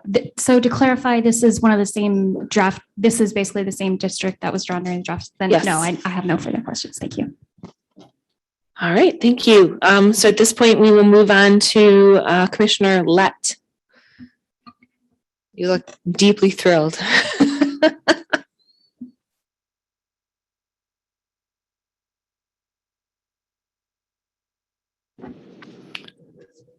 Let's do the inner city of Grand Rapids, put that in and see what it does for us. Guess it's a little more than the inner city since it's Wyoming, East something and all of that. No use in inventing the wheel again, right, Anthony?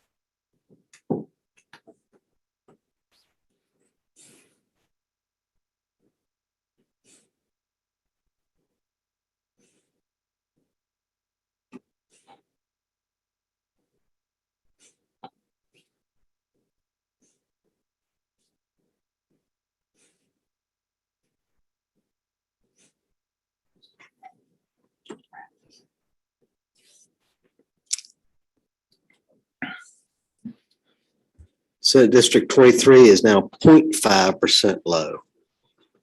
1,335 people, 0.5% below ideal.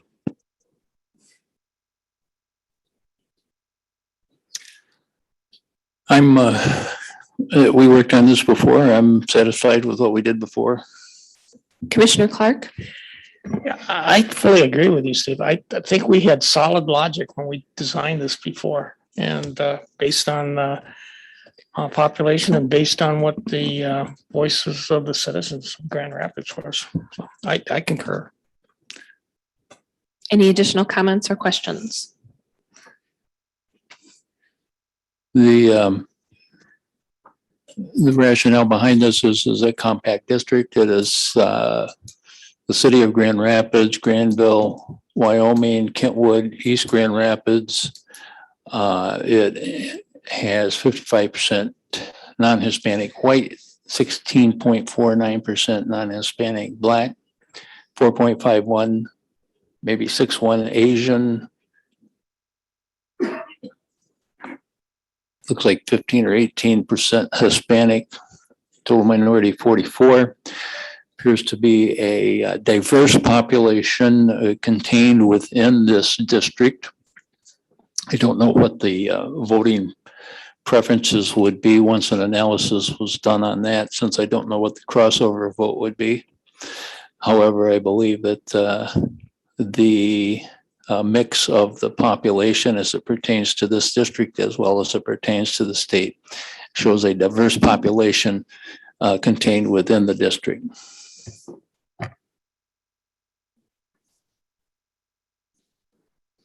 All right, we will now move on to Commissioner Orton.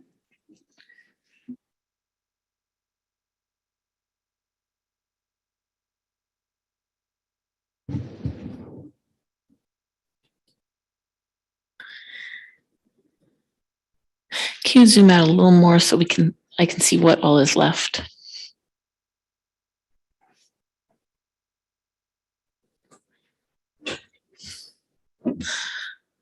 Okay.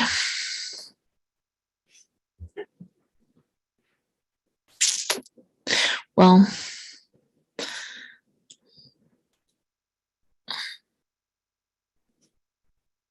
I guess I should probably start in the upper shoreline.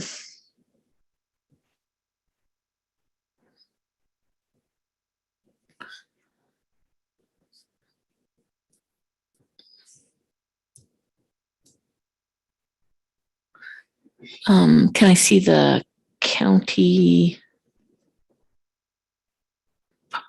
Yeah, population.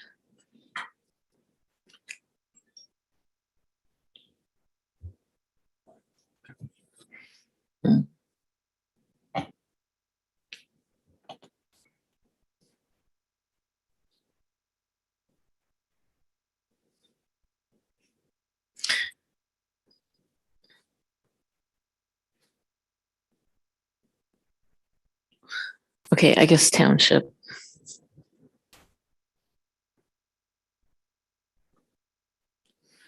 Okay, choose, yeah, that corner there that's all in the blue.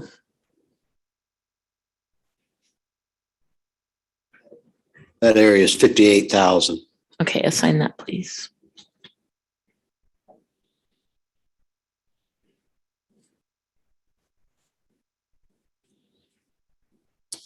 Okay, let me just look at populations for a second.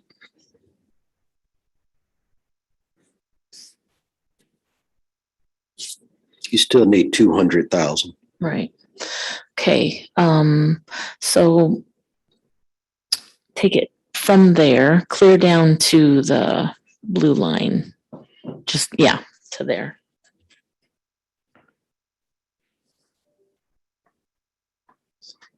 That area is 110. You'll still need approximately 96,000.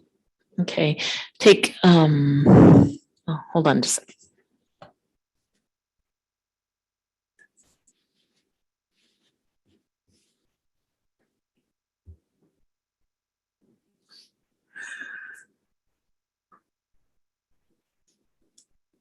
Okay, take Zealand and Zealand Township and the one right under.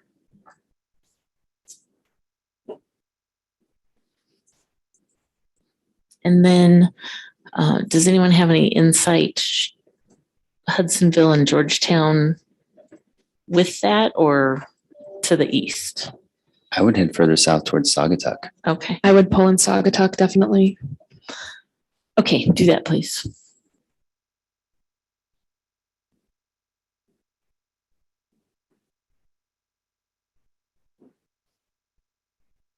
And zoom out just a little bit when you can.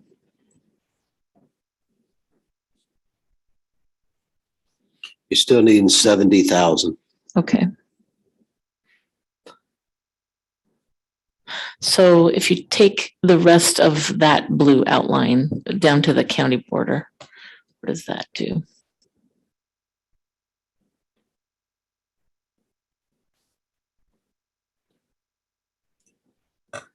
Okay.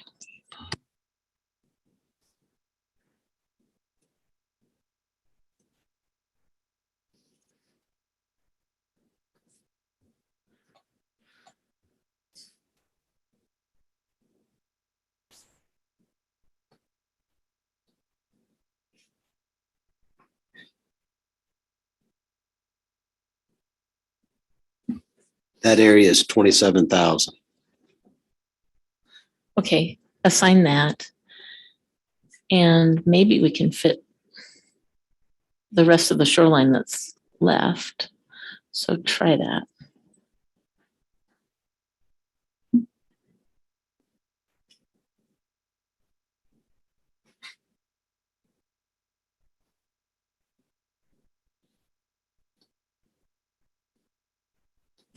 Just a moment. It seems to be stalled.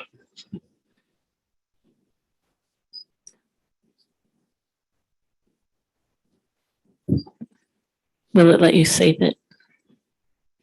It's working. It just paused, for lack of a better word.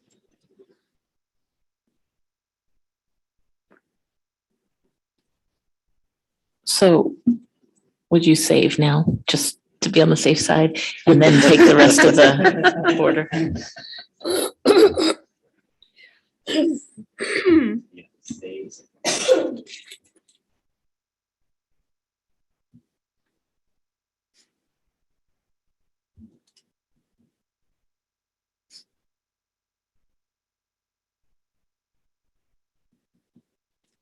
Just a moment. Mm-hmm.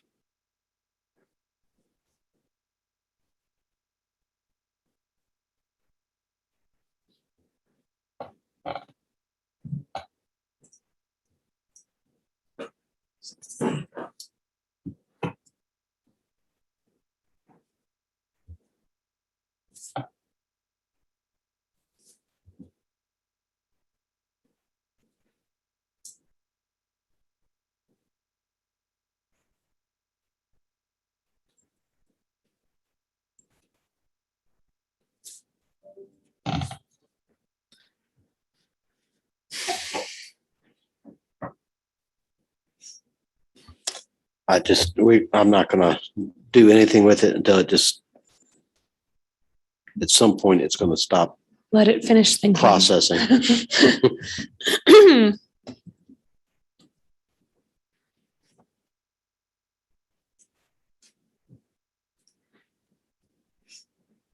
Well, while it is thinking, we actually have another item on our agenda that we were supposed to discuss after the lunch break that we did not. Does it look like it's good?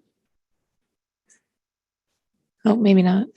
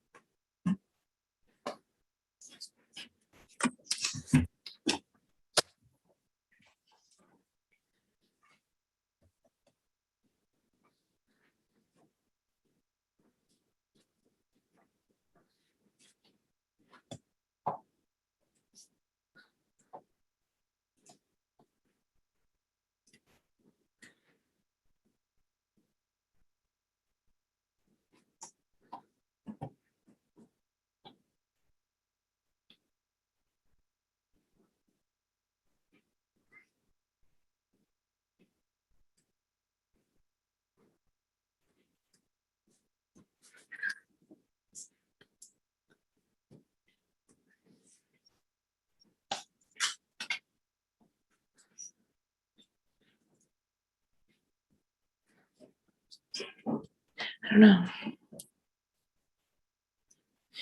All right, while the software's thinking, why don't we bump up to new business item 6A, utilization of the public comment portals for MGGG and EDS. Yesterday, Executive Director Hammersmith indicated that the EDS My Districting portal was going to be activated for the public to see maps on which the commission is working. The purposes include in ensuring a faster turnaround to get the maps posted and available to anyone wishing to see them, as well as assuring transparency. Commissioners were asked to consider if there's an interest from the commission in also enabling people to make comments on the EDS website, or if the MGGG portal should remain the only place where public can make comments. So I'd like to open up the floor for discussion and comments. Commissioner Rothorn. It feels important to have the EDS map, but I feel like we've already got enough. Yeah, I just would not recommend and would strongly encourage us not to accept the feedback in the EDS portal, but to have that layover seems really important. Okay, Commissioner Wagner. I just wanted to say, I thought allowing the public to comment as much as possible, as long as we can capture all of that and incorporate it, is a good idea on my part. Thank you. Good. Commissioner Orton and then Commissioner Witches.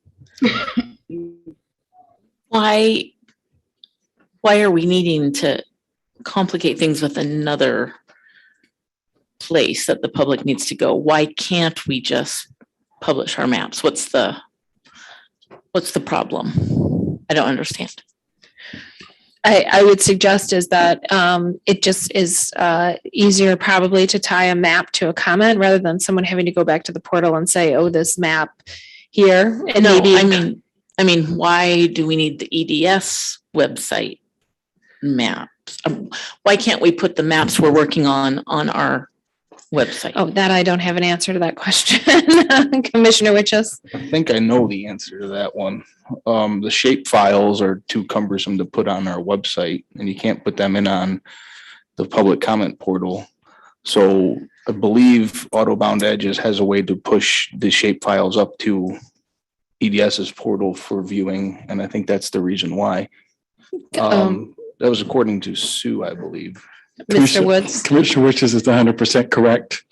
And so yesterday, our executive director was sharing with regards to how we could be more open and transparent as it relates to our shape files. When it comes to our shape files, unless GIS software, we need pictures or PDF, and each shape file takes about an hour to create that. And then it takes a while to update the system. So for efficiency, being user-friendly, being more open, being more transparent, they can take the work that you've done and then push it to the public comment portal so that people can look at it in real time. They can, when you get the layers, they can add the layers. And so it'll be a very intuitive and interactive document. And so the real question for the commission is, you know, with this EDS tool being open and available to the press so they can see your work day by day, do we want people to comment directly on the map within that portal, or would we want them to go to the MGG site and comment there.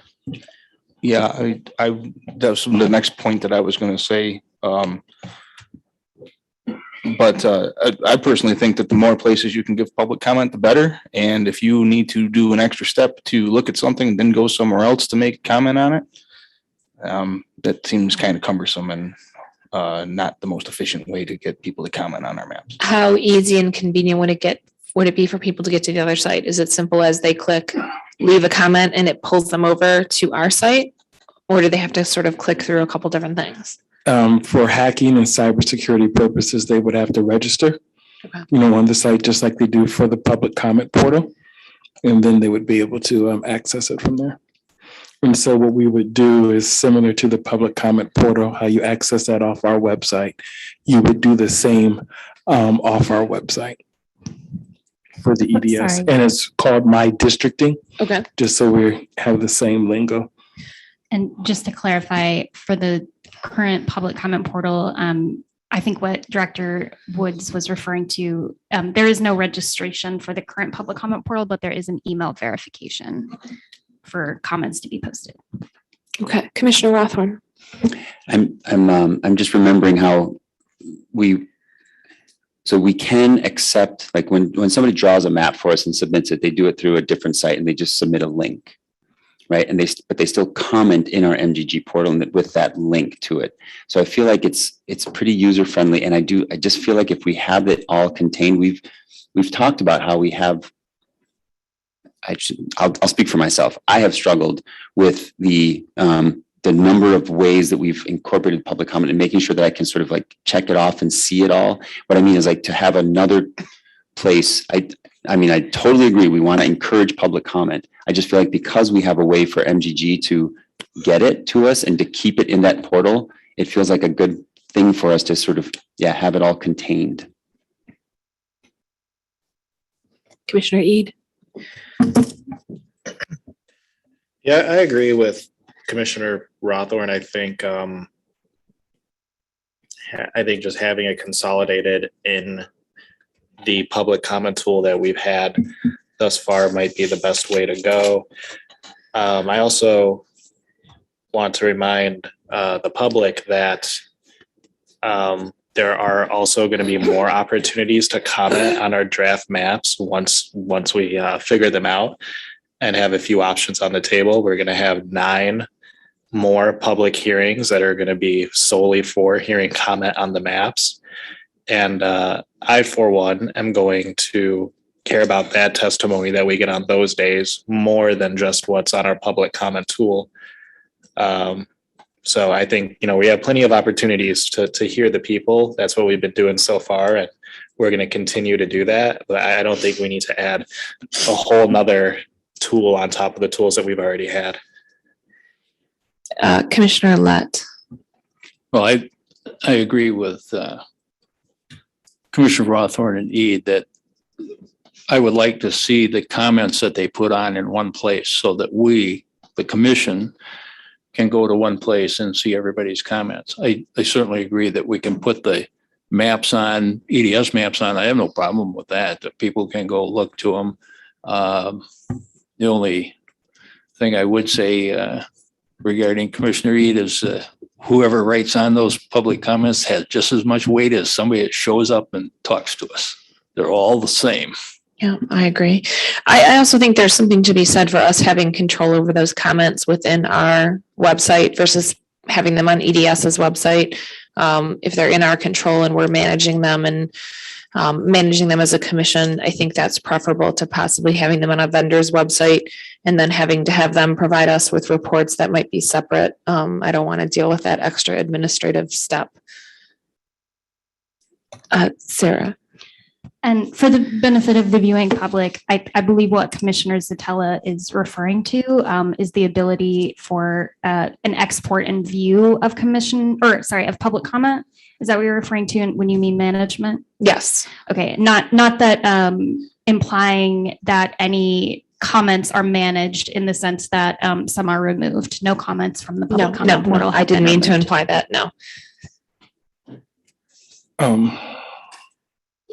Mr. Wood and then Commissioner Lett. Right. Once again, what we're doing, they will not be able to draw maps, just so we're clear.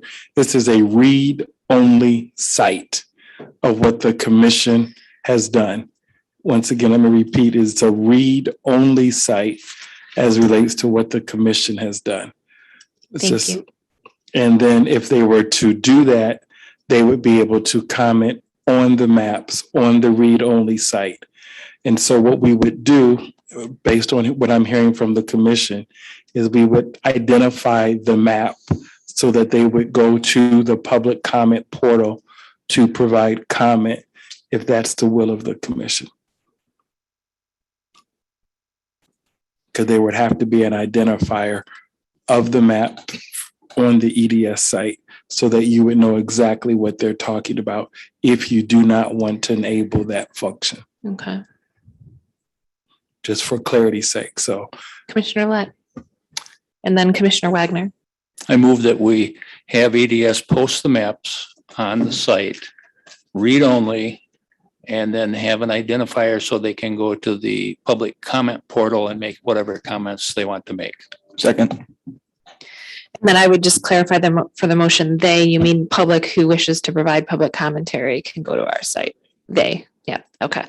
We have a motion and a second by Commissioner Lett, seconded by Commissioner, Witches? Okay, Commissioner Witches, to have EDS place the maps on a read-only site and then have map identifying information so that individuals who would like to provide public comment can then return to our michigan.gov/MICRC website and provide commentary on the maps there.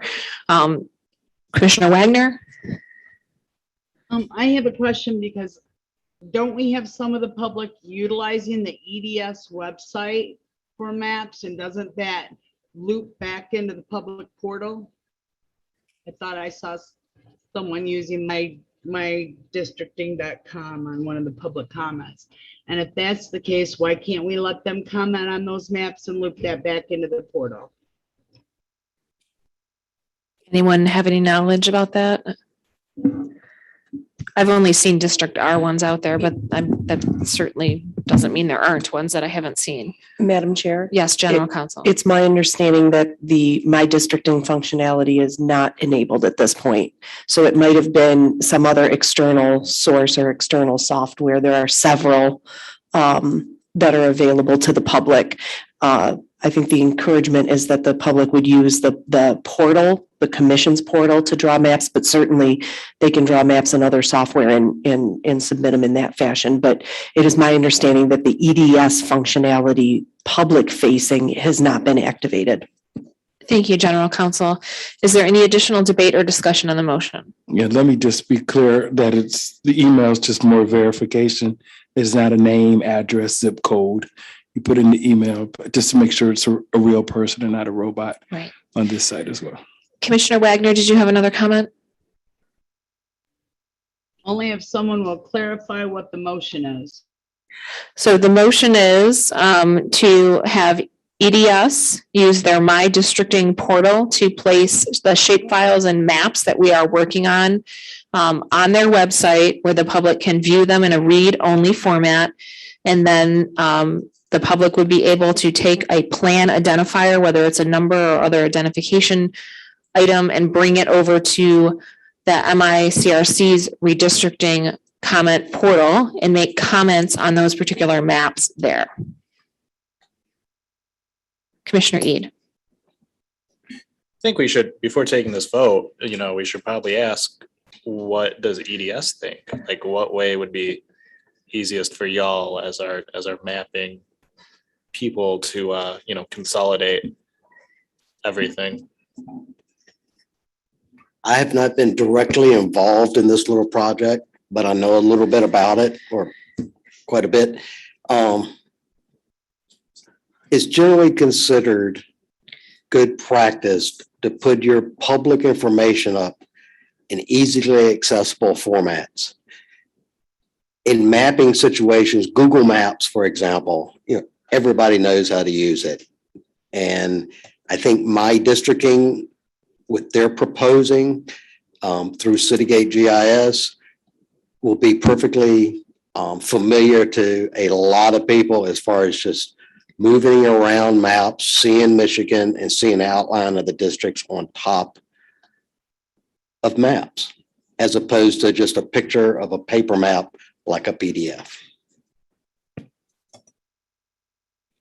All right, any additional comments or questions? All right, we have a motion that has been made by Commissioner Lett, has been seconded by Commissioner Witches. All in favor, please raise your hand and say aye. Aye. Aye. All opposed, please raise your hand and say nay. Nay.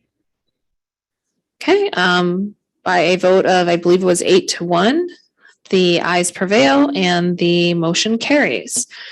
All right, so now that we have resolved that item of new business, I would like to, we have about 15 more minutes left to map. So I would like to use that time and hopefully our software is now cooperating. So I will hand it back to Cynthia and back to Mr. Stigall. Commissioner Orton? Okay, Seems to be intact. Okay, good. So if you can scroll down and if you could take all those townships, well, start with the two closest to the lake and all the way down into that's surrounded by blue. South It's hard to Haven. describe.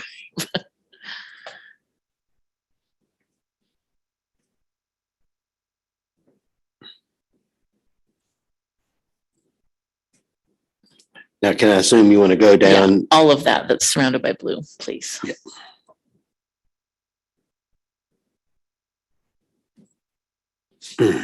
Excuse me.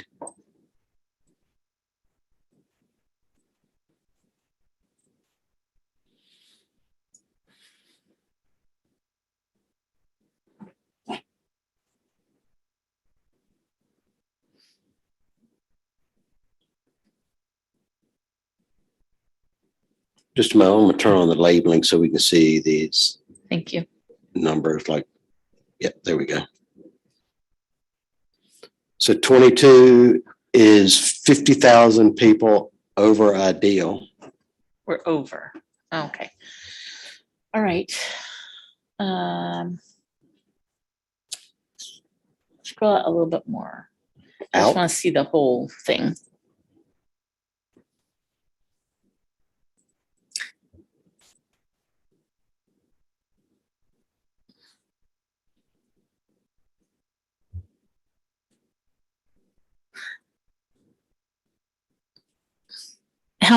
I can't quite read that. How many over are we?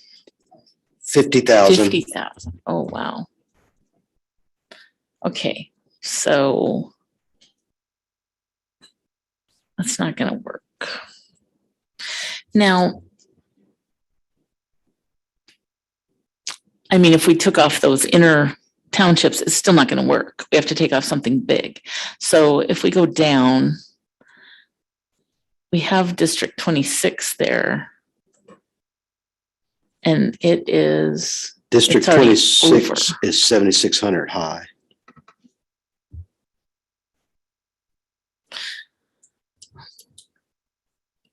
Okay, can you zoom into that bottom part of 22? No, down in Berrien County.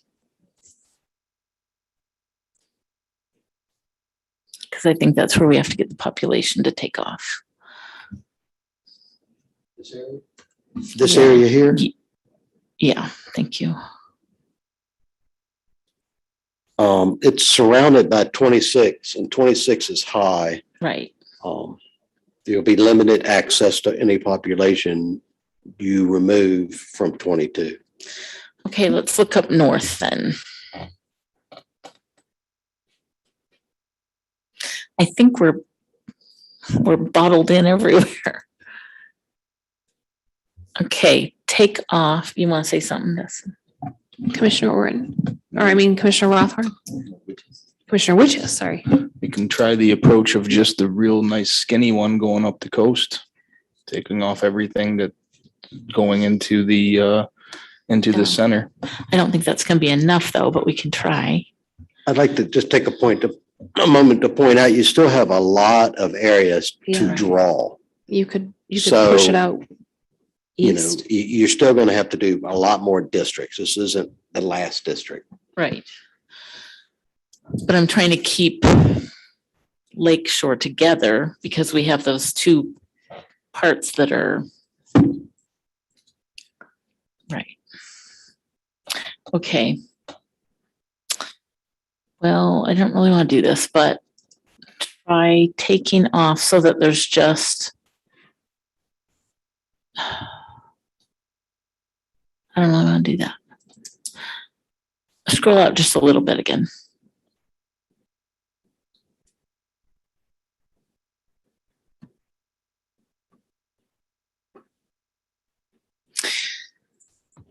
Okay, I would like some input from commissioners.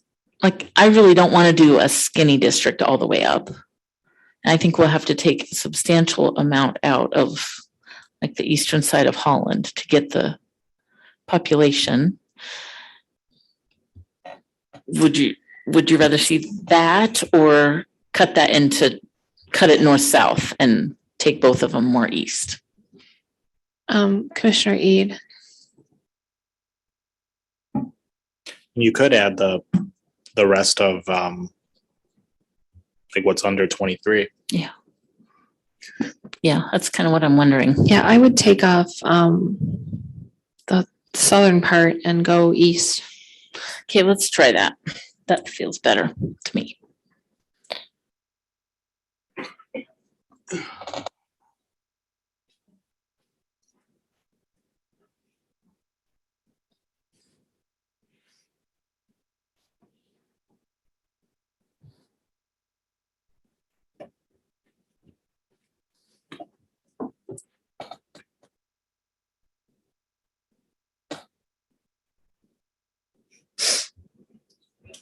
How much you want to take off the bottom? Scroll up just a little bit. More. So you need 43,000. You need to add 43,000 to the. Okay, take where the blue line is at Saugatuck, take that and south down all the way over. This area here? No, south of Holland. South of Holland. Just the thick blue line there. Take everything south of that. Everything out. south of. Yeah.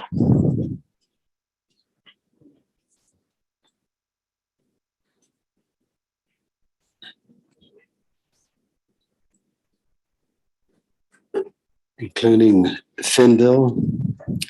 Yeah, including those 3 townships.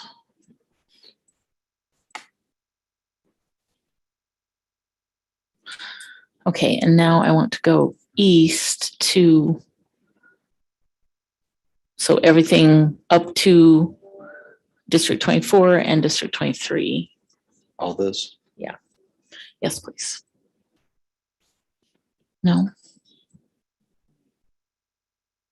That's 78,000 right there, and you need 75.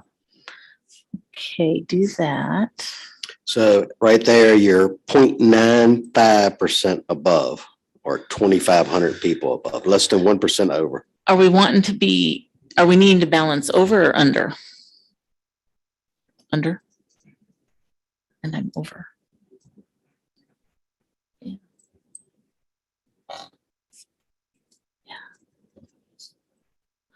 Or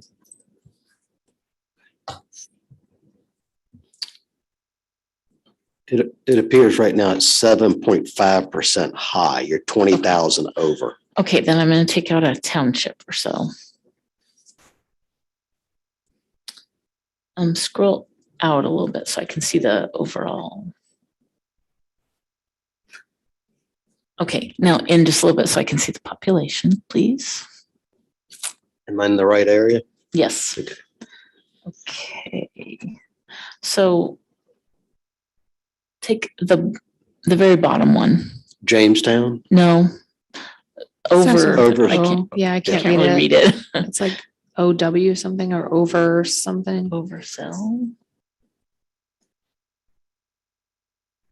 Now you're just 620 people under. I'm good with that.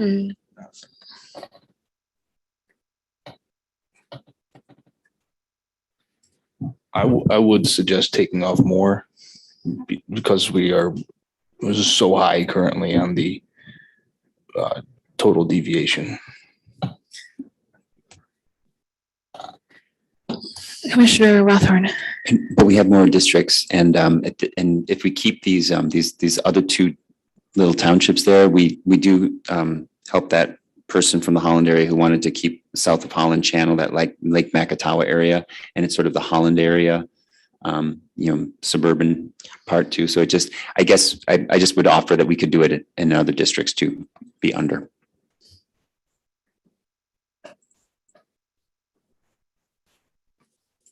Yeah, I'm good with it.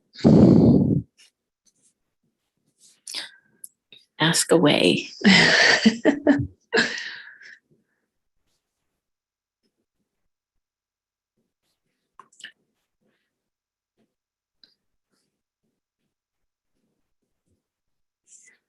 Sarah Reinhardt, did you have questions for her before we move on to another district? Absolutely. Commissioner Orton, can you describe why the district took the shape that it did here? Well, I started up at Grand Haven because I didn't want us to, leave a hole there, and came down and east because I wanted to include Holland with that. But we couldn't, population wise, it made it difficult to go down the lake more. So we went in to the east, and there is a community of interest. MC, can you restate your? Sure, that was it was from June 23rd, C793, the Lake Macatawa area was divided along the county line, and they didn't want to be divided south of the Holland Channel. Thank you. All right. Commissioner Rothorn, do you want to try to do a district? You've got about 10 minutes. So you have to be speedy to do a district. Speedy one. We can do this, Kent. We can do this. All right. Let's try, let's see if we can do Allegan. So we're going to stay in no. Let's go to the urban centers. I think that's better to, yeah. Oh, gosh. Which way should I go, Kent? Where do I start? Stack a bunch up and see what happens. All right. Yes. Let's do the suburban areas.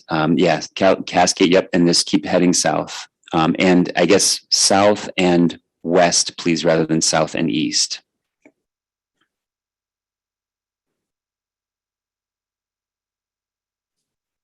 Cascade, Caledonia. We're halfway there.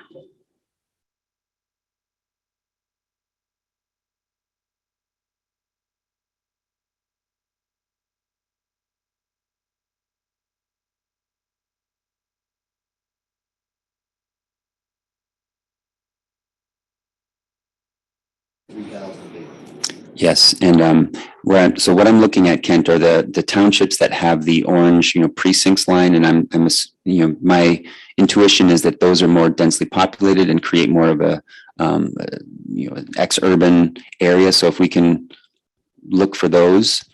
For the record, Commissioner Wagner turned off her camera, but she's still present. Thank you. So Thornapple, Layton, Dorr, Salem. Yeah, and let's not go to Overyssel yet. Okay.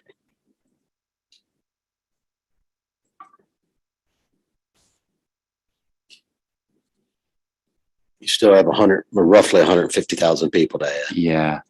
So we're going to have to go county. We're going to have to add a whole county, I think.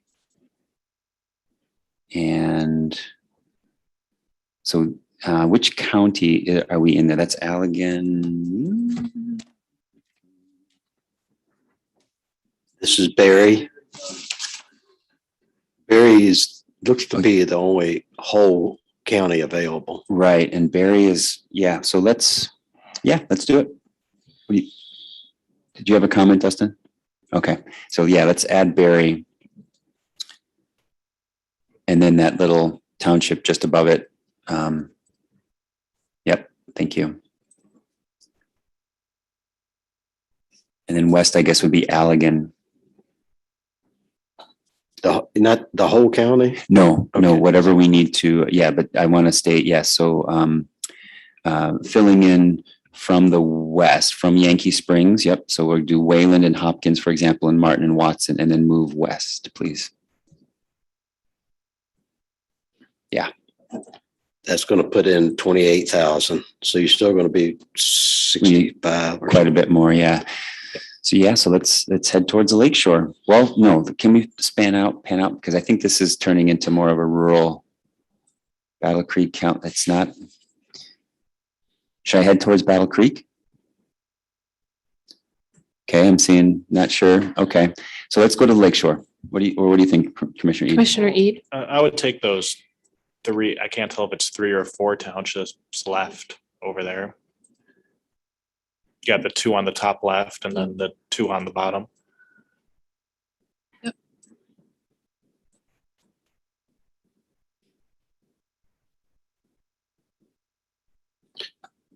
Salem and Oversoul. Yep.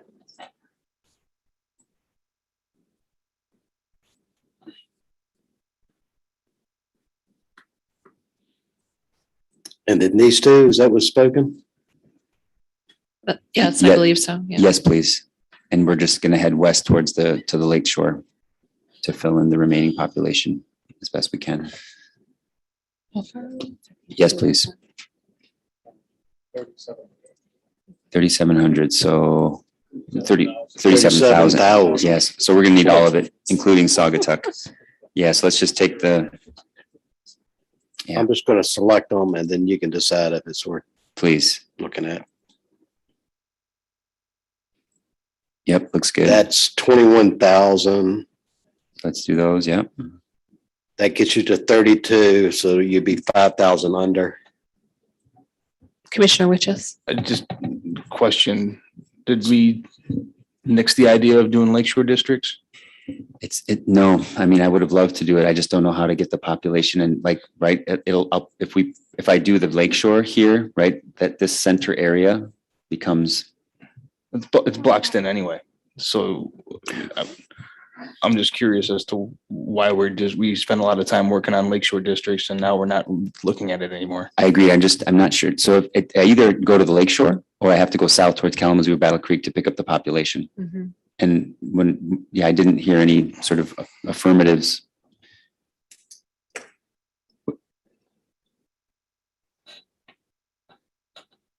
Can I call on Commissioner Orton? Yeah, Commissioner Orton. Well, I just see that this district goes all the way up to Grand Rapids, basically, and Battle Creek does not want to be with Grand Rapids. We've heard that a lot.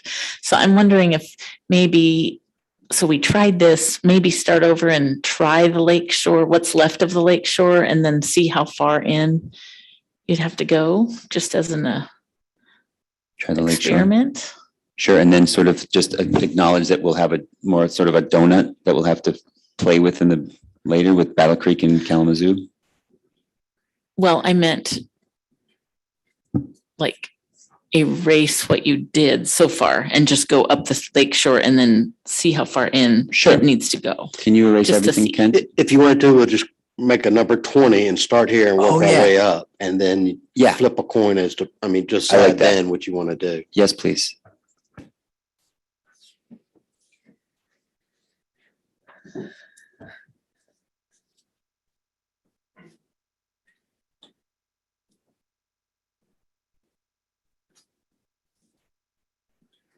Yes, and just continue up. And let's do about 2 counties deep and take even parts of 21, please, to just get the population at this point. Oh, wait, yeah, 21 was the district I was drawing. Yes, please continue. Yeah, continue up further north. Until it finishes at 22. So yeah, let's do all 3 counties deep. Yep, all 3 townships, sorry, thanks.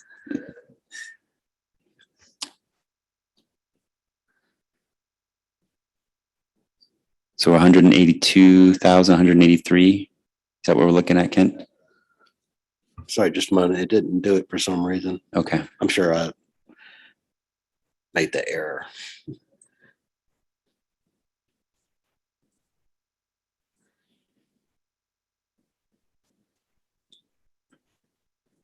So we'll go continue all the way up to 22. Yes, What please. was 22 or is 22? Yes, please. Okay, so you still need 140. So Okay, so let's just let's head inland. Yes. not to get ahead, is that where what you had in Yes. mind? Yes. We'll go township by township, heading east, and then we're going to stop at that row. Yep. So that column north. Bloomingdale, Gobles, Waverly. Yep. So Waverly, Bloomingdale. Let's we'll get some public comment and help us understand if Gobles belongs to this or not. But yeah, and then we'll head north. I'm trying to stay away from the Kalamazoo suburbs. Let's take, but yeah, it's less shoreline, right? But probably, yeah, let's go into the suburbs up here. Let's go to Over Isla Salem. Monterey. Yes. Yeah, since we need population, do you You think I still should? need 112,000. Yeah, and Kalamazoo suburbs versus Grand Rapids suburbs. Yeah. Commissioner Clark. Yeah, I would move up toward Grand Rapids because we know, as Cynthia mentioned, Kalamazoo and Battle Creek had issue with being associated with Kent County. I like that. So let's use, Kent from Allegan and the township there. We're going to head, just take Allegan. Nope. And we're going to go north. Sorry. Yep. And yes. And we're going to take in the suburbs. So we're going to take Allegan in as a city too. Please. Going all the way up to Byron Center. Correct. And if we can fit in that, yes, that area around 23, between 23 and 33. This area here. Yes, as a priority. The Gaines, Caledonia, and Cascade. Yes, please. 60. That's be about right. That's it. 64. You'll be right at the ideal. You're 0.47 over. Okay, and since this is a speed dating thing, so we're going to just leave it at this. And my rationale is because I love it. It's because it's speed dating. No, it's because we are trying to do a shoreline. We are trying. And actually, can you put on the demographics, please? Those circles that have the race, please. Just 1 minute. Let me get it loaded up. Oh, I think it was. Is that the theme? I think this is population over 10%. Yeah, and I'm looking at Hispanic primarily because Ottawa County. Oh, okay. This was minority or Black. Hispanic is what we Yes, need. please.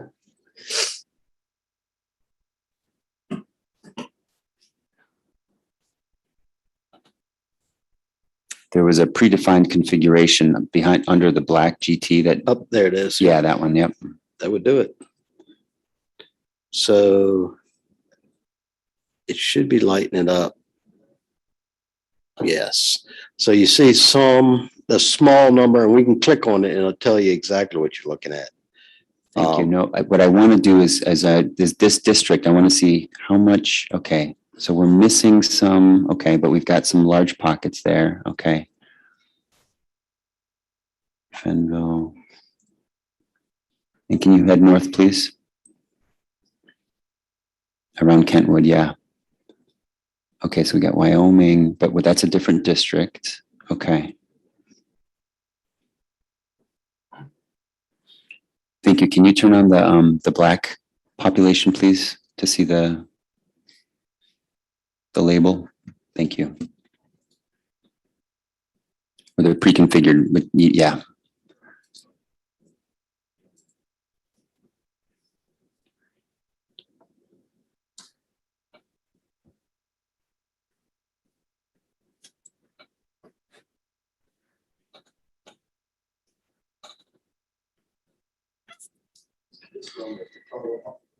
Total population and then the Black population.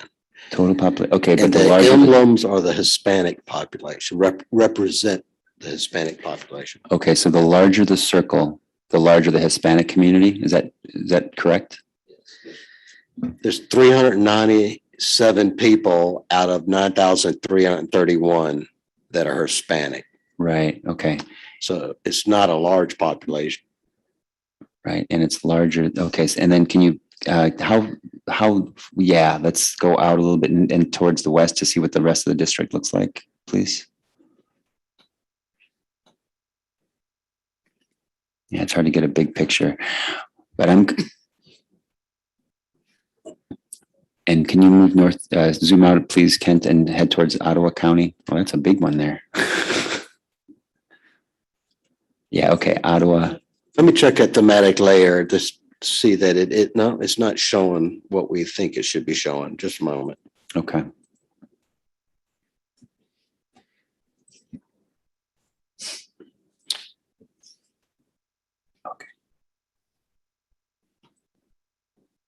This makes better sense here.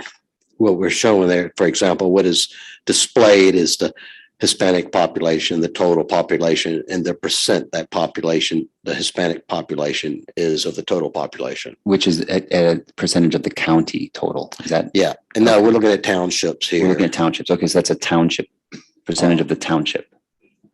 For example, right here, that it should be township. Hispanic total population, that is 23% of total population. Okay, thank you. So that's a better representation. Right, so we were drawing 20, and I liked 20 in terms of population, and we've got a I think I'm going to call this good. What are you looking at, Kent? What do you see? That's still not making any sense to me. That okay, Hispanic total pop 41%. I mean, it's not. Do you think that the matrix is accurate then? Like, so what I'm reading? Yes, the matrix is accurate. How this was set up is it just showing it on a township level?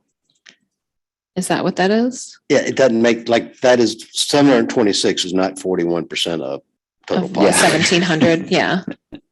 Well, it's pretty close. No, that's pretty close. Yeah, because half is 1,400. Yeah. 50. My mistake. It does. Yeah. I think look at that. Yeah. It's the end of the day. We're getting there. That's all my right. You're excuse. going to add any descriptions for Miss Reinhardt?